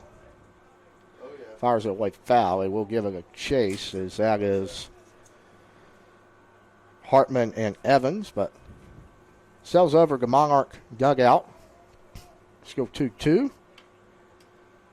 Baseball will be on the road all next week. 3-game set at Mary Baldwin. Will conclude on day before Easter. Begins on Good Friday up in Scotland, Virginia. Bishop still got baseball to play here at Bauer Field. They're tied 3-3 with Methodist, and beautiful slider, but just low and away. Good take from Quintana. Counts now full, 3 balls, 2 strikes. Pretty busy home stretch for Easter week, as I call it. And here at Bauer Field, North Carolina Wesleyan. We'll tell you about that after the 3-2. Patterson to Quintana. Fastball inside. Quintana fights it off down the third base line. Still full. Bowling Bishop softball team celebrating Alumni Day and Senior Day yesterday. They're going to be home for a doubleheader against William Peace on Wednesday, starting at 2 o'clock at Edgefield. They're in the hosting conversation in the USA South Tournament, right on the hills of Greensboro College. Here's the pitch from Quintana. He will walk. And I'll bring up the always dangerous Jackson Hobbs, who will step in here in the bottom of the 5th. Stepping in for the Bowling Bishops, first baseman, number 15, Jackson Hobbs. Here's Hobbs. Quintana, not a real speedy runner at first, but you got to leave him into the game because he will have at least one more at bat in this ball game unless something unforeseen happens. Here's a one out offering. First pitch is a ball outside. And not only William Peace comes in here, we got a big lacrosse game. Senior day next Saturday, day before Easter. It'll be a beautiful Saturday afternoon. The Pfeiffer Falcons take on the Battling Bishops at Vernon T. Bradley Jr. Stadium. As Hobbs fouls off a 1-0 curveball right over the Monarch dugout in the net.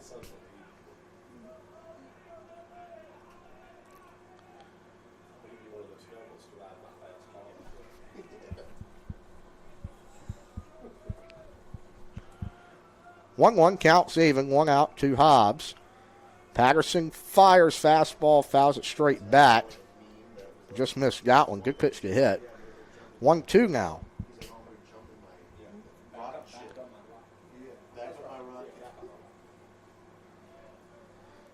And obviously Easter next Sunday will be a relaxing day here at Wesleyan. And again on Monday night, the athletic banquet celebrating all the student athletes Monday at 6:30.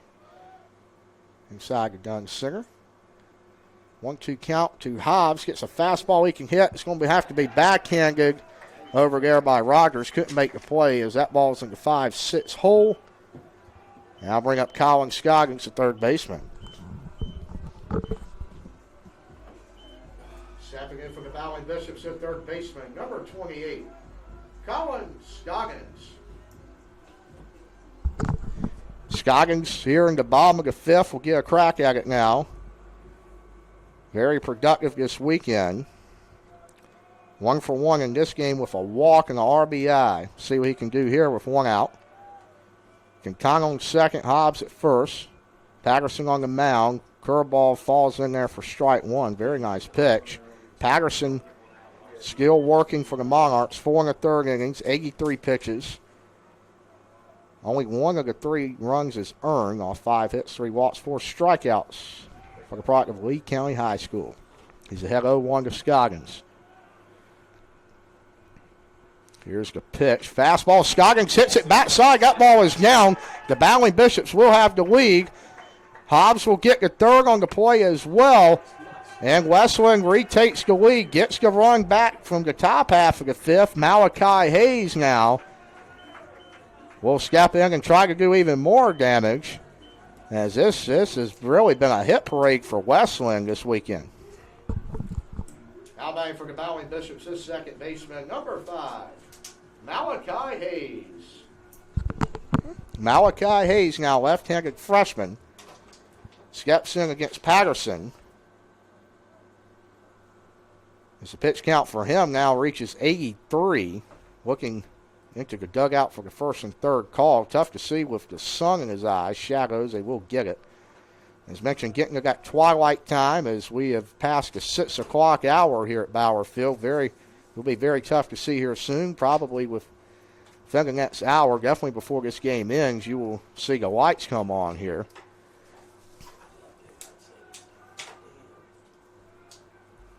First pitch to Hayes is a curveball in the dirt. Scoggins reaching on the dirt ball read. He's in a rundown, and he's going to have to dive back into first. No damage at all as he slides back in safely. That is a big mistake from Methodist. You've got to get him out there, especially with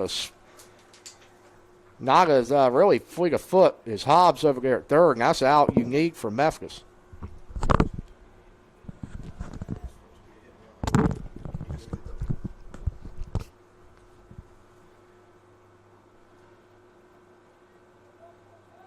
Not exactly sure what the count is. Thought it was a ball, but I'm unsure. Anyway. And the dirt ball read there from Scoggins. He will get the second that time, so it really doesn't matter. I believe the count's 2-0, but we never really got an official signal from the home plate umpire. Scoggins moves to second, Hobbs at first, so that means Wesleyan has 2 runners in scoring position. Less than 2 outs and a big opportunity for the freshman Hayes to drive in 2. Methodist will move the infield in. Real surprising with only a 1-run game in the middle innings, but the way the Monarchs have struggled offensively, you can see why. Hayes took a big hack at that one. They're going to say he's in the box foul. 2-1. Skill hitters count to Hayes.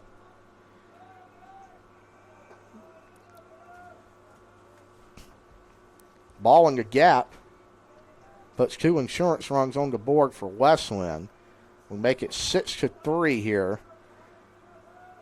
Wesleyan gets back the run that Methodist tied the game on in the top half again. Into 2-1 to Hayes. Swings and misses over it. 2-2 count is even. Infield skill in. If they were able to get Hayes without any damage, you expect him to play normal depth with 2 outs, as that would bring up Brady Williams, the Bishop left fielder. Back-to-back freshman in this lineup here for Wesleyan. The 2-2 to Hayes. Patterson gets set and fires. Fastball way outside. 3-2. He's even to count up. Pitch count. A little bit of a concern for Patterson now, as he is getting right on the doorstep of 90. Not through 5 yet. Starter for the Monarchs. 3-2. Big pitch in this game here. Infield in for Methodist. He fires. Hayes snips it away. He's going to stay alive in the count, folks.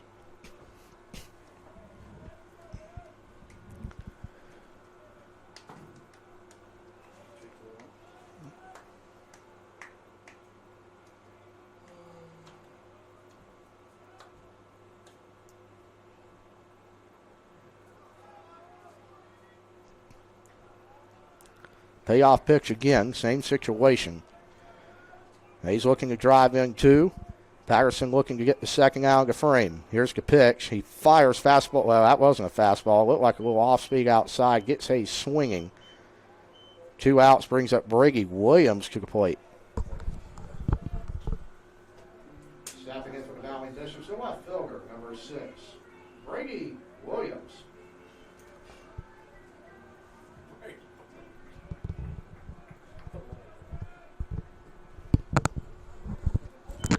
2 outs now. Brady Williams steps a dish. He's had a heck of a weekend here. He takes a first pitch curveball that will dance in there over the strike zone for 0-1. Be big for the Monarchs to only get out of this with 1 run of damage. Wesleyan looking for a big 2-out hit here. They've had plenty of it this weekend. Clutch hitting has been a big key. Second curveball, that looked just as good. The umpire agrees. 0-2 now.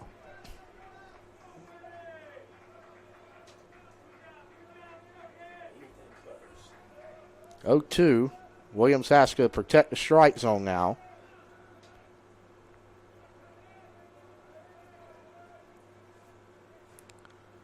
Hobbs will bluff Steele over there at the plate. I think Williams swung at that. Yeah, no doubt about that. Down on 3 pitches. Valley Bishop strand runners on second and third. Freshman cannot come up big. Back-to-back strikeouts for Patterson. Big spot for him to work out of.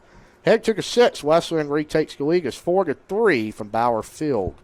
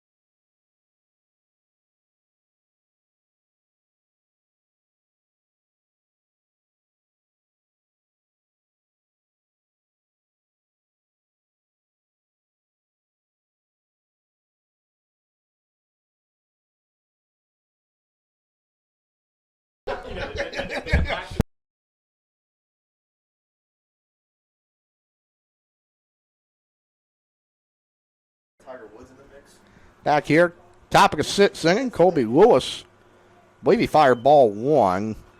Foul off, counts even. He faces Austin Renzel, the center fielder, make a nice play in game 2 of this series.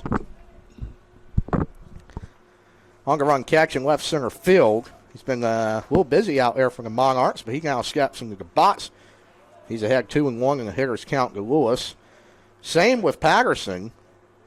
Pitch count, a little bit of a concern for Lewis now in this ball game as he enters his sixth inning of work and will give up a leadoff single. That's a big hit here in this ball game for Methodist, as that pitch count for Lewis is now right at that 100 mark. And that will bring up, I believe, the first baseman, Banks Hartman. Now batting for the Monarchs, the first baseman, number 5, Banks Hartman. Banks Hartman now steps in from the left-hand side. One arm up in the Wesleyan bullpen. From my vantage point, that's Cam Walker. Senior transfer from Norfolk State, Chapel Hill product. Here's the pitch. They fake the skill there. Pitch of hair outside from Lewis, ball 1.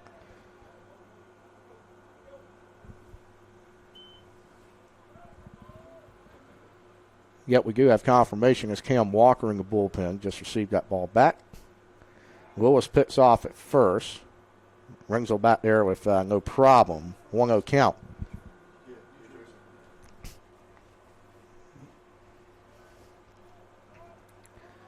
Lewis having to work out a wind up and a stretch now, and Jones couldn't handle that one. That'll be a ball on the pitch, 2-0. Methodist has the tying run now. In scoring position, no outs. See what the Monarchs do here. You would expect to be swinging away, but again, you never know. Methodist loves to play small ball. Scoggins now even with the bag at third. Hobbs is in on the lip completely. Osby got the letters, is in there for Lewis. That'll be strike 1. 2-1 hitters count is still the case here.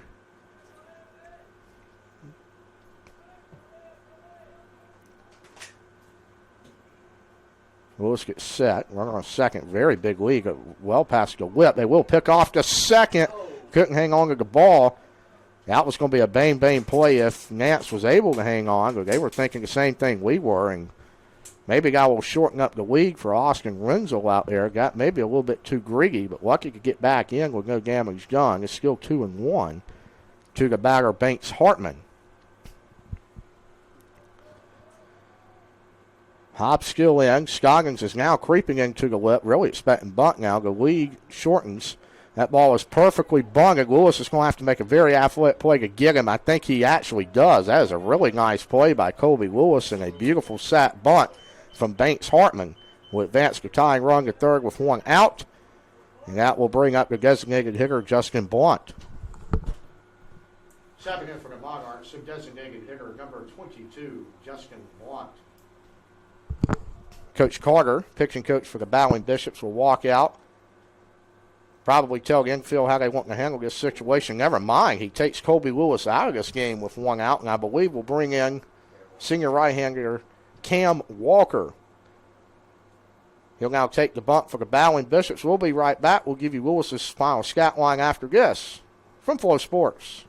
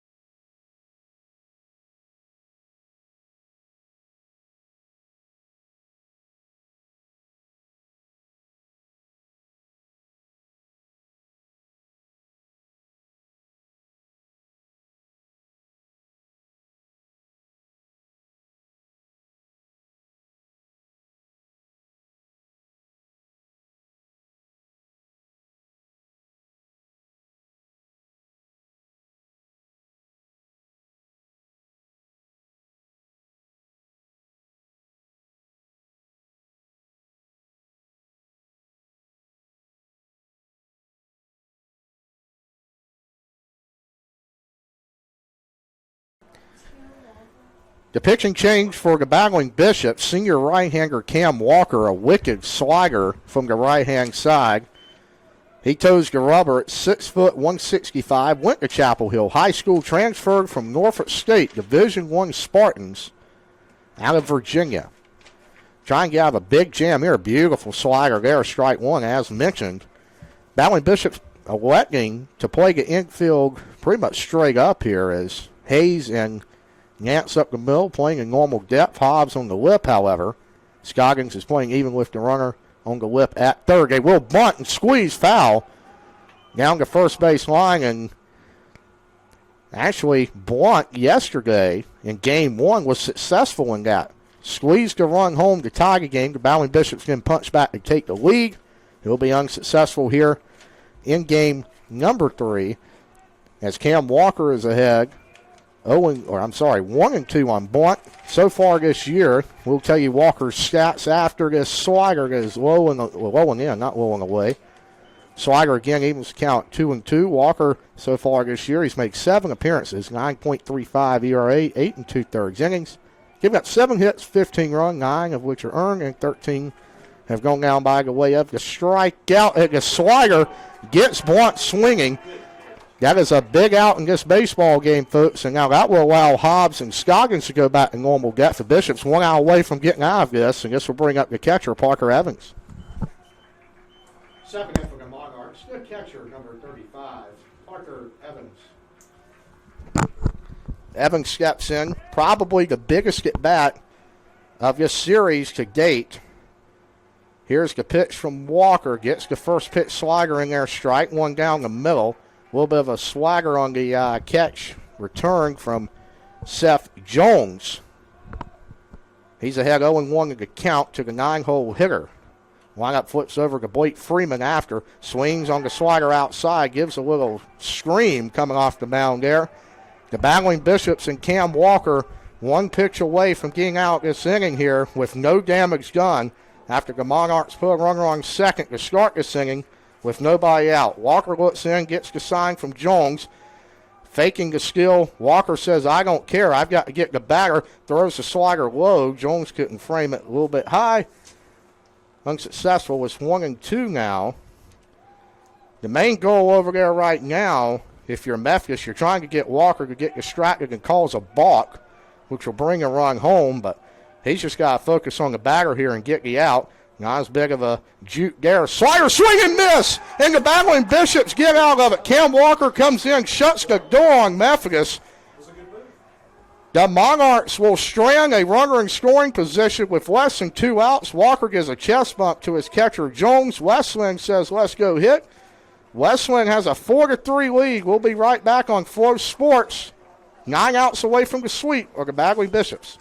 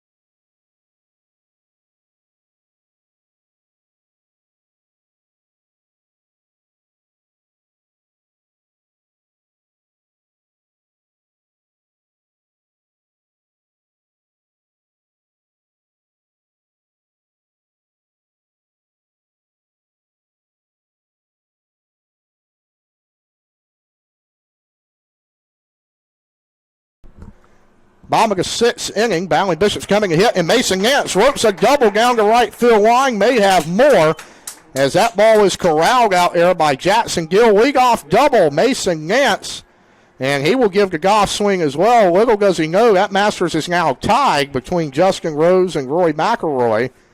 And I'll bring up the catcher, Seth Jones. Now batting for the Valley Bishops, the catcher, number 46, Seth Jones. Bring up the catcher, Seth Jones here. Monarchs playing in on the corners. The infield will play regular. Not a really big lead. And Jones bunts back to the pitcher. Stabs it. Will have to throw it to first. And that is not a good butt from Jones. A wasted out for the Bowling Bishops will bring up Aiden Zimmerman. Stepping in for North Carolina Wesleyan, their right fielder, number 32, Aiden Zimmerman. Aiden Zimmerman now. One out, runner on second, still in scoring position. Forgot to mention with all the excitement here to start the bottom of the sixth innings, that's ball one. That is now by the way of Jackson Kuhn, junior right-hander, 6'2", 180. He stands on the bump from Foxfire, North Carolina. Went to Pinecrest High School.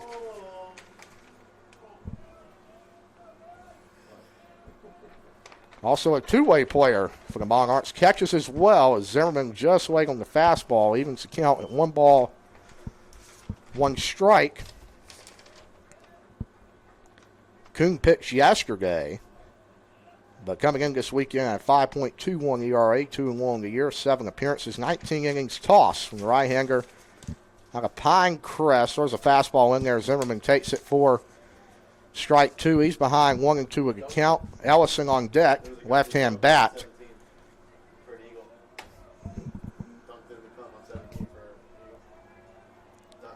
1-2 to Zimmerman. The pitch, curveball is away. Ball 2 counts even. Aiden Zimmerman.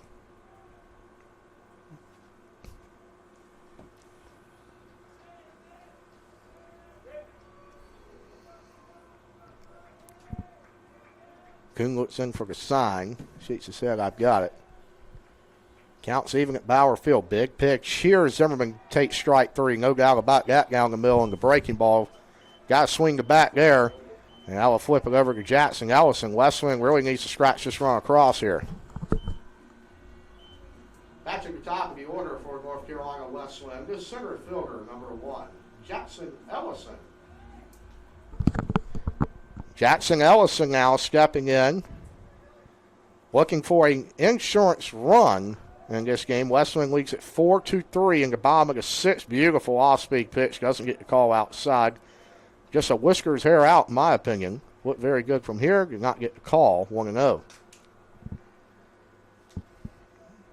Ellison so far today, really more productive in game 1. We won't be honest with you. He had 2 hits and 2 RBIs. Trying to get his third today here. Fouls that one off by Coach Clifton, who will let that go. And I believe issue with the speaker. Well, now Bauer Field, I believe they know what's going on at the Masters. Not sure exactly what happened there. Have to get some entertainment after 8 hours of baseball here. But regardless, it's a 1-1 count to Jackson Ellison. Left-hand bat check swings. I think he went. They do agree.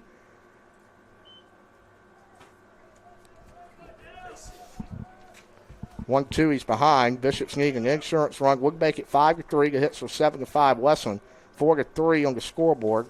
However, the Bowling Bishops have made 3 errors in this ball game against 1 for Methodist. Here's the 1-2. Ellison will take a slider. Very good block back there by the Monarch catcher Parker Evans to save a runner 90 feet from scoring, but we'll leave him on second. 2-2. Count is even.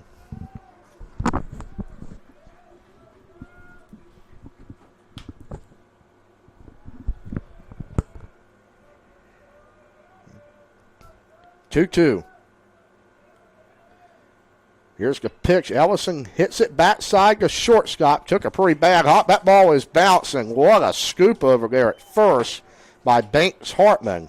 Caleb Rogers makes the throw. The Monarchs will unfortunately get out of that jam if you're a Battling Bishop fan. Wesleyan and Methodist Strands are runner in scoring position with less than 2 outs in the top and the bottom half.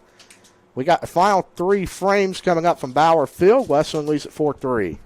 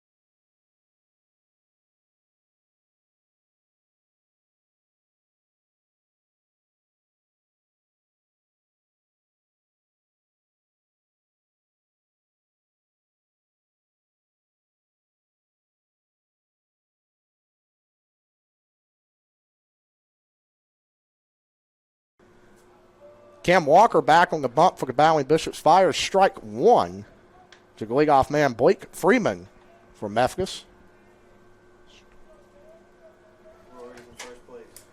Just got confirmation at the Masters. Rory McElroy back in first place. Cam Walker has a heck of a slider there. He's ahead in the count 0-2. We're going to check the leaderboard ourselves here. Trivia question coming up here shortly as well. Good time here at Bauer Field in the 7th. Here's the pitch from Walker. Slider. Scoggins is going to have to charge this one. I think it rolls foul. It will roll foul. And Freeman will have to take the long 90-feet walk back to the plate. McElroy, 2 holes to go, leads Justin Rose by 1 stroke at the Masters. Everybody else pretty much out of consideration. Bryson DeChambeau does come back, makes a birdie. He will finish. Well, I guess he's got a hole left. He just finished 17. I'm sorry, finished 17. So he's 3 over now, but still not going to win it. Here's Walker. Fastball high, misses 1-2. Memphis leadoff man Freeman, 1 for 2 today. He has struck out. He has stole 2 bases, so a threat every time he gets on. You don't want to have him get on base. Swings and misses a slider from Walker for out number 1. Very nicely done from the senior from Chapel Hill High School. Stepping in for the Monarchs, the shortstop, number 11, Caleb Rogers. Caleb Rogers steps in now. I tell you what, Memphis got a lot of power, or not really power, but very good bats at the top of the order here. 1-3-5 can really swing it, get on base, make things happen. And Cam Walker's, he's gotten up that slider right now. He's ahead again. No balls, 1 strike.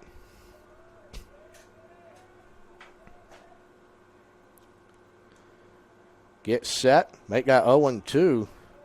He's really throwing it about every pitch. Maybe 1 or 2 fastballs. I know of note he missed 1 high earlier this half inning, but the slider is his bread and butter. Let's see if he goes to it again. He does. Very good check swing and will hold up for Rogers there. That was a nasty pitch again, but holds off.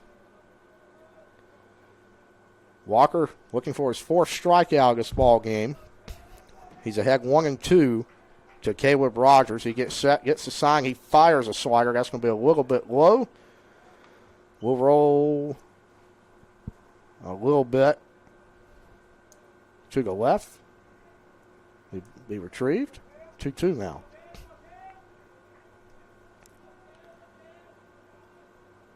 We'll go do a 2-2 count here. Walker fires, the slider's popped up. That is playable for Hobbs if he can find it in the sun. He does. What an over-the-shoulder catch and foul ground by Jackson Hobbs for the second out here in the seventh. That means we're 1 out away from trivia. We'll give you that answer in the bottom of the seventh inning. Snapping in for the Monarchs. No left fielder, number 2, Tristan Melvin. Bring up Tristan Melvin to the plate now. 3-hole hitter for the Monarchs.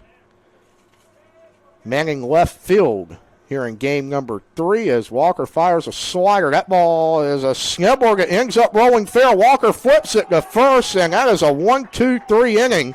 The Battling Bishops now, those outs are ticking away for the Monarchs. Battling Bishops now 6 outs away from taking a series sweep. Walker, that slider is electric, and he is fired up, head back to dugout. Bishops trying to tackle an insurance run right after this.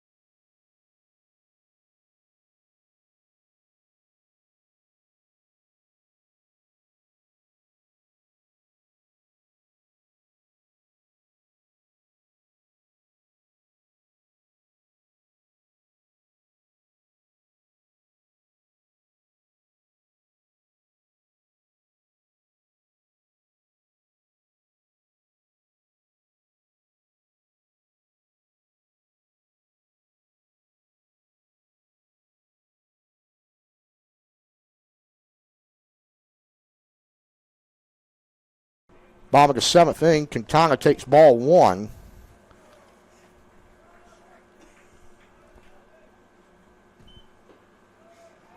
Strike 1, not sure. Whoa, disagreement on the count. It is 0-2, I apologize. 0-2 is the count.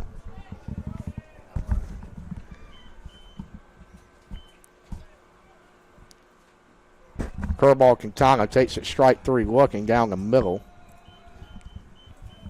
Out 1. Stepping in for the Battling Bishops, their first baseman, number 15, Jackson Hobbs. We're now joined by a very special guest on the broadcast. Now at North Carolina, Tyson Bass. He made his way to Bauer Field. The Tar Heels get a sweep of Wake Forest. How about that for a weekend at Bosmer, huh? Let's go, Bernard. Trying to finish this one out. 6-0 weekend, huh? Swing and miss, strike 1 from Hobbs. Bishops look back so far. Maybe you brought some good luck. 6 outs away from the sweep.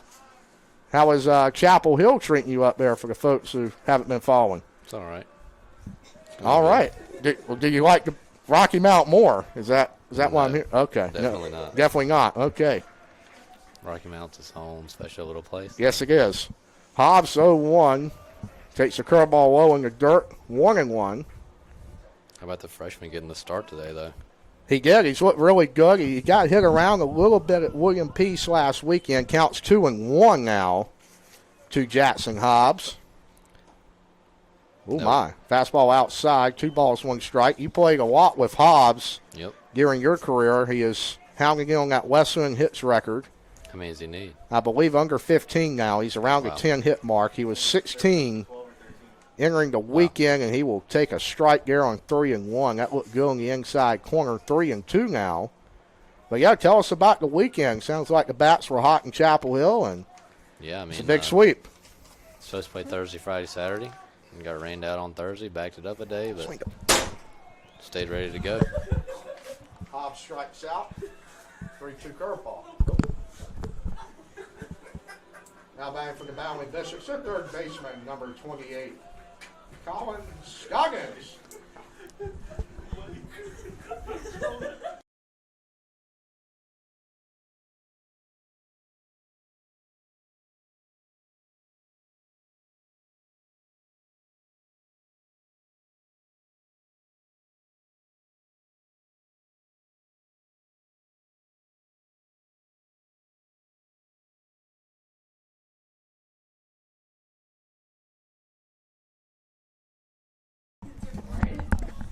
Brings up Colin Scoggins now. He's behind the count, 0-2, 2 outs. Scooby had 3 hits the last game. Tyson he's really came on this weekend, made a lot of nice plays defensively for the Bishops. How about that? I saw he got a hit. He got the hit to take the lead, right? I believe he did. No swing on the check at first. If it was anybody but Javi running, they might have scored 2. That is correct. But he has had a nice weekend hitting ball. Jacob Trivett's pinch hit for him. Or pinch ran, yeah.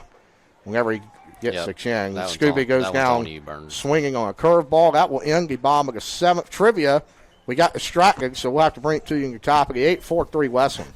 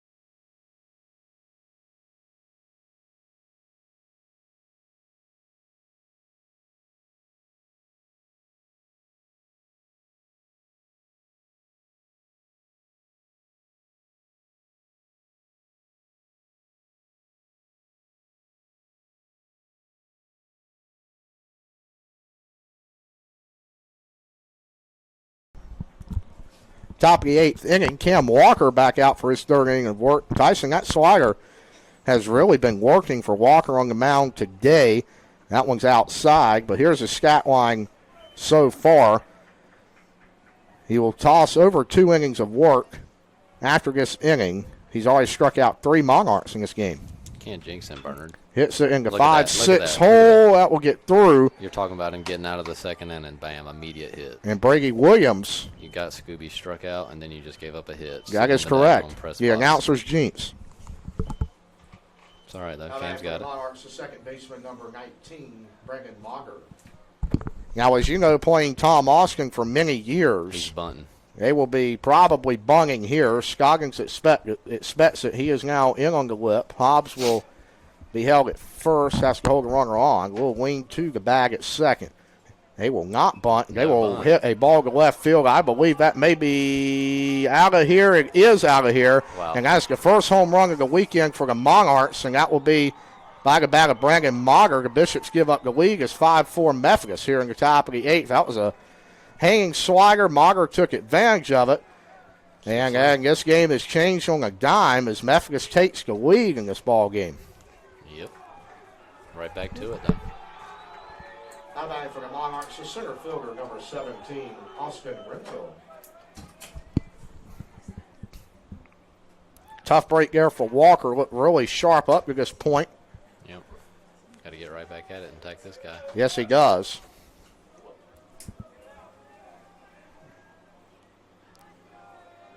Top of the 8th. Slider outside. There's now action in the Wesleyan bullpen. Can't tell who that is. I think it's Drake. Nope. It's Volk. It is Nathaniel Volk. He's the only arm getting loose. Gavin Weinscott that's Mason Botwell doing some very light tossing. Walker's now behind in the count 2-0 to Renzel. Here's the pitch. Walker finally fires a strike in there. 2-1. Good 2-0 as you mentioned. Thanks for saying exactly what I said, Baden. 2-1, hitter's count. Slider outside, 3-1. You would expect if he is unable to get Renzel, Garrett Carter may come to the mound. You may see Volk come in this game. Very good strike thrower for the Bowling Bishops. Has been hit pretty good lately, though, as that will be a 5-pitch walk, and the Monarchs have some momentum here late in this ballgame. Yeah, good pitches, though. Got to find it. Yep, there it is. And there it is. That will be Garrett Carter to the mound. May see a pitching change. We'll take a break with the Bishops. We'll be right back. Methodist Weeks 5-4.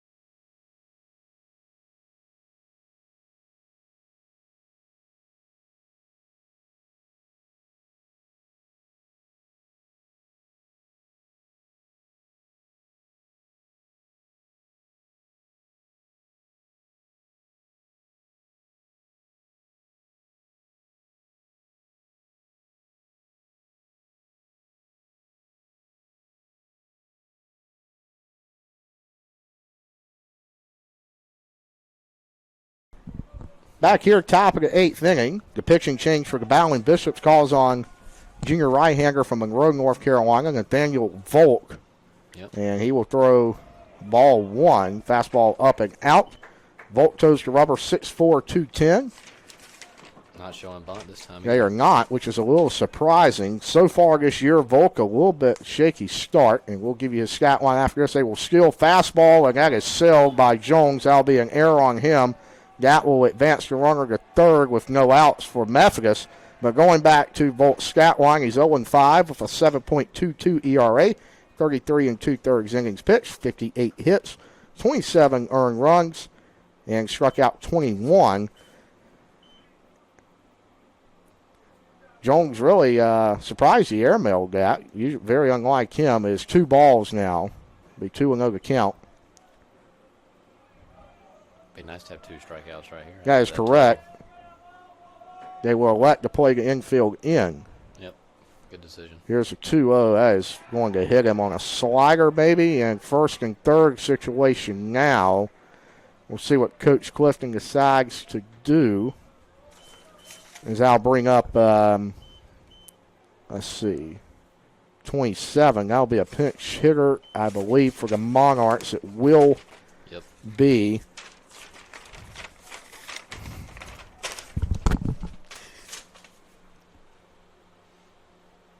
Your attention now, pinching for the Monarchs, number 27, Israel Ortiz, and pinch running at first base, number 1, Caleb Green. 2 substitutions here offensively for Methodist pinch hitting. Israel Ortiz to DH in game 1 this afternoon. Caleb Green, he's from Bahama, North Carolina. Went to the same high school as Colin Scoggins, Northern Durham. He'll see his first action this weekend. Volt's second batter after the hit by pitch. Pickoff. Good move. Unable to get him. So how does the upcoming schedule for the Tar Heels look like? Where does Easter take North Carolina? We are at Virginia Tech this weekend, I believe. They just got swept by Florida State, I believe. They did. Florida State's a good team. So is Virginia Tech, though. Is there a midweek game this week? Yes, Tuesday. I do not know who we play, though. All right. Very good weekend for the Tar Heels. Yep.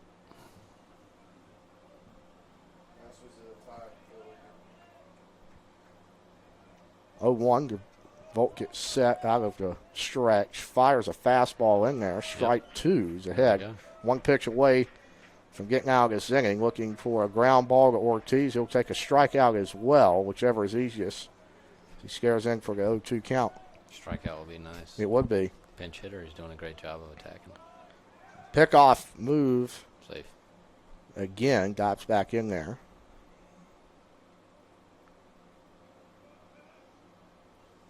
Might see some action here. 2 strikes. See what Coach Austin has up his sleeves. They will hit and run, and that will Green will hold up. It will score a Monarch run and an insurance run. Volk, the run is still counted to Cam Walker. However, the 2 on base are Volk's responsibility. Tough break there for the Bishops.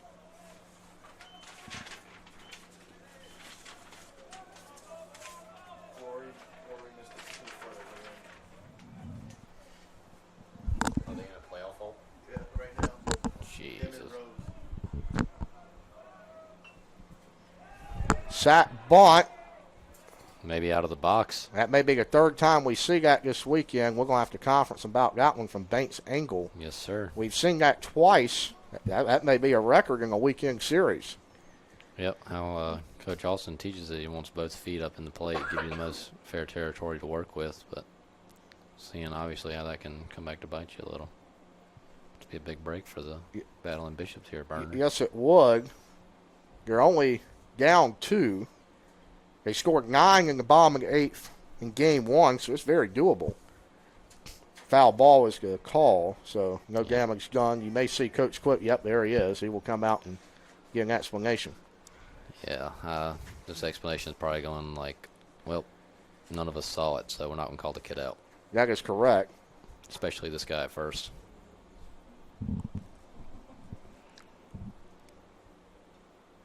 Yep, there goes Clifton saying, how do you not see it? It was right there at the plate. Well, guys going, yeah, I know it was right there at the plate. I didn't see it. Yeah, I didn't see it either, so let's keep playing. I don't think anybody saw it, which is no surprise, and it'll be a strike.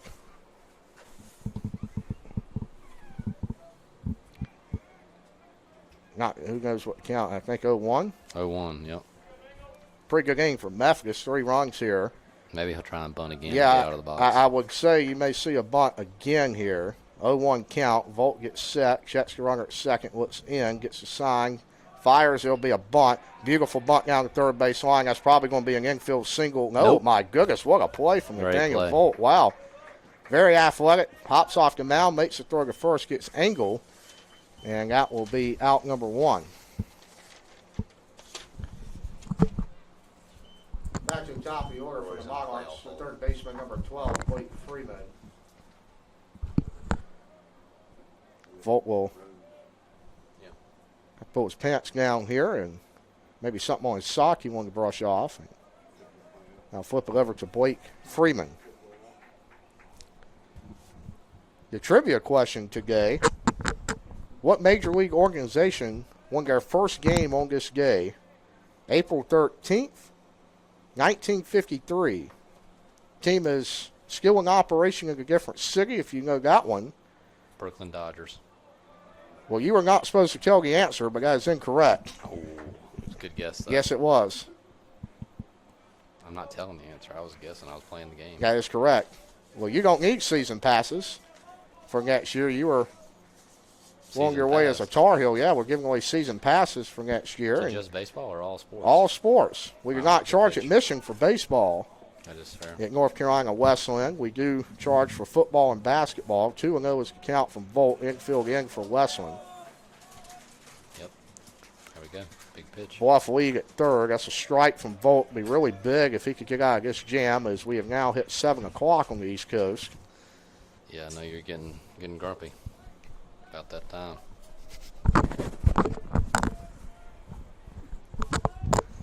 It is that time. 6-4. Great pitch. Foul. Oh, yeah, that's a good pitch on the hands there as Freeman fouls out on the way down the line. Big spot here. It is. However, regardless of the outcome, a big series win for Wesleyan puts them comfortably in the conference tournament. 2 out of 3 this weekend over the first place Monarchs. Methodist trying to salvage a game here. Look at the league at second. Halfway Yep. with the infield in. Here's the pitch from Volt's slider up the middle, and that will score 2 more insurance runs for the Monarchs. A big one-out single there by Blake Freeman, and Nathaniel Volt will now give up the first 2 runs charged to him, and that is a 5 spot here in the 8 for Methodist. Now batting for the Monarchs, the shortstop, number 11, Caleb Rogers. Ball not really bouncing the Bishop's way here in the 8th. Methodist kind of giving Wesleyan a piece of your own medicine, as Wesleyan putting a 9 spot up in the bottom of the 8th in game 2 to win. That's strike number 1 from Volt. 0-1.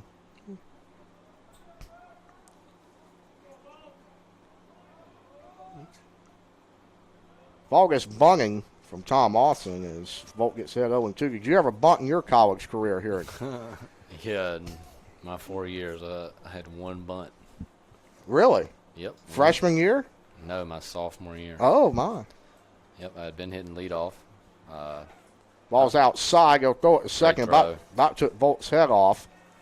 He'll get out of the way, and good thing that Mason Nance was there to back up the throws. That ball would have sailed to Ellison and Singer. So Yep. runner in scoring position now for Methodist with 1 out. Was it a sack bunt or a bunt for a hit? It was a sack bunt. Clifton moved me down to second in the lineup. Davey was leading off. We were at Greensboro playing at the High Point Rocker Stadium. Runner again. Nance will have to corral it, Sending him and home. he will be safe at the plate. Hobbs is not going. Yeah, that is great base running there for Methodist. That will be the 9th run of the ball game. Blake Freeman, leadoff spot, comes around to score. Not much you can do there. How about for the Monarchs left fielder number 2, Tristan Melvin?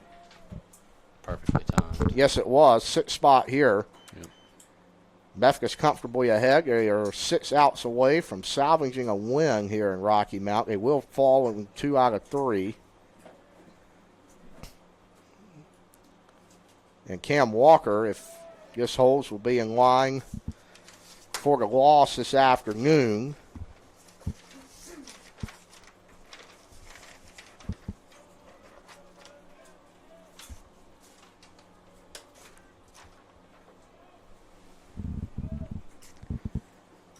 pitch outside. Volt falls behind 2-0. That's the one issue Volt's had this year, Tyson. He is a really good strike thrower. He's been hit hard. He's been hit hard today. And that ball's chopped foul. He's had a couple bounces not go his way, though. He has. About time for the lights to come on here. Twilight time now. It is. After 7 Is this o'clock. year 3 with the lights? It is. Year 3. Yep. Have they played a night game this year? That is they did. Southern Virginia. Well, 6 o'clock game, so it doesn't start out dark. But, yeah, Southern Virginia was a night game here, and not many ago. Yeah, it's not really, Coach's outside of favorite the thing. first half of the year, a lot of games have been away. They go on the road for 4 next week. Where at? Tell you after this pitch, Volt will get the third out of the inning, you would assume, as Ellison rung over there. 4 games at Randolph-Macon Wednesday at Mary Baldwin to end the week. A 6th spot for the Monarchs in 8th. Again, trivia question. You can send us a Facebook message, a tweet, or an Instagram post. What MLB organization that is still active moved to a different city, played their first ever game on this date in 1953? We'll give you a hint. That game was played at the Cincinnati Reds. We'll be right back.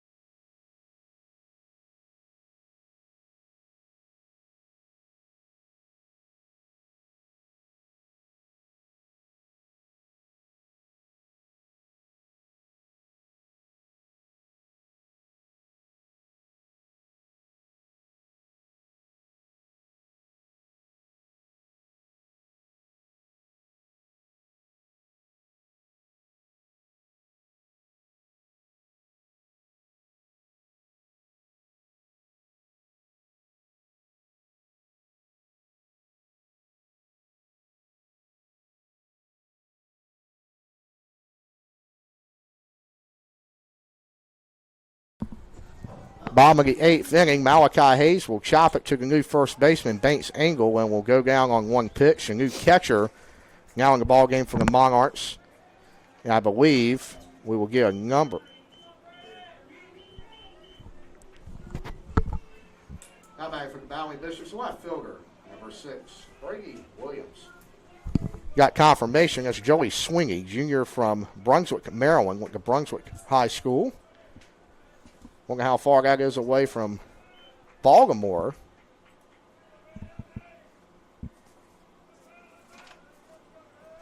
So how you think the Bishops are going to have to come back in this game, Tyson? They've got 5 outs to work with here. Yep, I'm going to string together some good ABs. Take what you're given. Beautiful off speed there for a ball. Guy on the mound seems to be in the zone, so yes, he get your does. swings off.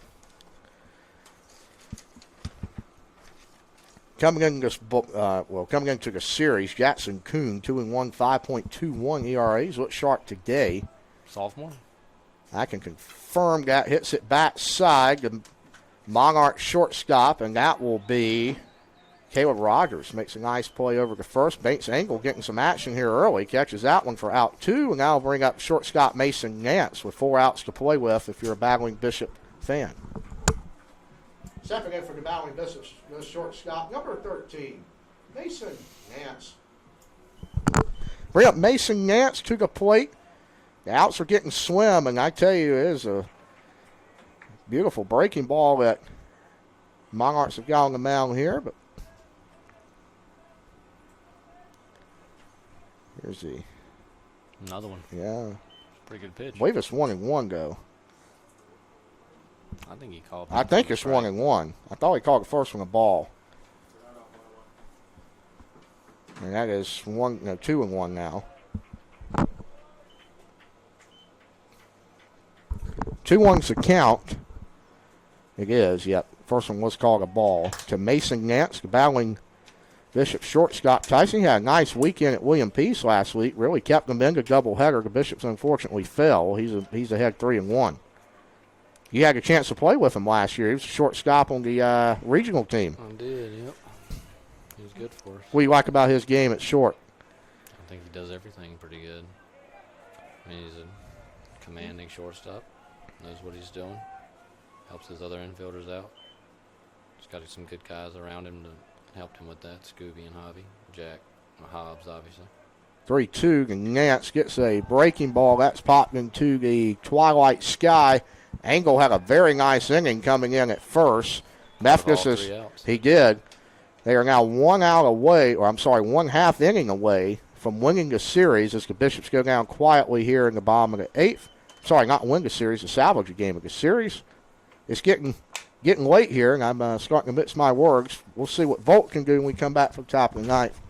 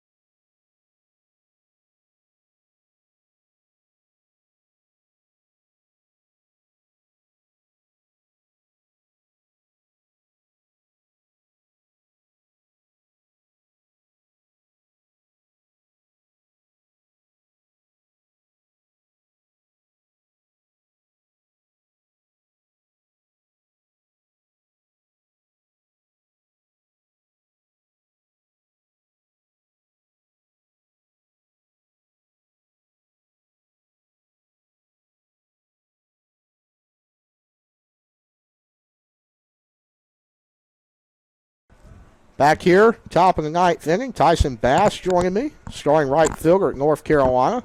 Yes, sir. Talk about your game this week at Elon. 2 home runs, a grand slam. You were telling me that they intentionally walked Luke Stevenson in front of you. They did. We scored a couple in the middle of the game. Then we gave up some runs, lost the lead, came back. 2 men on, 2 outs. Steve coming to the plate. Obviously, Steve's one of the best hitters in the country, best players in the country. They intentionally walked him.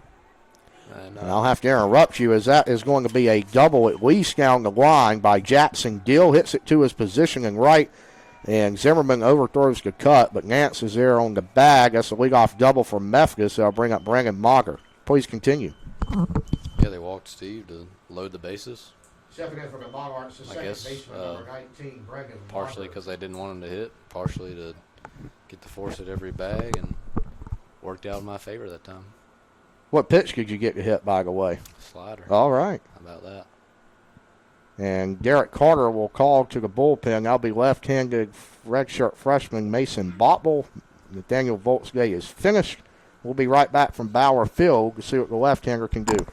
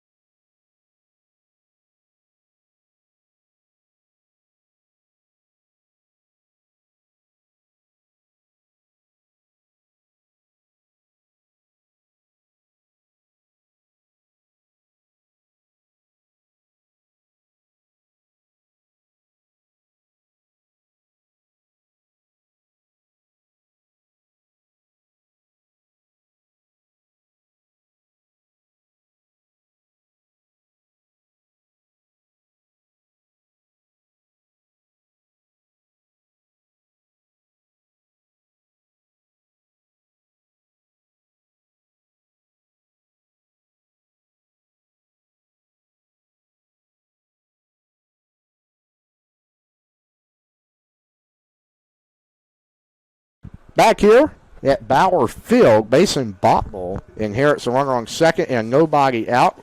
Redshirt freshman, left-hander from Belleville, North Carolina. That'll be credited a wild pitch. Seth Jones couldn't quite hang on the got one a little high. You would expect Tyson. Coach Clifton will play the infield in now, maybe. Yes, sir. I believe he will. I think Botbo went to Pro 5, did he not? He did. He went to Pro 5 Baseball Academy. Talking about Pro 5 Baseball Academy, what about the week Gavin Gallagher has had? I'm not sure if he hit one today, but he had 5 home runs this week against Elon and Wake Forest. He figured it out, yeah. I mean, Gavin's a special player. This week was one of those weeks for him.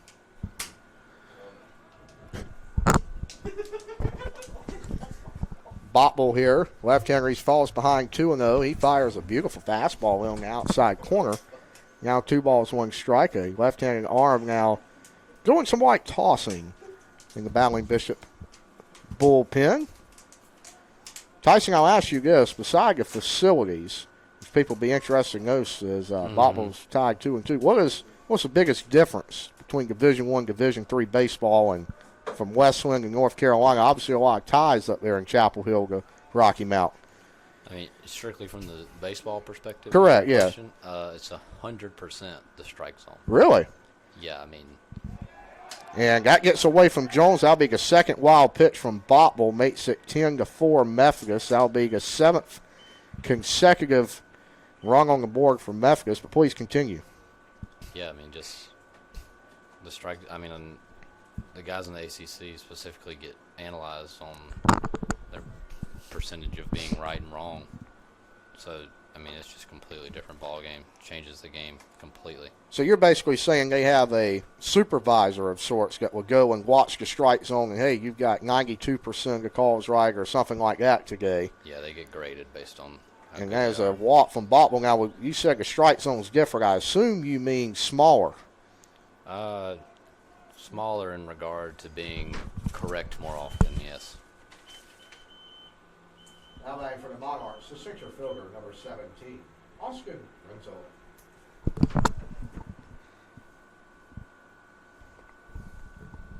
Now, how would you also say, talking about more of plays on the bases, Yeah. how do you think the replay, Oh, yeah, that's a huge difference. do you like that? I do. I love it. We also have an update. Roy McElroy has won the Masters in a playoff hole. Wow. That is the grand slam for him, his first ever. He missed a 3-foot putt from what we were told on hole 18. It's his career grand slam. Career grand slam, yes, but first ever Masters win. Yep. So happy for him. And him and Justin Rose had I believe it took 1 hole, correct? Yep. 1 hole playoff on 18. The Masters is complete. Roy McElroy is your 2025 champion. We got to get down to Augusta. I'd like to go. And Adam Conti, I think he can go soon, and he's got some buddies of his that can get him down there. But, you know, the thing that's fascinating about the Masters, no cell phones, no running, and no scrambling. It is incredible, and that's a beautiful place to go. It is your kind of place. It Cheap is. food. Cheap food, yes. I would love that. How about a cone of Augusta vanilla ice cream? But can it beat the McDonald's ice cream cone? I'm not sure Augusta it can. has its own ice cream? I'm not sure. I'm sure they have a McDonald's. McDonald's, best ice cream you could get on the market. I would not think that Augusta. And that is a beautiful has its fastball own that McDonald's. is ran by Renzel for out number 1 as Bottle trying to salvage the ninth here for the Battling Bishops. Going to take a heck of a comeback for Wesleyan to come back in this ball game. Yep.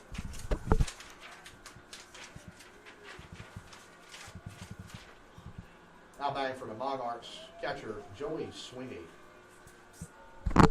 The new defensive replacement, catcher Joey Sweeney, Tyson, will get his first crack at it here in game number 3. 6-run lead they're trying to extend here. That is correct. You would not expect them to bunt. Yeah, Bishop showed what they can do last game. That- Methodist is not happy with his 6-run lead. That is not correct. satisfied. That is correct. Now, this game really changed on a dime when you were up here and Walker gave up that hanging slider Yep. for a home run that retook the lead. Wesleyan really, you hate to say it, but it's kind of crumbled apart since then. Yeah, if I remember correctly, right before that, you said that he was cruising and then it went single. Yeah, I will take the blame for that. then you can lock me up in the up cell a until 6 spot. Randolph-Macon.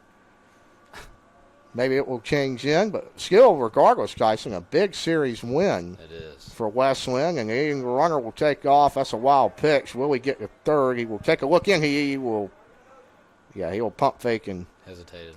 go back to the bag. Bottle's got really electric stuff, but again, tough for him to find a strike zone this afternoon. It was at Peace as well. Talking about finding the strike zone, former teammate of yours, Danny Thompson, they have a news story on him on a television station in Greensboro. I'm not sure if you saw this. Struck out 11 one night. Do you remember who that was against? I can't remember. Was it the Citadel? It may be. It is. I believe he's a starter now. I don't know. From what I think they are starting to. He started here our sophomore year. I know he did. He was the USA South Rookie Pitcher of the Year his first year here in Bowling Bishop Blue and Gold. Yeah, it was nice having him around. 3-2 as Bottle will get the strikeout in the fastball. He really has electric stuff when he's in the zone, and that's the second strikeout in the inning for him. And that will turn it over to, I believe, Israel Ortiz. Now batting for the Monarchs, number 27, Israel Ortiz.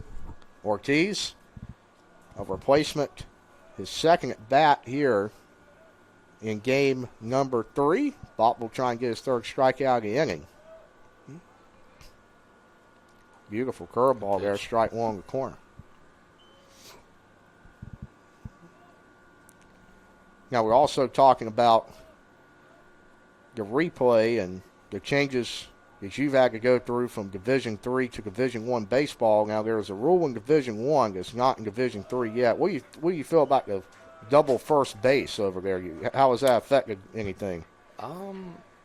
Honestly, at first it was a little weird, but I mean we practiced with it basically all fall and preseason this spring, so I don't even really register that it's there anymore. It's just kind of normal, I guess. And it'll be taking off. Jones' throat. Scoggins, all he could do was just make sure that ball didn't get. That sun is right in his mouth. Yeah, yes, it is, right in his face. As we talked about the twilight here at Bauer Field. It's tough. There's in that yard over there behind the first base dugout, they got a shed with a tin roof on it. Oh, really? The sun hits that tin roof and is right in Scooby's face. And you will know because you played shortstop to begin your career and third. Played third. And that is a strikeout from Bottville. He gets. Big pitch. Yes, it is. 3 strikeouts that inning. Very nice by him. The Bishops, they've got to do what they did in the 8th inning in Game 2. They need to do it one more time. They trail by 6. The conclusion of the trivia answer are coming your way after this.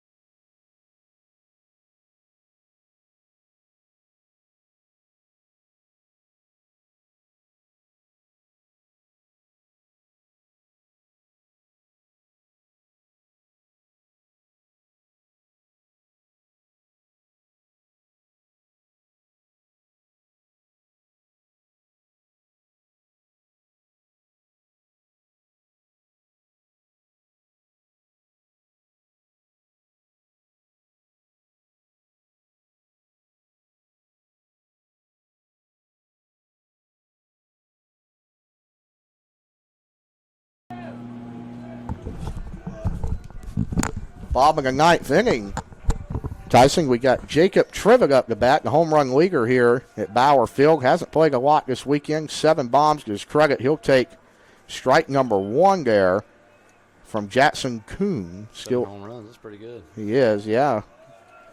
a ways to go from 21, which you had last year, and finally at bat in your college career broke, or not your college career, your Wesleyan career, broke the Wesleyan single season and career home run record. How about that?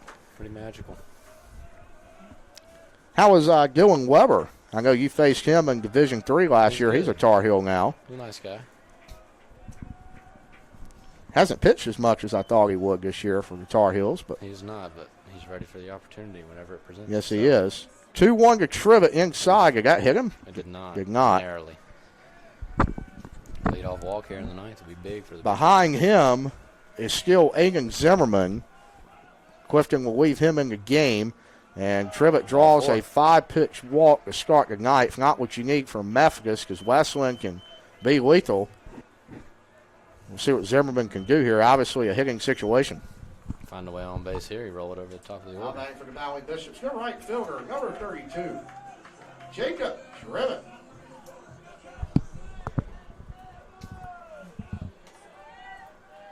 Still a lot of excitement here at Bauer Field.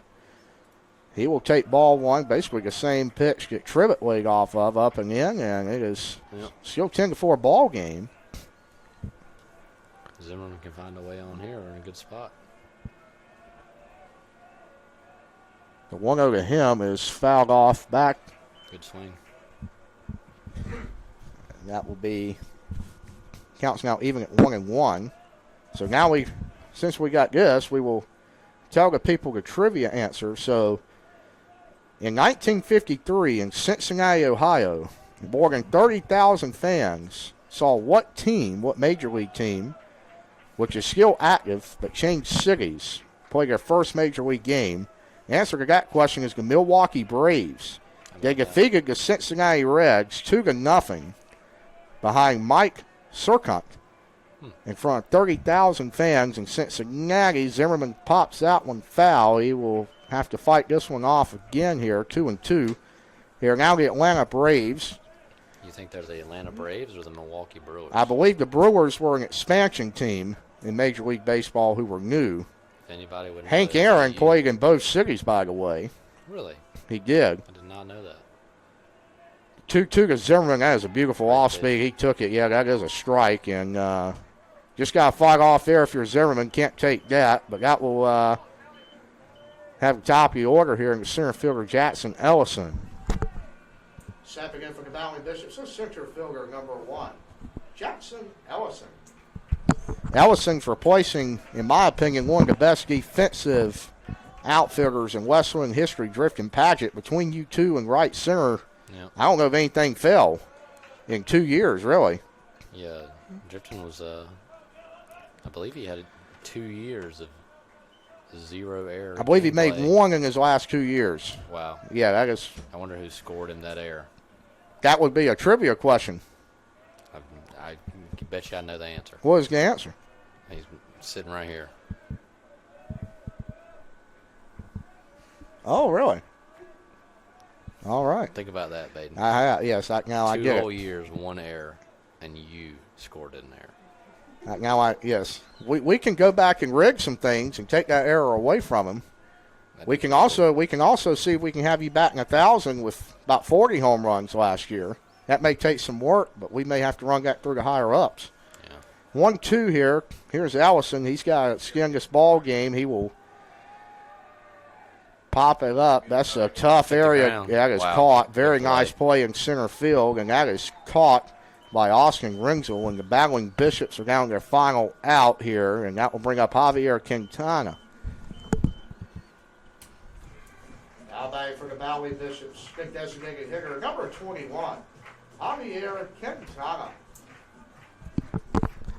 I don't think I've ever seen Javi without a smile on his face. Now sits here, a big spot. He's smiling. He's just loose as he can be. He has a good time. Now, you want to hear a story about this walk-up song he's been using? Yes, let's hear it. Me and Javier sitting in it. And that gets a way wild pitch with Vance Trivet to second.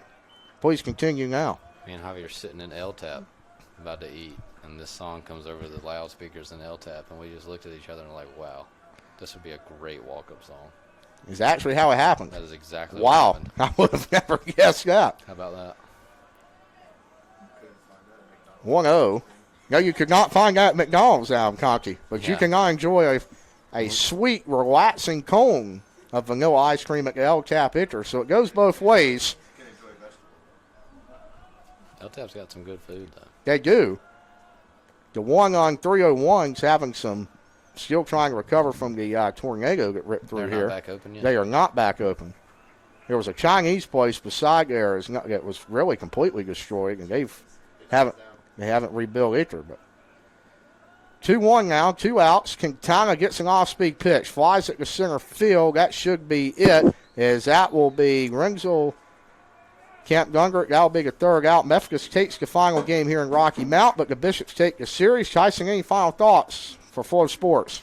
Yeah, I mean, it sucks not to get the sweep, but great weekend for the Bishops. It is a good weekend. The battling Bishops play themselves back into the conference tournament.